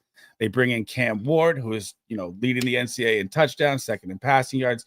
It's going to look different a lot more. I still don't know if I have them as like a playoff team. They're going to be like a fringe 6-7 win team for me. Where do you stand on the Titans wins this year? The wins are going to be tough because defensively they have real issues. And look, they have a rookie quarterback. I like them, but do they have a second receiver? Like Manor, others? Maybe not. I'm happy with the offensive line improvements. Last year, they brought Lloyd Cushenberry to center in, and he was kind of dinged up, but he could be a top-tier center. And then they signed left tackle Dan Moore, who's decent, right guard Kevin Zeitler, professional, and then those 2 first-round picks, Skaranci and Latham, they may be developing. So I think I have optimism that if that line becomes adequate, because it was a disaster last year, if that line becomes very adequate, bad. All of a sudden, we're looking at Tony Pollard has a little more room to run, and we're looking at maybe the quarterback has some time to throw. And again, they may not win many games, but they might be fun to watch, and they might help us for fantasy, which leads me to a player you're targeting. Who is the one you're looking for most from the Titans? Man, I think everyone's on board with this. It's Calvin Ridley for me all the way here.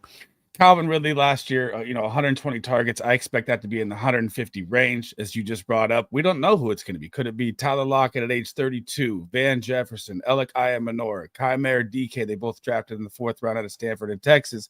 Or could it be Xavier Restrepo, who broke Miami records with the Cam Ward connection? They've had some camp hype there, but Ayamanor looked like he was the snap guy in preseason week 2 out there with like 88% snaps of the first team offense. So it is going to be a lot of, vacated targets from last year that weren't great when you're looking at the Tennessee Titans. I mean, the guy with the second most targets at the wide receiver position was Nick Westbrook-Akine with 60. So I expect Calvin Ridley to just explode. And his ADP in the 6th to 7th round, going off the board as wide receiver 30, I'm willing to push that around. And Calvin Ridley started out draft season right around the NFL draft. He was wide receiver 42. He has been going up every couple of weeks. And like you said, that's over 10, almost close to 14 wide receiver spots he's moved up in drafts. That is a type of move you usually do not see unless there's some catastrophic injury, some big change. But people figured it out. And from week 8 on last year, Ridley averaged 14 PPR points, and his yardage, I can't remember the yards off my head. I want to say it was close to 70, but he was really coming on. And again, like we both were saying, there's really no target competition. And Ridley might not be the most dynamic receiver in the game, but volume's king. And if he's the number one, he is going to get that volume. And we already saw he had a year working with his coach. So this is really, his ADP still is not a problem. He's wide receiver 28. I still think he finishes the top 24. So I love the call there. Who's a Titan that you're fading? Now, this is the tough part because when you look at the Titans ADPs, they're all kind of lower. So it's kind of hard to, predict a guy that I'm fading. But if there's anyone I'm going to take, it is going to be Tyjae Spears. And I hate to say that because, he was the explosive hype in camp and everyone was talking about he's going to have a breakout year and they'll run a 2-headed system. And then he gets the ankle injury. And then you got to think about the concussions last year as well and his size, right? And when you look at, even his pass blocking, he's like middle range pass blocking. They bring in Khalil Mullins from Michigan. Could he be the guy? He looked kind of okay in the preseason. So if there's anyone I'm fading, it's going to be him. And it's not really like I'm fading him like a, full fade, but it's hard to pick what the Titans lineup and the Titans players they have at ADP. What's a bold prediction you have for the Titans this year? Ooh, I'll give you 2 of them. So I'm going to go with Calvin Ridley as a top 12 wide receiver. Love that. And I'm going to go with Chig Okonkwo is going to crack into the top 10 tight ends this season. I don't think Gunnar Helm, who they drafted in the 4th round of Texas, is going to touch much of his workload. And he was tight end 4 overall from week 15 to 17 last year. They found a little secret in Chigakonkwo, seeing 28 targets over the stretch. I like him a lot as their second target when you don't really know who the wide receiver is going to be. And you're right about that. Okonkwo is being slept on because he's been in the league a few years and he's never really had that season. But he's had bad quarterback play. And but when they've used him in an explosive role, I've seen him line up outside wide and win. He's capable. Like you're saying, he could be the wide receiver 2 in this offense. He's a tight end, but he could be the second option. And if that's the case, they're going to trail. I said earlier, that defense is not likely going to be good. And if Okonkwo gets targets, I think he produces. And you're getting him at tight end 23 to 26 range. And if you're drafting a second tight end, or like you said, maybe you take a couple lottery tickets on tight end late, hoping one hits, make Okonkwo one of those picks. And if by week 4, look, if he does nothing, it was a late round pick. Dump him in week 3 if he hasn't done anything. But I think it's a very good, bold call because athleticism is there. So there's not much of a question there. So outside of that, with how about Tony Pollard? What are your quick thoughts on Tony Pollard? With the, like you said, with the line getting the upgrade of Moore Jr. and Zeitler from the Lions as well, and then more from the Steelers, they're going to have less pressure rate. They were very bad at sack rate. Tony Pollard, with Tyjae Spears going down, is going to be a great value at his ADP. He's produced 3 straight 1,000-yard seasons, and it's like people forget that he's Tony Pollard, and it's like one of the best mid-round running back values in my opinion you could get. Yeah, I mean, he had 1,079 yards behind that line last year. And like Awful. we talked about, and you just brought up again, you mentioned the names. The line should be better. Pollard's going to have a little more space, and he is that player. You're getting him as a low-end running back 22, 23. He's going as in drafts. And definitely, we saw the player that was better than that last year. Spears, as you mentioned, has the high ankle sprain now. And the durability of the team has to be questioning that at this point. So, I love that idea on there. So, Derek, remember, you find him at Sleazebomb. He said, My Mind is a Weapon Fantasy Football show, the owner of The Guys FF. And give me 1 minute, talk about the marathon or the podathon you guys got coming up in the near future, because I'm going to be on that as well. So, yeah, you're joining the show as well, which is awesome. Can't thank you enough for being on there. He's in the chat right now. Big Draft Energy, my partner. We do the Guys Patreon together. Business partner of mine, great guy. Got to meet his 6'8" size at the expo. It was crazy. And it's going to be a 24-hour stream for palliative care. I think it's already raised like $2,000, which is amazing. This community is on a different planet, and it's going to be different people each hour for each show. I don't have the itinerary for when you're slotted in, but I'll be on there almost the whole day until we have a draft. And it's just, I'm blessed to be there and blessed to be here, man. It's awesome. Well, thank you for coming on. Much appreciated. We got to talk some Tennessee Titans. Good luck with the podathon. And again, I'll see you there. Good luck in the draft season. We will see you soon. Thank you. All right. Thank you. All right, everybody.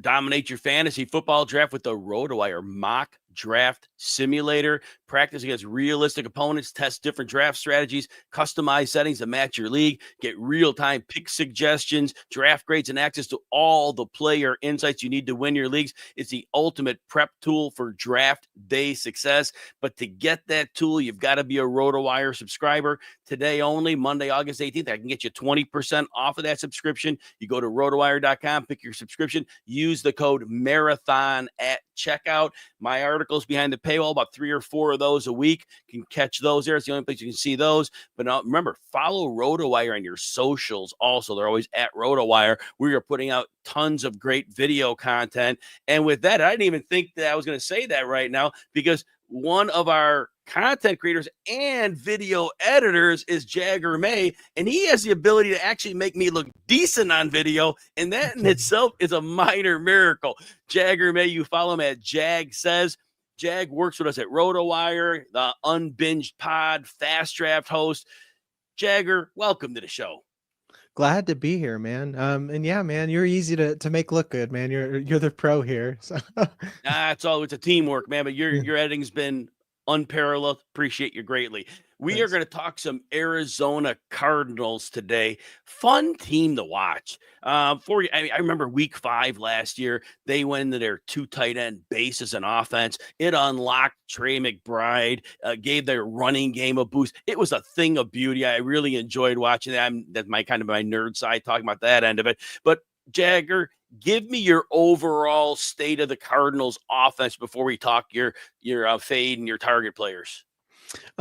Really, this offense can only go as far as the play calling can take it, because we all love Trey McBride. We all like Marvin Harrison Jr. We're not in love with them anymore, but a lot of that just comes down to the play calling. And then I'm finishing up my projections for the year now. And really what you have is you have Trey McBride, and actually, just a long story short, you just have kind of copy and repeat. If they're not going to adjust the play calling, it's hard for me to see that there's any major difference beyond the running game. So there's no doubt with that at all. So now as we get into the players you like and dislike, who is one of the Cardinals that you're definitely targeting in your drafts?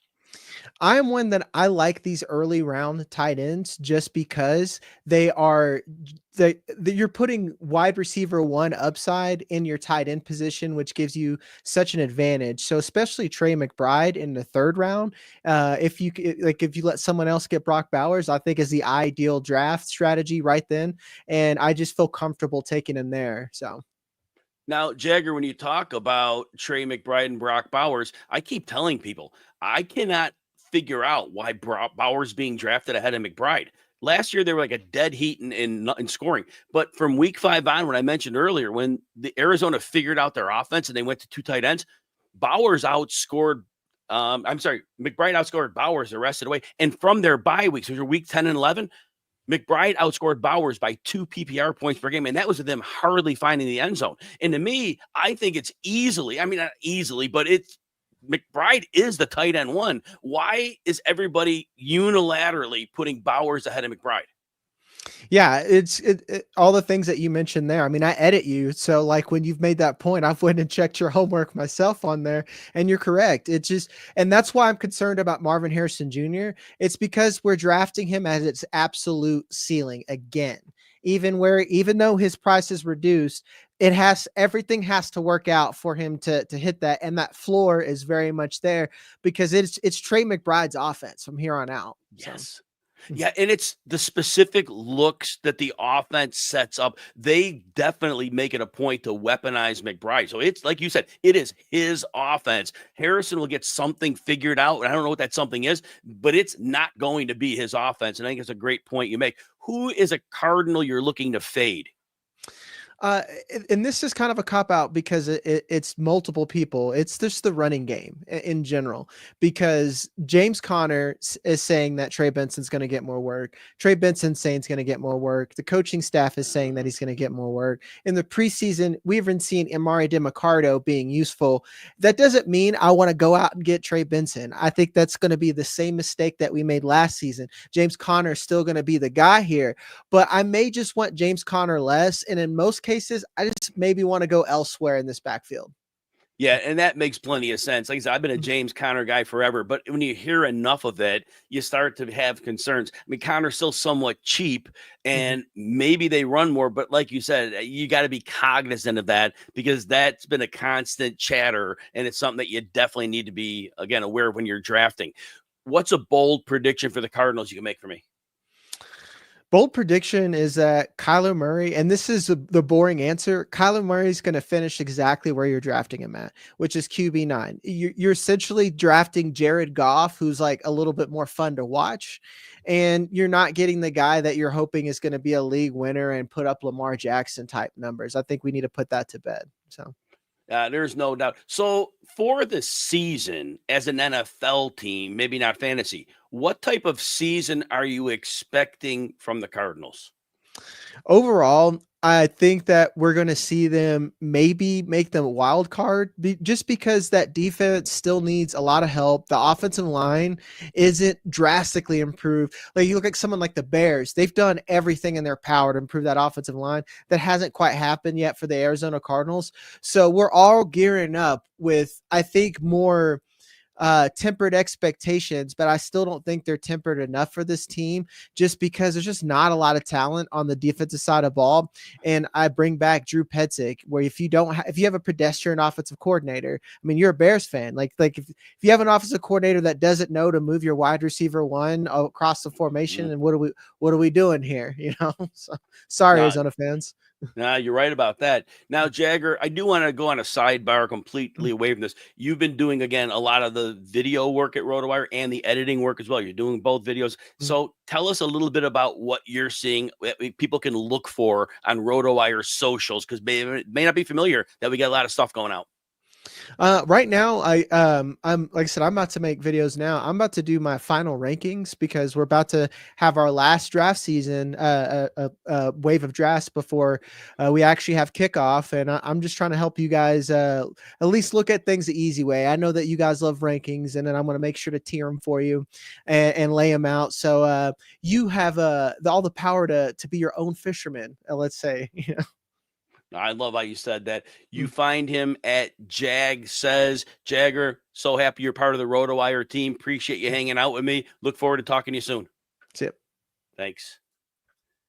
Jeff Erickson. Jeff Erickson, I'm going to bring you in a minute or so early because some old man here has to make a restroom stop. But while I'm doing that and I'm gone, I'll be able to hear you, but I'll be back in like a minute. If you could just tell people a couple of things we got going on at RotoWire, and if you get ahead of that, then just start previewing the Steelers, and I'll be right back. Absolutely. And I'm glad you queued me up because I just did an auction last night that Jim was in as well on the on Yahoo there. And folks, I want to plug a great tool that we have on RotoWire. It is, it's the draft assistant. And, yes, I'm shilling a little bit here, but bear with me because it really was helpful here. It is the live sync function on our draft assistant. I did an auction last night on Yahoo and I pulled it in using the My Leagues function there. And I can't tell you, just like with baseball, we use our probable pitchers and use My Leagues and you can figure out who's available pretty darn quickly. Well, use My Leagues to go all of our draft software as well. The cool thing about Live Sync is when you get a player, you get a draft going, you get a live auction going, it doesn't matter either way. It will update the draft tool for you. It scrapes the information from Yahoo, from Sleeper last week when I did a snake draft as well.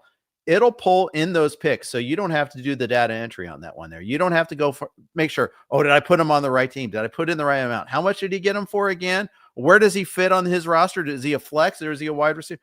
It does it for you. It does all that for you there. So check it all out. Use code Marathon, get 20% off all RotoWire products. Use that live sync tool. Use all of our tools, folks, because I'll do a video on this later just to demonstrate it a little bit there because it's really a cool stuff to try to check out there. It's a new tool that we have, Live Sync. Check it out right now. Jeff Erickson's a broadcasting pro when he steps in and I got to go away. And Jeff seamlessly gets it done until I walk right back in the chair. Thank you. It was a very important thing about RotoWire function. Jeff told you how to get that discount. Take advantage of that. Jeff Erickson, we are going to, obviously the Cincinnati Bengals were taken by Dan Clasgens. You're like, gee, thanks, Dan, because Jeff's our resident Bengals expert. You snooze, you lose. Dan beat me to the punch, and good for him. Dan's great. I love Dan, so don't worry. Yeah. So you are going to stick within the AFC North, and you're going to talk some Pittsburgh Steelers today. And before we get into the targets and fades, I want you to give an overall state of the Steelers offense to frame it for fantasy. Well, it's not great, Bob. They spent all off season doing the dance with Aaron Rodgers. He signs late, in time for some of the summer work, but he gets all of training camp. We haven't seen him in the preseason. Reports from the practices haven't been great, that it's been much smoother with Mason Rudolph than it's been with Rodgers so far.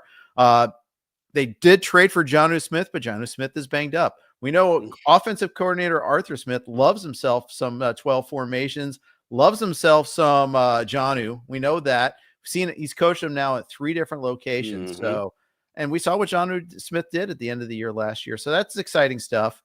One thing I'd like, and I know you and I are on lockstep on this one here, and it'll be my target for the Steelers, is DK Metcalf. I think he's going to get a boatload of targets. That's a technical term. But you talked about how we might not see as many too high shells. I tend to agree with you on that. I just look at also just the room. Who's the number 2 receiver on this team? I think Roman Wilson showed some signs this weekend that maybe he's got some upside that gets us excited because, Calvin Austin's got the ab injury right now. He's not really inspiring as a number 2. I think he's a good complementary player, can do some things. Robert Woods, he's no longer Bobby Trees. He's like, whatever lesser version of that is. I mean, it's not an insult to Robert Woods. He's just older. Scotty Miller hasn't done much in this league. I'm not really excited about that. Roman Wilson has a chance after his basic redshirt year. So he's someone at least I'm intrigued by, but I'm not counting on it. We also know that Rodgers likes to lock in on a receiver too. He loves, he loved cooking with, with Devontae Adams, obviously a couple different stops there too. I think DK gets that treatment this year. So I love the analysis on that. Jeff, fantasy managers out there who are watching this, they're saying, yeah, DK had 1,300 yards in 2020, and it's been 4 years, and he's about 1,000-yard guy. What else could you tell fantasy managers to kind of get them thinking out of that paradigm that it was a career year and the die's been cast? It's a good question. I think it's just one of those things where I just look at just like you were talking earlier, just the formations they're going to face, the guys that the setup that they're going to have. I think that's what the thing you focus on there. I do worry about DK staying on the field. I do worry about that a little bit. I think that's one thing where that's not going to change due on location. Maybe playing on grass, maybe that helps a little bit. Yeah. Maybe he got paid. Maybe that has something to do with it. He's not unhappy anymore. Maybe he doesn't hold himself out in situations there now that he's gotten paid. I like that. So now who are you fading on the Steelers? I hate doing this because I already drafted him in a league. It's Caleb Johnson. I've heard from scouting types. I had I had Laquan Jones from the NFL Network on last week on the RotoWire podcast on Wednesdays, where I have a guest from the industry, and he's talking about the lack of wiggle in his game, the lack of vision that he has. He's just had a lot of big, wide open holes at Iowa. He may not have that here with the Steelers, especially with them trying to figure out their offensive line. You got tackle situations with Broderick Jones on one side, Fontenot on the other side there, where they're not quite sure what they're going to get. I think there's some danger there looking at that. And just, I do a radio hit with a guy named Tim Benz, who's great. One of my, Pittsburgh Tribune Review, does a weekly podcast and radio, does a lot of, report writing for the Trib Review as well. And they're talking more about Warren on first down instead of Caleb Johnson. And first down is supposed to be his bread and butter. You're supposed to see Warren in on third down. They're also talking about how good Kenneth Gainwell looks. They're not talking about how good Caleb Johnson looks. That is very interesting. Fantasy managers need to take note of that because Caleb Johnson is going around running back 25. And if that all pans out to be the case, that's going to be a pretty horrible situation for those who drafted him. So thanks for sharing that, Jeff. How about a bold call for the Steelers? Bold call? I hate doing. Oh, okay. I don't.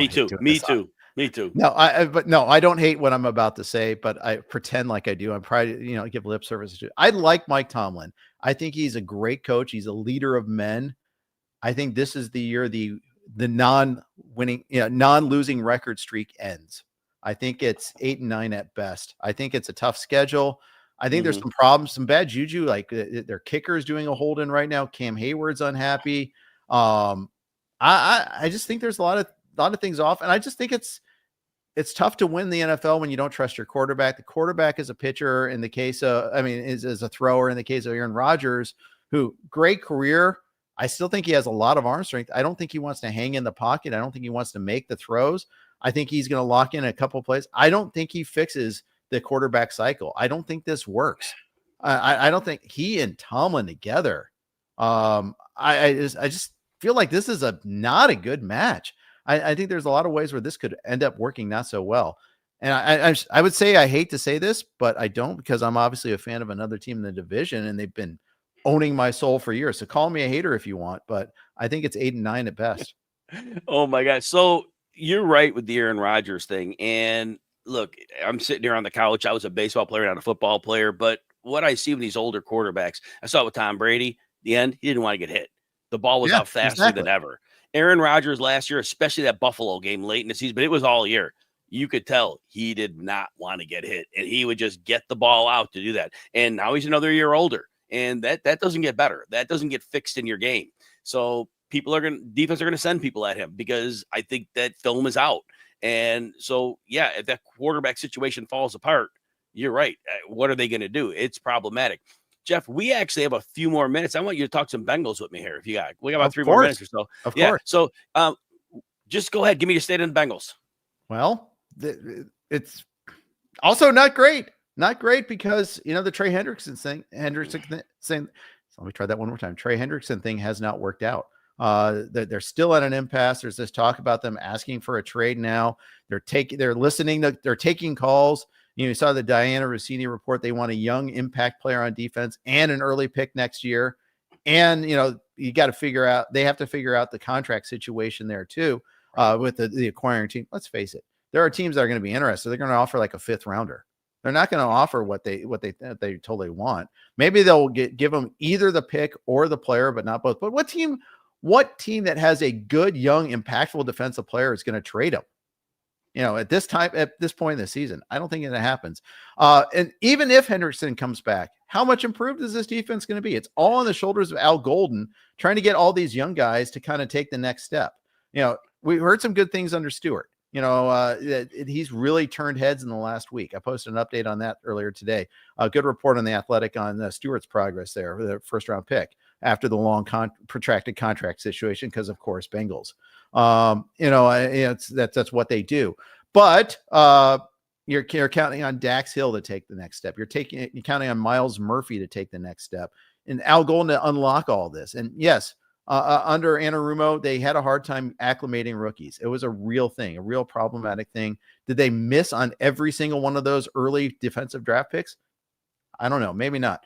The other thing too, Jim, is they don't have a right guard we're speaking about. They have no good right guard. So they did that, in Breaking Bad, Mike Ehrmantraut lectures to Walter White about the difference between half measures and full measures. When you do a half measure, it ends up blowing your face. You have to go full measure. The Bengals had ample opportunity to improve the right guard position. They didn't. It's looking horrible in camp. It's looking horrible in the preseason. We'll see what happens tonight against the Commanders. Just don't let Burrow get hurt. You're wasting another Burrow, Chase, Higgins prime year. It's outrageous to do that there. I was optimistic because I thought they'd get Hendrickson done. Now I don't think they get it done, and I'm depressed again about them. Jeff, so Chase Brown steamed up to running back 8 in average drafts the last few days. I just listened to the Athletics camp report where they interviewed a beat writer. Yeah, Paul Danner Jr. I listened to that too. That's great. Yeah, and he talked about the fact last year's running game was set for Zach Moss. This year, they're setting it for Chase Brown. He's more outside zone. Get his explosive speed into this free space that defenses give you because they're always going to play back because of Chase, Higgins, and Burrow. Is running back 8 a good price for Chase Brown, or have we overreacted? I'm taking up shares at that cost. I don't care. I want to hear what you think. Yeah, I'm doing the counting here. So Gibbs, Barkley, Bijan, McCaffrey, okay, fine. Henry, Jacobs, Genty, Taylor versus Brown. It's right there. Yeah, I have Brown over Irving for what it's worth. Brown versus Taylor is up for debate. Brown versus Jacobs is up for debate. I think you're a partisan when it comes with me as far as Josh Jacobs goes, if I recall correctly. We both have him over. We both have these guys over Achane. I had, you were already there. I moved Achane down to 20 overall and RB 12, I think recently. So it's getting closer there as far as that goes. But yeah, I think it's fine. I think they are going to optimize Chase Brown. And let's face it, it could be another shootout season. Speak more. I want to hear those fantasy points come rolling along. This is Jeff Erickson. You follow him at Jeff_Erickson. He's over on the RotoWire site, also on Sirius XM Fantasy weekdays. What time on the weekdays, Jeff? I'm on Sirius XM. We are on from 9 to 11. That's Best Coast there, aka West Coast. But then on VSiN for another week and a half, we're on from 11 to noon West Coast time as well. Plus, we do the RotoWire podcast. So I'm overexposed as always. Appreciate the time, Jeff. Keep rocking it and have a good day. All right. Take care. Thank you. And with that, we bring in his partner in crime, Nick Whalen. All the things Jeff told you. See him on VSiN. You hear him on XM Fantasy. Nick Whalen's right there with Jeff. They're both running the show. Nick Whalen, great to have you. You follow him at WHA1EN. I don't know how to say that. I'll give you grief every year about that, but it's all good. Nick Whalen, obviously over at RotoWire, does football work, does NBA work for us, and again, a lot of media work. So appreciate you, Nick. Nick, we're going to talk some Atlanta Falcons Day, but welcome to the show.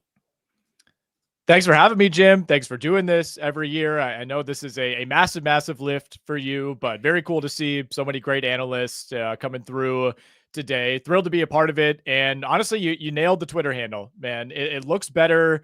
It looks better written out than it does spoken aloud. That was a big miscalculation on my part when I made that handle like 15 years ago. But you are far from the only host to question me on that. That's fabulous. Nick, we're going to talk some Atlanta Falcons. Fun team to watch. Defense maybe not so good, but what's the state of the overall offense before we get into the nitty-gritty on fantasy? Well, I think that's the big question with the Falcons, right, Jim? When you have a new starting quarterback stepping in Michael Penix, and of course we saw 3 games from Penix toward the end of last season. The Falcons were just kind of hanging on by a thread at that point. But as you know, Jim, I talk to you frequently on our various shows. I am in on Michael Penix. I think the Falcons are, it's a sneaky play right now in terms of a division winner. If you're looking for, north of plus 200, I think you get them at plus 230 right now at the DraftKings Sportsbook. Now, the Buccaneers are rightful favorites. They've won the division, 3 or 4 years in a row, but you lose Liam Cohen, and Atlanta to me feels like a team that's ascending right now. And again, that requires you to believe in Michael Penix, which I do. I love Drake London this year. How do you not love Bijan Robinson as a first-round pick? The big question mark, of course, is, what are you getting beyond those top 2 players in the offense? Can you depend on Darnell Mooney when he returns? We have no idea when that's going to be. Ray McLeod, Kadero Hodge, these are nice bit players. Can any of them step up and be a truly reliable number 3? And then the biggest question of them all, Jim, what are you getting out of Kyle Pitts at the tight end position? It feels like we're going down the same road again. We've got a big upswell of Kyle Pitts momentum, Michael Penix building chemistry with him. Everybody's saying nice things. I don't know if I'm ready to believe, Jim. I'll let somebody else take the chance. And if they're right, God bless them. And I'll be happy watching them have success. But I'm not going down that road. Nick Whalen, you did mention some specific players in here. And I know Michael Penix would be more of a super flex option. Yeah. It's obviously not a top 12 option, but you see the breakout coming here. But who is the player from this team you're targeting in your regular 12-team league? Yeah, well, I mean, first of all, Penix, like you said, in a super flex, I'm at the point where I'm comfortable with him as my number 2 quarterback, especially if you go early quarterback and you really want to wait. If you're in a league where you're drafting a backup quarterback, you could sometimes, wait an extra 2 or 3 rounds, let everybody else, take the Caleb Williams, Drake Mays, Justin Herberts, and snap up Michael Penix at the end of the season. Atlanta's a tough one from a fantasy perspective, Jim, because I think we know who the dudes are in this offense. Like, I'm not going to come in here and say, Bijan Robinson breakout season. I would like to say that for Drake London, but it already feels like he's kind of half broken out. I do think there's another level up for both of those guys. Like, I'm drafting Bijan Robinson over Saquon Barkley. Respect the hell out of Saquon. Had him in a lot of leagues last year. One, it's really hard to repeat the type of season that Saquon had in 2024.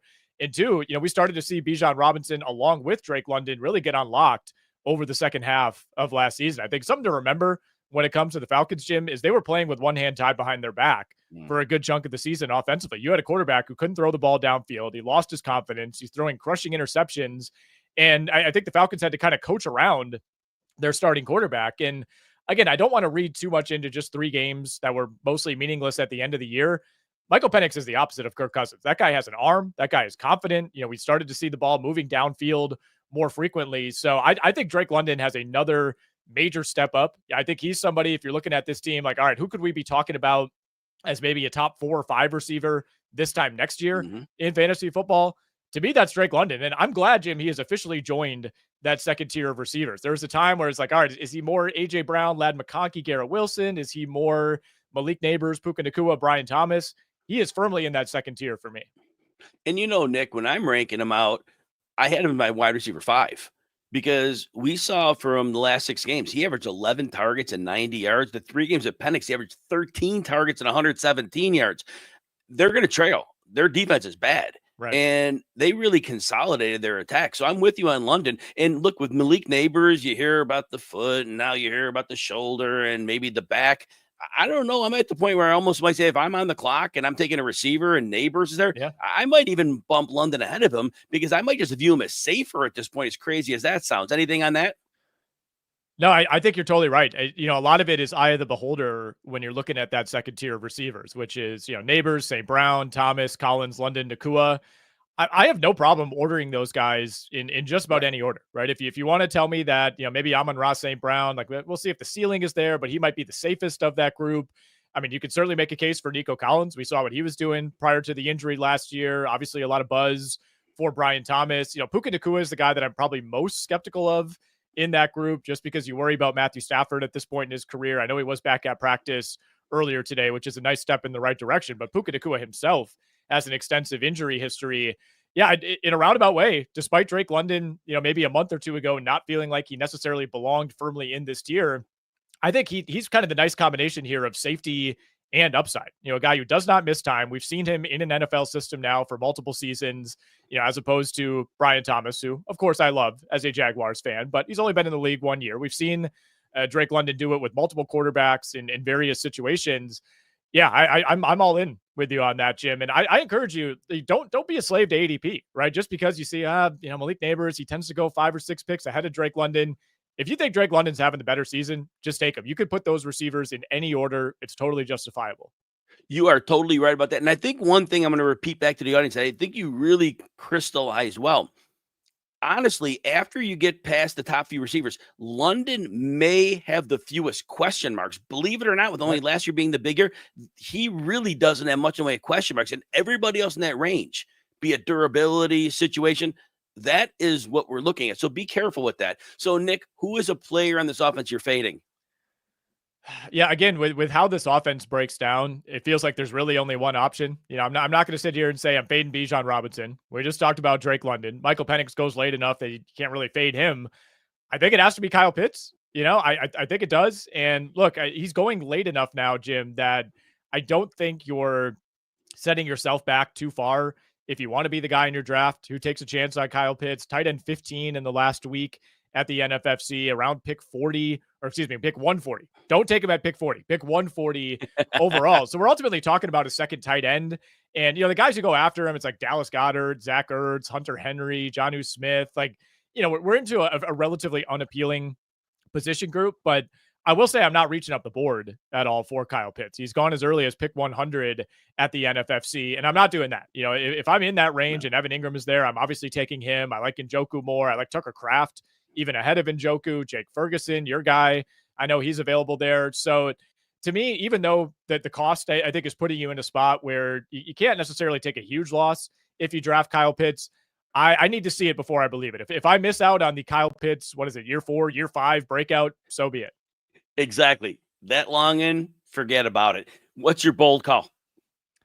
Well, my bold call, Jim, is that the Atlanta Falcons are going to win the NFC South. Like I said, plus 230 over at the DraftKings Sportsbook. This is one that I put in on the VSiN betting guide, which is out right now, that we talk about a lot in our show over on that network. Look, again, Tampa Bay, really, really good team. Added even more talent offensively this offseason, but we know how much turnover there is in the NFL year over year. And oftentimes it is really difficult to predict. You usually get 1, 2, maybe 3 teams in the playoffs that would have seemed crazy coming into the year. And I just think there's value right now on the Atlanta Falcons. I think those odds should be a little bit closer between Atlanta and Tampa Bay. So if I'm making a bold call, plus 230, Atlanta Falcons winning the NFC South. Remember, you can catch Nick on VSiN for the next week and a half till our kind of time runs out there. Sirius XM Fantasy Daytime on Channel 87. Always at rotowire.com. Social media at RotoWire. Nick's there as well. Nick, appreciate all you do. Thanks for talking football with me. Anytime, Jim. Good luck the rest of the way. Thank you. All right, everybody, ready to dominate your fantasy draft? The RotoWire Draft Assistant is your secret weapon. It's a real-time tool providing expert rankings, projections, customized recommendations for your specific league, including support for auction and keeper leagues. Get all the player news, injury updates, and analysis you need to make winning picks. Draft smarter, draft faster with the RotoWire Draft Assistant. To be in the realm to get that, you need to be a subscriber. So to get that, I can get you 20% off. Go to rotowire.com, pick your subscription, use the code MARATHON at checkout. That's good today, that code MARATHON on Monday, August 18th. But check that out. And I bring in another RotoWire teammate, 3 in a row. We got John McKechnie. Been working with John a long time. John, you cover the Ravens specifically for RotoWire. You follow John at Johns_tailgate. Welcome to the show, John. Jim, glad to be on with you. It's awesome that you're running this back this year. I mean, I'm catching you at like what, mile 20 or so of your marathon. How are you holding up? Do you have your nutrient gels and all that all set? I had 2 RotoWire teammates give me restroom breaks by coming on, and I'm good. So, yeah, There it we works go. out real nice. Yeah, back in the day, I think I could go without a break, and yeah, not so much. But we're going to get to the Ravens here. John, give me a state of the Ravens offense before we delve into the fantasy takes. Well, it's an offense that we can kind of have a pretty high expectation for. I think the last couple of years give us a pretty decent blueprint of how things are going to look there in Baltimore. Really great season in 2023. Followed it up last year by bringing in Derrick Henry to shore up that running back room, and obviously that kind of took the offense to another level. Lamar Jackson's just continually kind of seemingly playing at an MVP level year in, year out. So, the bigger questions when it comes to this team is how they perform in January and if they make it to February, because in the regular season, that's an offense that's just really hard to stop. It's so multiple. I almost wonder, John, if with another offseason of tinkering, if they haven't come up with an unstoppable offense. We saw in the second half of last season when they moved Lamar in the shotgun and they moved Derrick Henry right next to him, the pistol formation, defenses were in a real bind because if they wanted to run at Henry, Lamar just took off. If they rushed at Lamar, he'd get the ball to Henry. But the other part was defense had to commit so many bodies to stopping the run. Lamar had a career high 8.8 yards per attempt. And that's why he was cashing downfield because defenses can't focus on that. So it's like they got you if they're going to guard the run too heavy. If you're not going to do that, they're going to crush you there. I really wonder if this could be a legendary offense this year, way better than last year. Any thought on that? It's certainly within the realm of possibility. I think if the offensive line can, kind of maintain its level of performance and maybe take a little step forward, then it's all right there for this team. You have Lamar Jackson, like you said, kind of entering his prime as a passer, having thrown, I think 40 passing touchdowns last year, besting his mark from his 2019 MVP season. Derrick Henry, I still think has one more truly great season in him. And I think it's like a kind of under the radar important thing that Baltimore can maybe take a carry or two off of his plate with Keaton Mitchell being closer to 100% now after, kind of suffering that terrible knee injury during his rookie year. I think he's going to be closer to full go. We saw that a little bit in that Indianapolis preseason game as well. So, I mean, there's just so many ways that they can attack you. Adding DeAndre Hopkins only helps matters too, as far as the amount of weaponry that Lamar Jackson has. So early on in his career, Lamar Jackson was getting it done with guys like Willie Snead and the husk of Michael Crabtree. Now you can't say that. Now you have to admit that, this is a loaded group. Oh, so exciting. So, John, in fantasy drafts, who is a Raven that you're targeting? So it's going to sound not cliche necessarily, but maybe a little bit obvious, but Lamar Jackson. Now, taking him with your third pick, that changes how you structure the rest of your roster build. Like there is a level of, ingenuity that you need to deploy when you draft a quarterback that early. You get the opportunity cost of passing up on great receivers and running backs. But I think Lamar Jackson's absolutely worth it. He finished, he was on 20% of championship teams over on ESPN last year in their fantasy platform. That just goes to show that there is a level at which, when the magnitude is that high with a guy like Lamar Jackson or Josh Allen, like the ability to give you 35, 40-point weeks almost every single week, or at least the potential for that, that's huge. That's enough for me. John, when you mentioned Lamar Jackson as a player you're targeting, this can only happen if you're in like NFFC third round reversal. But I've seen people pairing up Henry and Lamar Jackson. And I think you can't do that in a regular snake because you won't be able to get them both. It won't configure right because you won't take Henry to the late first round. But what do you think about if you're in the NFFC and again, your third round reversal and you can get Henry at the 1-2 turn and then come back in the early third and get Lamar? Do you think, because usually viewing a running back and a quarterback, that's normally frowned upon because it's considered not optimal. What are your thoughts on that? I think it works in Baltimore's case. I think you're just getting yourself access to so much of Baltimore's offensive production. I think that, you look at the implied Vegas totals for this coming season. I think Baltimore is number 2 in expected points scored this year. Where do you think they're coming from? If it's not coming from Lamar Jackson, either on the ground or through the air, probably Derrick Henry punching it in. So you're just getting yourself access to so many points on a week-to-week basis, that's huge. I think it is a viable strategy, even if it is a little bit unusual in today's fantasy world. John, who are you fading from this offense? I am a little bit worried about Mark Andrews at current ADP. I just think that, and I know that Isaiah likely got banged up in the preseason. Not even sure if he's going to be ready for week 1, but I think Baltimore is going to want to mix him into the passing game a little bit more this year. Mark Andrews actually had tremendous metrics last year. Almost 10 yards a target. He had 11 touchdowns. He's still not even 30. So I mean, there's a lot working in his favor, but I think that likely starts to kind of force his way into the rotation a little bit more. And the addition of DeAndre Hopkins, I think, also could just kind of wear away at the edges that Mark Andrews might have had. So if I'm addressing tight end, I want to do it a little bit before then, get someone like a TJ Hawkinson, and then, later on, maybe take a stab at someone like a Jake Ferguson, or even later, huge discount on Isaiah Likely right now.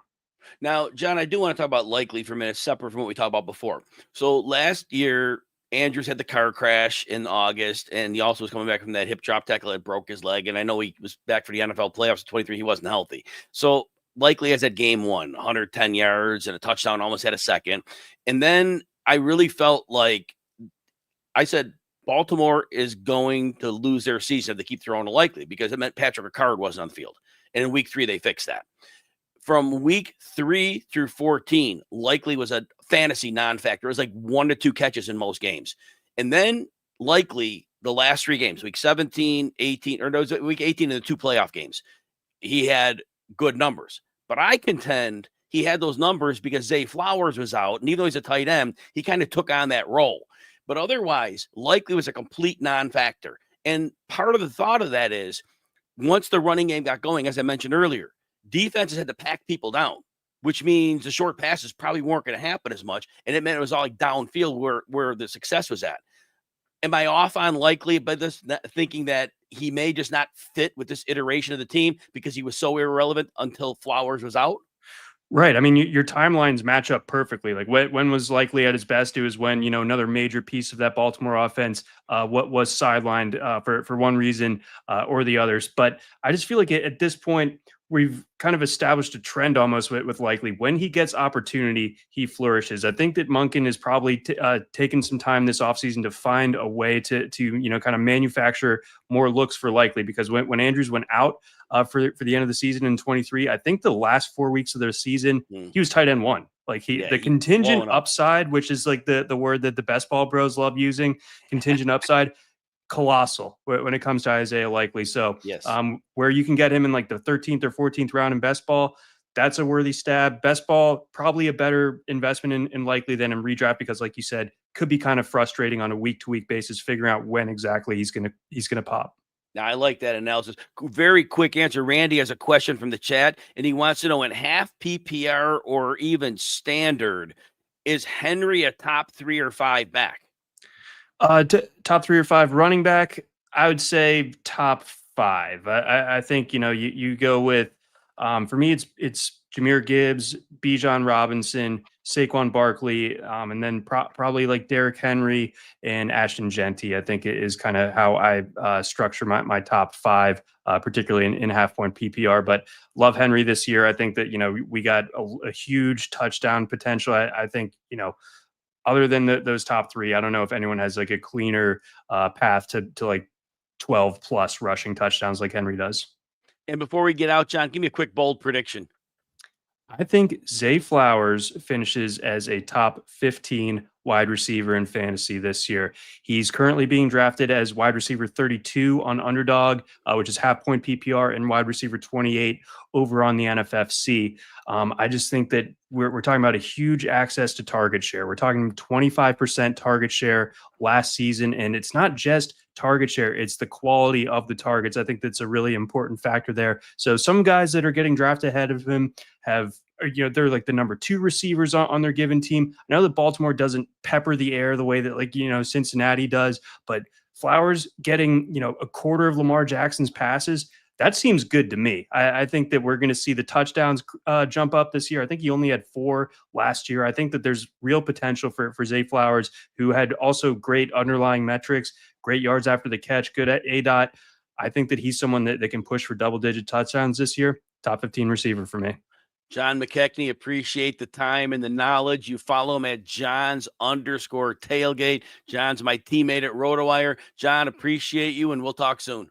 Jim, thanks again for having me on. Best of luck with the finish line sprint here in the marathon. Take it easy, Yes, man. sir. Thank you. And with that, we bring on Kevin Murray. You find him at Dr. KJ Murray, author, newly crowned author of the Commissioner's Playbook. That book you can get on Amazon. You know him from Football Guys, host of FF Unlimited podcast, Fantasy Football Commissioner of the Year. Kevin, welcome into the show. It's a pleasure. Always a pleasure to spend some time with you, Jim. How's the book coming along? And quickly tell people what, because I do. I'm not giving too many plugs there, but I want that one to come out. That one's important. Well, yeah, I mean, it's the time of year for that kind of thing, right? The Commissioner's Playbook, essentially, it's a guide to help commissioners and enthusiasts in fantasy to help elevate their leagues. I want people to experience the best of fantasy football, and to me, it's that home league experience, right? You know it. You know how it is. It's that connection, right? It's the camaraderie in a home league that really is that experience that makes people fall in love with this game. And so there's just so many different ways to maximize engagement and elevate a fantasy draft just to make your league extra special. And that's what it is. It's thick. I mean, we're dealing with like 450 pages, 60 chapters, but a lot of great information and a lot of good inspiration for fantasy commissioners to elevate their leagues. And how do people get that book? Amazon. Yeah, Amazon. We got it in paperback, hardcover. It's an ebook, and it's also there's an audio version of it. So Amazon is where to find it. The Commissioner's Playbook. Appreciate that. Everybody, make sure that's on your list to do, especially if you want to be the best commissioner and have the most fun and innovative leagues. Kevin, let's talk some Buffalo Bills. First, give me a state of the offense before we kind of break down the fantasy angles. Well, obviously, last night was a rough night for the Bills, right? Getting demolished by the Bears. I don't think that's a predictor of what's going to come this season. I think that Buffalo is primed. I mean, obviously, it's a veteran-led team, a team that's been doing it for several years. Obviously, led by Josh Allen. The team looks good. James Cook is signed and ready to play. It's a great offense. Things should be rolling this season. So as you're looking at the Bills, who's the player you're targeting? Yeah, targeting it's tricky because obviously you got ADP involved, you got Josh Allen, you got James Cook. Obviously, do you want to reach for that QB1? For me, if other quarterbacks get picked ahead of him, I'll go for that number one quarterback because he's tried and true. I mean, he has proven every single year, the last handful of years, he's one of the greatest fantasy players of all time. So Josh Allen obviously is a target. For me, Ray Davis is the guy to target, because the value's there, right? Later on in a draft, he offers the most upside, at any of these players when it comes to ADP. Ray Davis is the kind of guy that, he's got the talent. He's a standalone running back, deeper on the bench for most people. But if something happens to James Cook, I mean, you're talking about a guy that can come in, play as an RB1 and, be a league winner. And that is so important. And the Bills have like a road grading line. And that's something that goes like underreported. And they'll put 6 linemen on the field if they have to. With Josh Allen, defense has always got to be on their heels. So, yeah, the Ray Davis call, if he's to work his way into some time, yeah, that could be pretty lethal. What was interesting, Kevin, was so we have James Cook, and we know last year he had the 18 touchdowns, but his scrimmage yards were down like 200 yards from the prior year. And the team doesn't see him as a 3-down back. And we've learned that. And Ty Johnson's their 3rd down back. They like his pass protection. They like his creativity when a play breaks down as a route runner. So with James Cook, what are people getting into here? Are they getting into a floor play, or are they hoping for a repeat of the touchdowns? What is your thought on James Cook? Because he's now bumped up probably closer to the end of the 3rd round after signing his contract.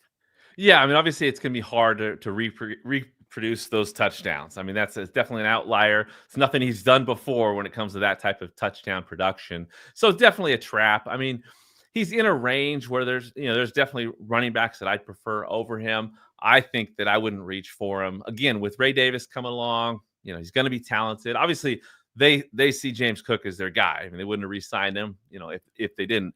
However, you're right. It's a lot to go into a draft, grab James Cook and expect the same production, because those scrimmage yards, yes, down from the season before. Touchdowns is what made him so relevant last year. He's going to score some touchdowns. He's going to be good. He's going to be good.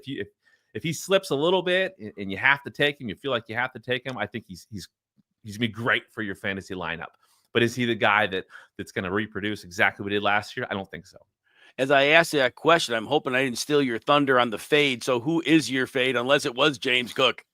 Well, James Cook was right there. I think Khalil Shakir is just a guy that I mean, I think there's some upside a little bit. I don't think there's a high ceiling. So where he's going in drafts, I there's just so many players, especially like on the running back side in those rounds, that I'd prefer over Khalil Shakir. He just has not proven that he can be, a steady force in a fantasy lineup. And so where he's going, I think it's more about the upside.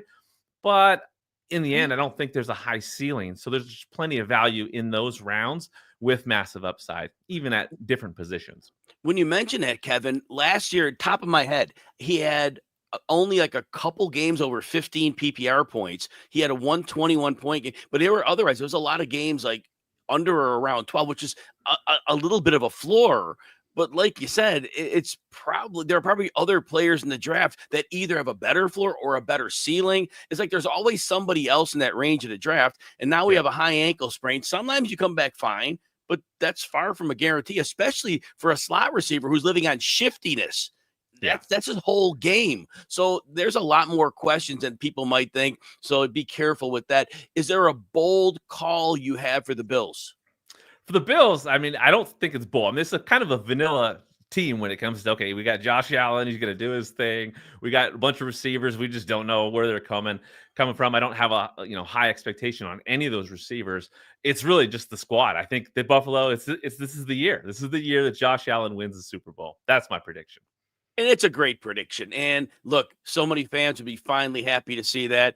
I just remember that kick was a wide right against Kansas City a couple of years ago. It was like, it was so predictable and it was so sad for them. And wow, I don't know, did the network get a big fan and put it from the side and make the full ball blow to the right? They were in Buffalo, so that probably didn't happen, but it would be great for them. So, now it's interesting because you've got the Bills who have been building to this. And of course, the Ravens seem to be a force of nature, but they always find a way to step on their own foot in the playoffs. So yeah, I mean, the Bills year would be a great thing to see. So let's see if that actually comes to fruition. Kevin, any final words about the Bills? Keon Coleman, maybe? Well, that's the thing. I think that when we mentioned Khalil Shakir, there's just no touchdowns available, right? Cook's getting them. Allen's getting them. Kincaid might be getting a few more touchdowns than he's been getting these first couple years in the season. Keon Coleman is the only guy that I think, okay, is there an alpha in the mix potentially? I don't necessarily believe there is, but highest ceiling amongst the wide receivers is kind of how I see it. So late round grab, it's possible that Keon Coleman, separates in the receiver room and makes something of himself. You find them at Dr. KJ Murray. Kevin, one more time, because this is so important. I do want you to talk about the book one more time because I want people to get that book. So yeah, the Commissioner's Playbook. Again, if you love fantasy, you're going to enjoy it.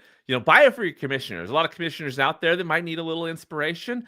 And again, it's just filled with fun ways to maximize league engagement. So many different, wrinkles when it comes to running a fantasy league that you can do to keep people engaged. That's the problem these days. A lot of times people will have multiple leagues. They're going to gravitate towards the leagues they have the most interest in. If you make your league the most fun, everyone's going to be engaged and get the most out of this great game. Here's your line. If your commissioner's unwilling to put in the perspiration, Kevin Murray gives him the inspiration. What do you think? There you go. I love it, man. Let's trademark that. Kevin, always love talking football with you. Good luck in the rest of the draft. Good luck with the book, and we'll talk soon. Appreciate it. All right, it's a challenge that every commissioner has to deal with each year, figuring out the best date for the league to hold its draft. So how do you get 12 players living in different time zones, families, summer plans to agree on a date? You check out our free scheduling tool at rotowire.com/scheduler. Again, rotowire.com/scheduler. Just select a few dates and times and have your league mates vote or select yes, no, or maybe. You will then find the optimal date, and everybody will have a mutually agreeable date, and you'll have a great draft. And with that, bring in Frank Amarante. Haven't seen you in a while, but it's always good to talk football with you. You find him at F Amarante, AMMIRANTETFJ. You know him from Fantasy Pros, PFN 365, the Fantasy Six Pack. Frank, welcome to the show. Always a pleasure talking football with you. Thanks for having me on. One of my favorites to join and talk football. Oh, man, you're always on the top of the list to invite, so thank you for being here. We are going to talk some Seattle Seahawks today. Fun team to talk about, but a team that I think you're going to have some probably real good insights that fantasy managers are going to need. But the first thing I want, Frank, give people a general overview of what the offense can look like, and then we'll get into the fantasy talk after that. What I like with the Seahawks is they brought in Clint Kubiak as offensive coordinator. We saw how good he can run. He can really establish a running game. Look at the Saints last year. Think about the Saints at the beginning of the season when they were fully healthy with Derek Carr, Chris Olave, Rashid Shaheed. They were humming. Kubiak had that offense humming. Now he comes to Seattle. You're going to likely see a much improved running game, one that really struggled under Ryan Grubb as play caller last year. Like Kenneth Walker wasn't as efficient as he usually is. Speaking of Walker, I think he fits in perfectly in this scheme. And, Kubiak brought in one of his guys as quarterback, Sam Darnold. Kubiak worked with Darnold with San Francisco when Darnold was backup.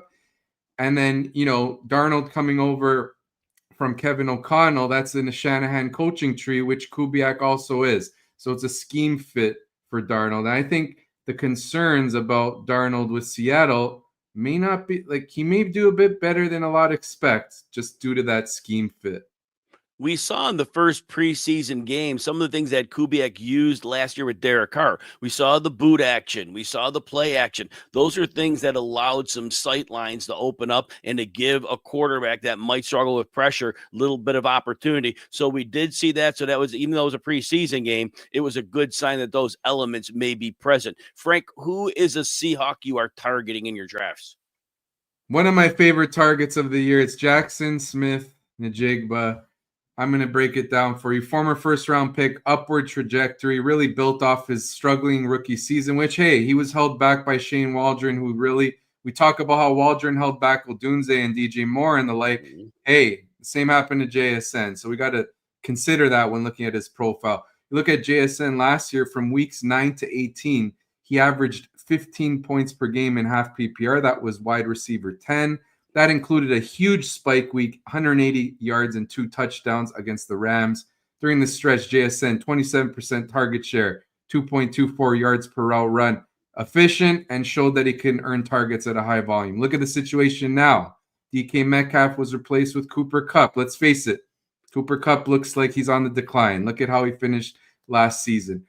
With that in mind, I think JSN is going to be the heavy target earner in this Seahawks offense. Yes, it'll be more run heavy, but I think the running game, which I think will be strong with Kubiak, will allow JSN to be more efficient. And they're going to move JSN around the field. He'll get a chance to show that he's not just a slot-only receiver. I think that'll result in a higher average depth of target, which means more downfield looks, better chance at spike weeks.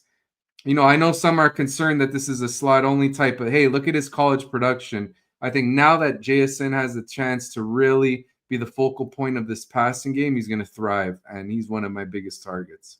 So as you mentioned this, Cooper Kupp was relegated out of his own office by Sean McVay. He was not getting targets late. If that doesn't tell you he's done, I don't know what does. Why would Seattle bring him in? That's easy. Cooper Kupp can still block. He is an outstanding blocker in that short area of the field. And in Kubiak's system, if you're going to be running and be predictable, you've got to have somebody to pick off those linebackers. So don't be surprised if Cooper Kupp's primary role is as a blocker, because he can do that well.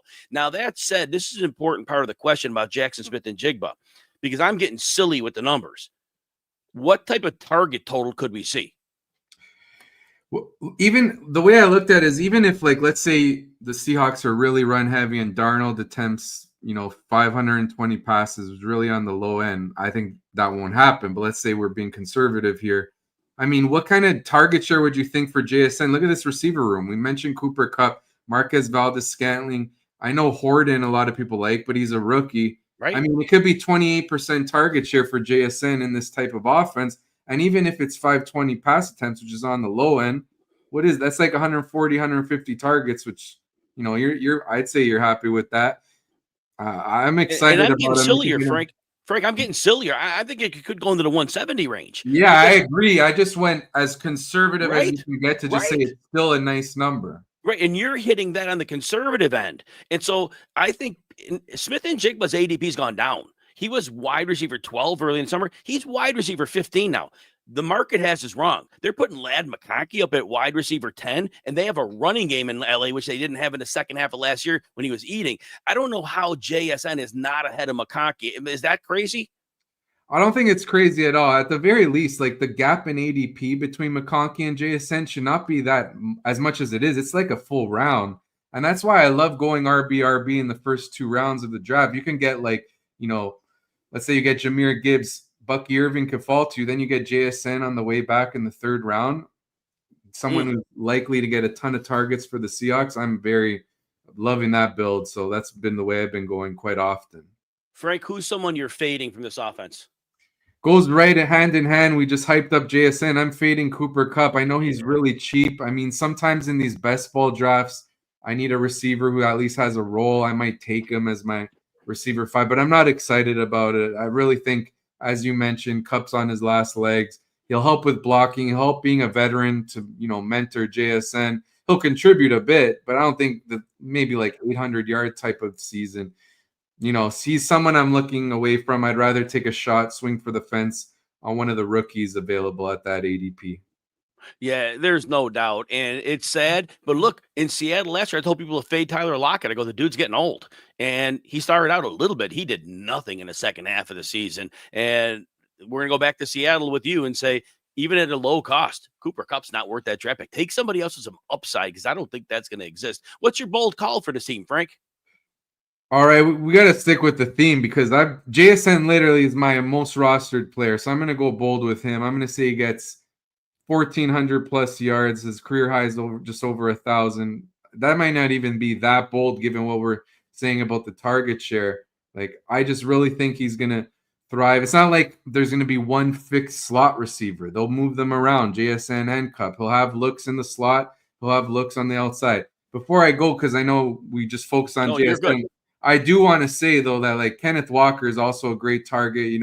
Really think this running game is going to be quite efficient. Zach Charbonnet, great handcuff. I mean, he's priced up as the most expensive handcuff, but deservedly so. This is the best handcuff in fantasy football. If you're looking for another receiver, maybe just as a late stash, Horton could, overtake MBS as the primary deep threat. Worth a look there. But really, the way you're looking at it with this offense is JSN. And before I forget, Darnold, QB 27 in a best ball as your backup, as your QB3. Why not? It's in a scheme fit with Kubiak. I don't think it's crazy to say Darnold can provide, rock solid numbers in this offense.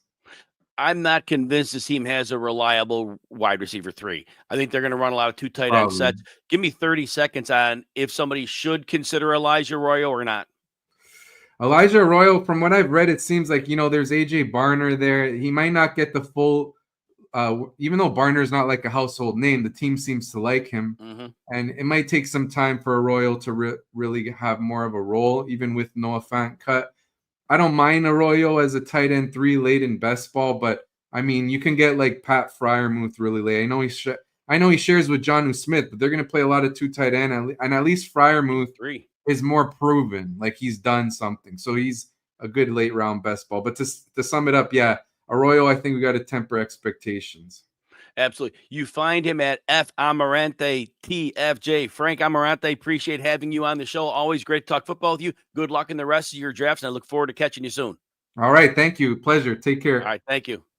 All right, everybody. Do you bet on player props or play in pick'em contests on sites like Prize Picks and Underdog? If so, the RotoWire Picks tool gives you the information you need to make educated decisions. The tool uses hit rates, expert projections, and valuable data from 11 different sportsbooks and pick'em sites to help you choose more or less on player props. Check it out at rotowire.com/picks or download the RotoWire Picks app and start winning more today. And to use that tool, you need a RotoWire subscription. I can get you 20% off today only. You would get that by going to rotowire.com using the code MARATHON at checkout. That code is good for, again, today only for watching the RotoWire Fantasy Football Marathon. We still have 2 guests yet. I'm waiting for one guest to come in, so we will get that rolling soon. We are going to have Tip Major coming in for the Raiders. We got Doug Orth closing us out with the Minnesota Vikings. Be a couple strong segments to finish us off.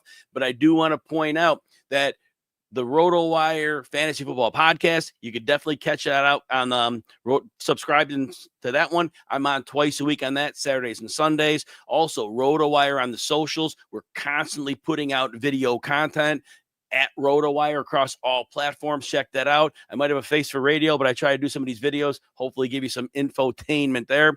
We know we had a lot of people joining us today, and we still got a while to go, but thank you for hanging out with us. We know your time is valuable. The fact you hung out here means a lot to us. So since Tip Major's not here yet, hopefully he gets here, I'm going to begin to talking about a little bit of the Las Vegas Raiders, which is the team we're going to cover in this segment.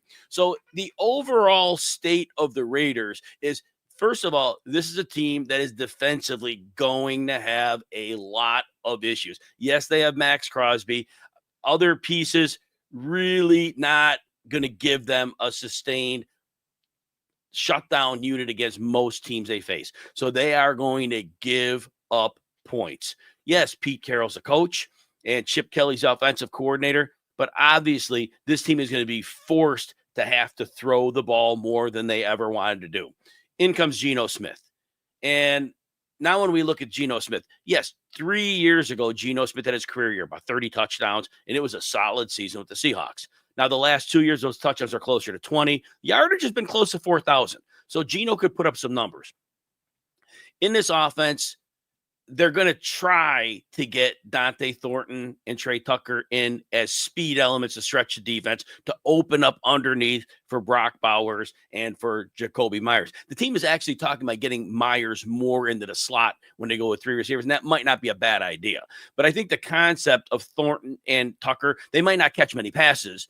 And, Thornton's a rookie and Tucker's had his little run and hasn't been consistent at all. But again, when there's speed on the field, defenses have to respect that. They have to get their second safety down because they can't take the chance because Geno could make that deep throw. So I think the Raiders at least could be set up to get their playmakers very involved. So overall in the offense, Brock Bowers obviously lit it up last year, came onto the scene, amazing numbers. And then Jacoby Myers had 1,000 yards as a receiver. And remember, Jacoby Myers, after the Davante Adams trade, we're looking at a wide receiver too. It was a very, very impressive performance from Jacoby Myers. And the prior 3 years, he had 800 plus yards in New England. So the fact that he's had that 1,000-yard season, but right now, he's a clear number one wide receiver. Obviously, Bowers will lead in targets, but the targets that Myers, it was frequently 9 a game or more. So Myers, getting him around wide receiver 30 plus, maybe even 34, that's a great PPR play. And in terms of players to target, he's kind of my player to target because that mid-round, get him as a wide receiver 3, a lot of roster builds, when you get to the point of the draft where Myers is available, I need a reliable high floor play with some ceiling potential, not obviously through the roof at that point. He doesn't have that. But I think the opportunity that Myers will have, I think it can't be understated. And it can't be, more except to get a player with that level of, performance. So Myers is a player that I definitely will target. Now, the player to fade for this one, it's only because I think, and I talked about this earlier in the Cardinals segment with Jagger May. I pointed out that Trey McBride from week 5 on last year when Arizona went to 2 tight end base, Trey McBride outscored Brock Bowers. And both of these tight ends, Bowers and McBride, they both had a week 10 and 11 bye. And from that point on, McBride was 2 PPR points per game better. So my fade for that reason is I always take Trey McBride instead of Bowers. So Bowers isn't a fade as that, oh no, can't stand him. It's that I think somebody better is cheaper. So that's the only reason. So it's kind of like a weird fade, but it's like, it certainly can't argue, with taking Bowers. I just think McBride he's better. And I think he'll continue to be in that same functional role in Arizona. Bold prediction for the Raiders. Ashton Genty's on the scene. I do think Geno's going to have a lot of pass rush coming his way. I think there's going to be a lot of teams that are selling out to take advantage of that offensive line, and they're going to send bodies at him. And I think Genty, I don't believe there's any credible players in there to kind of make it a problem. So I think the bold prediction goes that Geno is going to get a lot of extra boost from throwing to the running back. So I think between that, Bowers and Myers, and trailing most games, Geno is a quarterback 3 in drafts. And again, Geno has declined since that career year 3 years ago. I honestly think that you will see Geno Smith climb just around quarterback 20. If you're in a super flex league, I think you can make him your quarterback 2 instead of the quarterback 3 that people are buying to be. Might be a bold call, but I would say Geno Smith might be better than people think. All right, everybody, we are going to bring on Doug Orth to close this thing out today. Doug Orth, you can find him at Doug Orth. Imagine that. Fantasy lead at The Huddle. You know him from FF Today. You know him from Fantasy Points. But Doug, welcome to the show. Jim, I'm glad to, I won't say clean up. I guess I'm batting last, but still, I'm glad to finish this thing off with a flurry. Yes, sir. So overall, when we talk about the Vikings, give me a state of the team offense before we get into the fantasy minutia. Yeah, the state of the team, I'd say definitely looking up. I know it's convenient to say, okay, they lost Sam Darnold. Okay, they got to be going down. I don't know that they're going to get any worse at the quarterback position, and all they've done is add personnel, good personnel in the running game and on defense. So which player from this team are you targeting in your drafts? Well, as I've said a number of times on my the podcast I host with JJ Winter, it's Jordan Mason. Let's begin with the role we expect him to have in Minnesota. We expect, and we have been told to expect, that he will operate as the 1B option and who will likely get the majority of short yardage and goal lines carries in a good offense. Let's also discuss some of the qualifications for sharing the load with Aaron Jones. Now, I picked this stat up from Rich Rebar, a tweet he had a while back. Out of 46 running backs with 100 carries last season, Mason ranked third in the percentage of his runs to go for at least 10 yards and 11th in yards after contact per rush. The Vikings boast my fourth-ranked offensive line, and I'd argue their defense is better than it was last year, so there should be plenty of positive game script again. While it's obvious that no one roots for an injury, Aaron Jones is not the greatest bet to stay healthy. Will turn 31 in December and is coming off a career high 306 touches. In no way should we be fading Jones, just resetting expectations from last year.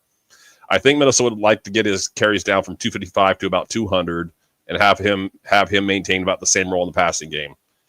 If I'm being completely honest, I'll just wrap with this. I think the Vikings look at what Detroit has with Jahmyr Gibbs and David Montgomery and wanted the discount version of it. I think there's a world where Mason pushes for 1,000 total yards and 10 plus touchdowns. I'm not saying it's likely. I'm just saying it's possible, especially if Jones misses time. With the investment in that offensive line, you bring in Ryan Kelley at center. You bring in Will Fries at right guard. First round draft pick on a guard. This team is telling us what they want to do. They want to run the football. And defensively, like you mentioned, maybe Javon Hargrave's old, maybe Jonathan Allen's old. But in this defense, they rotate the heck out of players. So it's not like they're going to be expected to play a lot of snaps. And both of those players in a limited role make the other players around them even better. This team can be a defensive juggernaut because of Brian Flores with some added talent. And I agree with you. Running the ball, Jordan Mason, this is a natural. So I love the call on Jordan Mason. And who are you fading? I'm not saying I'm going to fade any Viking per se, but I do have Jordan Addison ranked as my wide receiver 52, which is I'm sure is about 10 spots lower than most. Yeah. I suppose I could justify him going in the wide receiver 40 range with a certain kind of build, but I think we have to look at his 3-game suspension as something more than that. What do I mean? Once we get past the first 3 weeks, Jim, Minnesota's next 2 games are in Ireland and England before the week 6 bye. My guess is that it will be difficult for Addison to get reintegrated into the offense during those weeks, meaning we could be waiting until week 7 before we see our first real contribution from him. I was also surprised how much of a roller coaster he was last season. During a season in which they never had a healthy TJ Hawkinson, Addison only had 6 games where he caught at least 5 passes and 3 games in which he topped 70 yards receiving. If Hawkinson's all the way back and the Vikings are more of a run-heavy team than they have been in the past, which we are expecting, then I could see Addison being the player that gets forgotten from time to time. That's a great call on that. That context really is important. Now, bold call. Yeah, I already kind of gave you a quasi Mason bull prediction, but I'll go with another one here. I think it's entirely reasonable that JJ McCarthy finishes as a back end QB1. And the easiest argument I can make for that is that head coach Kevin O'Connell has massaged productive games out of career backups in Nick Mullins and Joshua Dobbs, an almost unthinkable season from Sam Darnold last year. Each of O'Connell's 3 offenses in Minnesota have ranked no worse than 6th in the league in passing yards or passing touchdowns. The thing that people will probably miss with McCarthy the most is his athletic ability. I think he could push for roughly 400 rushing yards. It would not surprise me if he plays with the same kind of efficiency and then thus finishes about the same place that Brock Purdy usually does, which is about a back-end QB1, just because I think he'll play with such efficiency. Wow, I love that call on that. So real quick on the way out then, sure. What does Justin Jefferson do this year? Well, let's hope that hamstring stays healthy, but assuming that's the case, I think I saw something, or I did the math on this. His average healthy season is like 113 catches, 1,500 plus yards, and about 9.5 touchdowns. I don't see why that's changing. I don't think he's finished any worse than wide receiver 4 in any of his healthy seasons. I expect a top 5 finish from him again. And what people are sleeping on is this. It's that Justin Jefferson's floor season is better than anything other than Jamar Chase's Triple Crown season. And everybody's saying Chase has his highest floor. He does not have the highest floor. Justin Jefferson has the highest floor. Chase may have the ceiling. What do you say on that? I completely agree. I mean, I went through the quarterbacks before. We had Nick Mullins, we had Josh Dobbs, we had not aging Kirk Cousins, but Kirk Cousins is probably at least his Minnesota years was not a marginal, slightly above average quarterback. There's McCarthy. I know he needs to learn some touch on his throws, but there's no reason to expect that to change. So I agree with you. I think Chase has a wide variance, but I think we've seen the floor from Jefferson, and it's very high. It is absolutely. You follow him at Doug Orth. Doug, appreciate you. Look forward to talking to you soon, and good luck this season. I appreciate you too, Jim. Thank you. Thank you. Everybody, this was the Roto Wire Fantasy Football Marathon. Hopefully everybody enjoyed this. 32 analysts, 32 teams, broke it down for fantasy. Remember, if you want to join the team at rotowire.com, I can get you 20% off today. You use the code MARATHON at rotowire.com. That is good on Monday, August 18th. Remember to follow us on socials at RotoWire. You can catch me at Jim Coventry NFL. You got the thread of the day, the stat of the day. And remember on, again, social media across the board at RotoWire. Everybody, appreciate you greatly. Have a great rest of the day and good luck in your fantasy football season.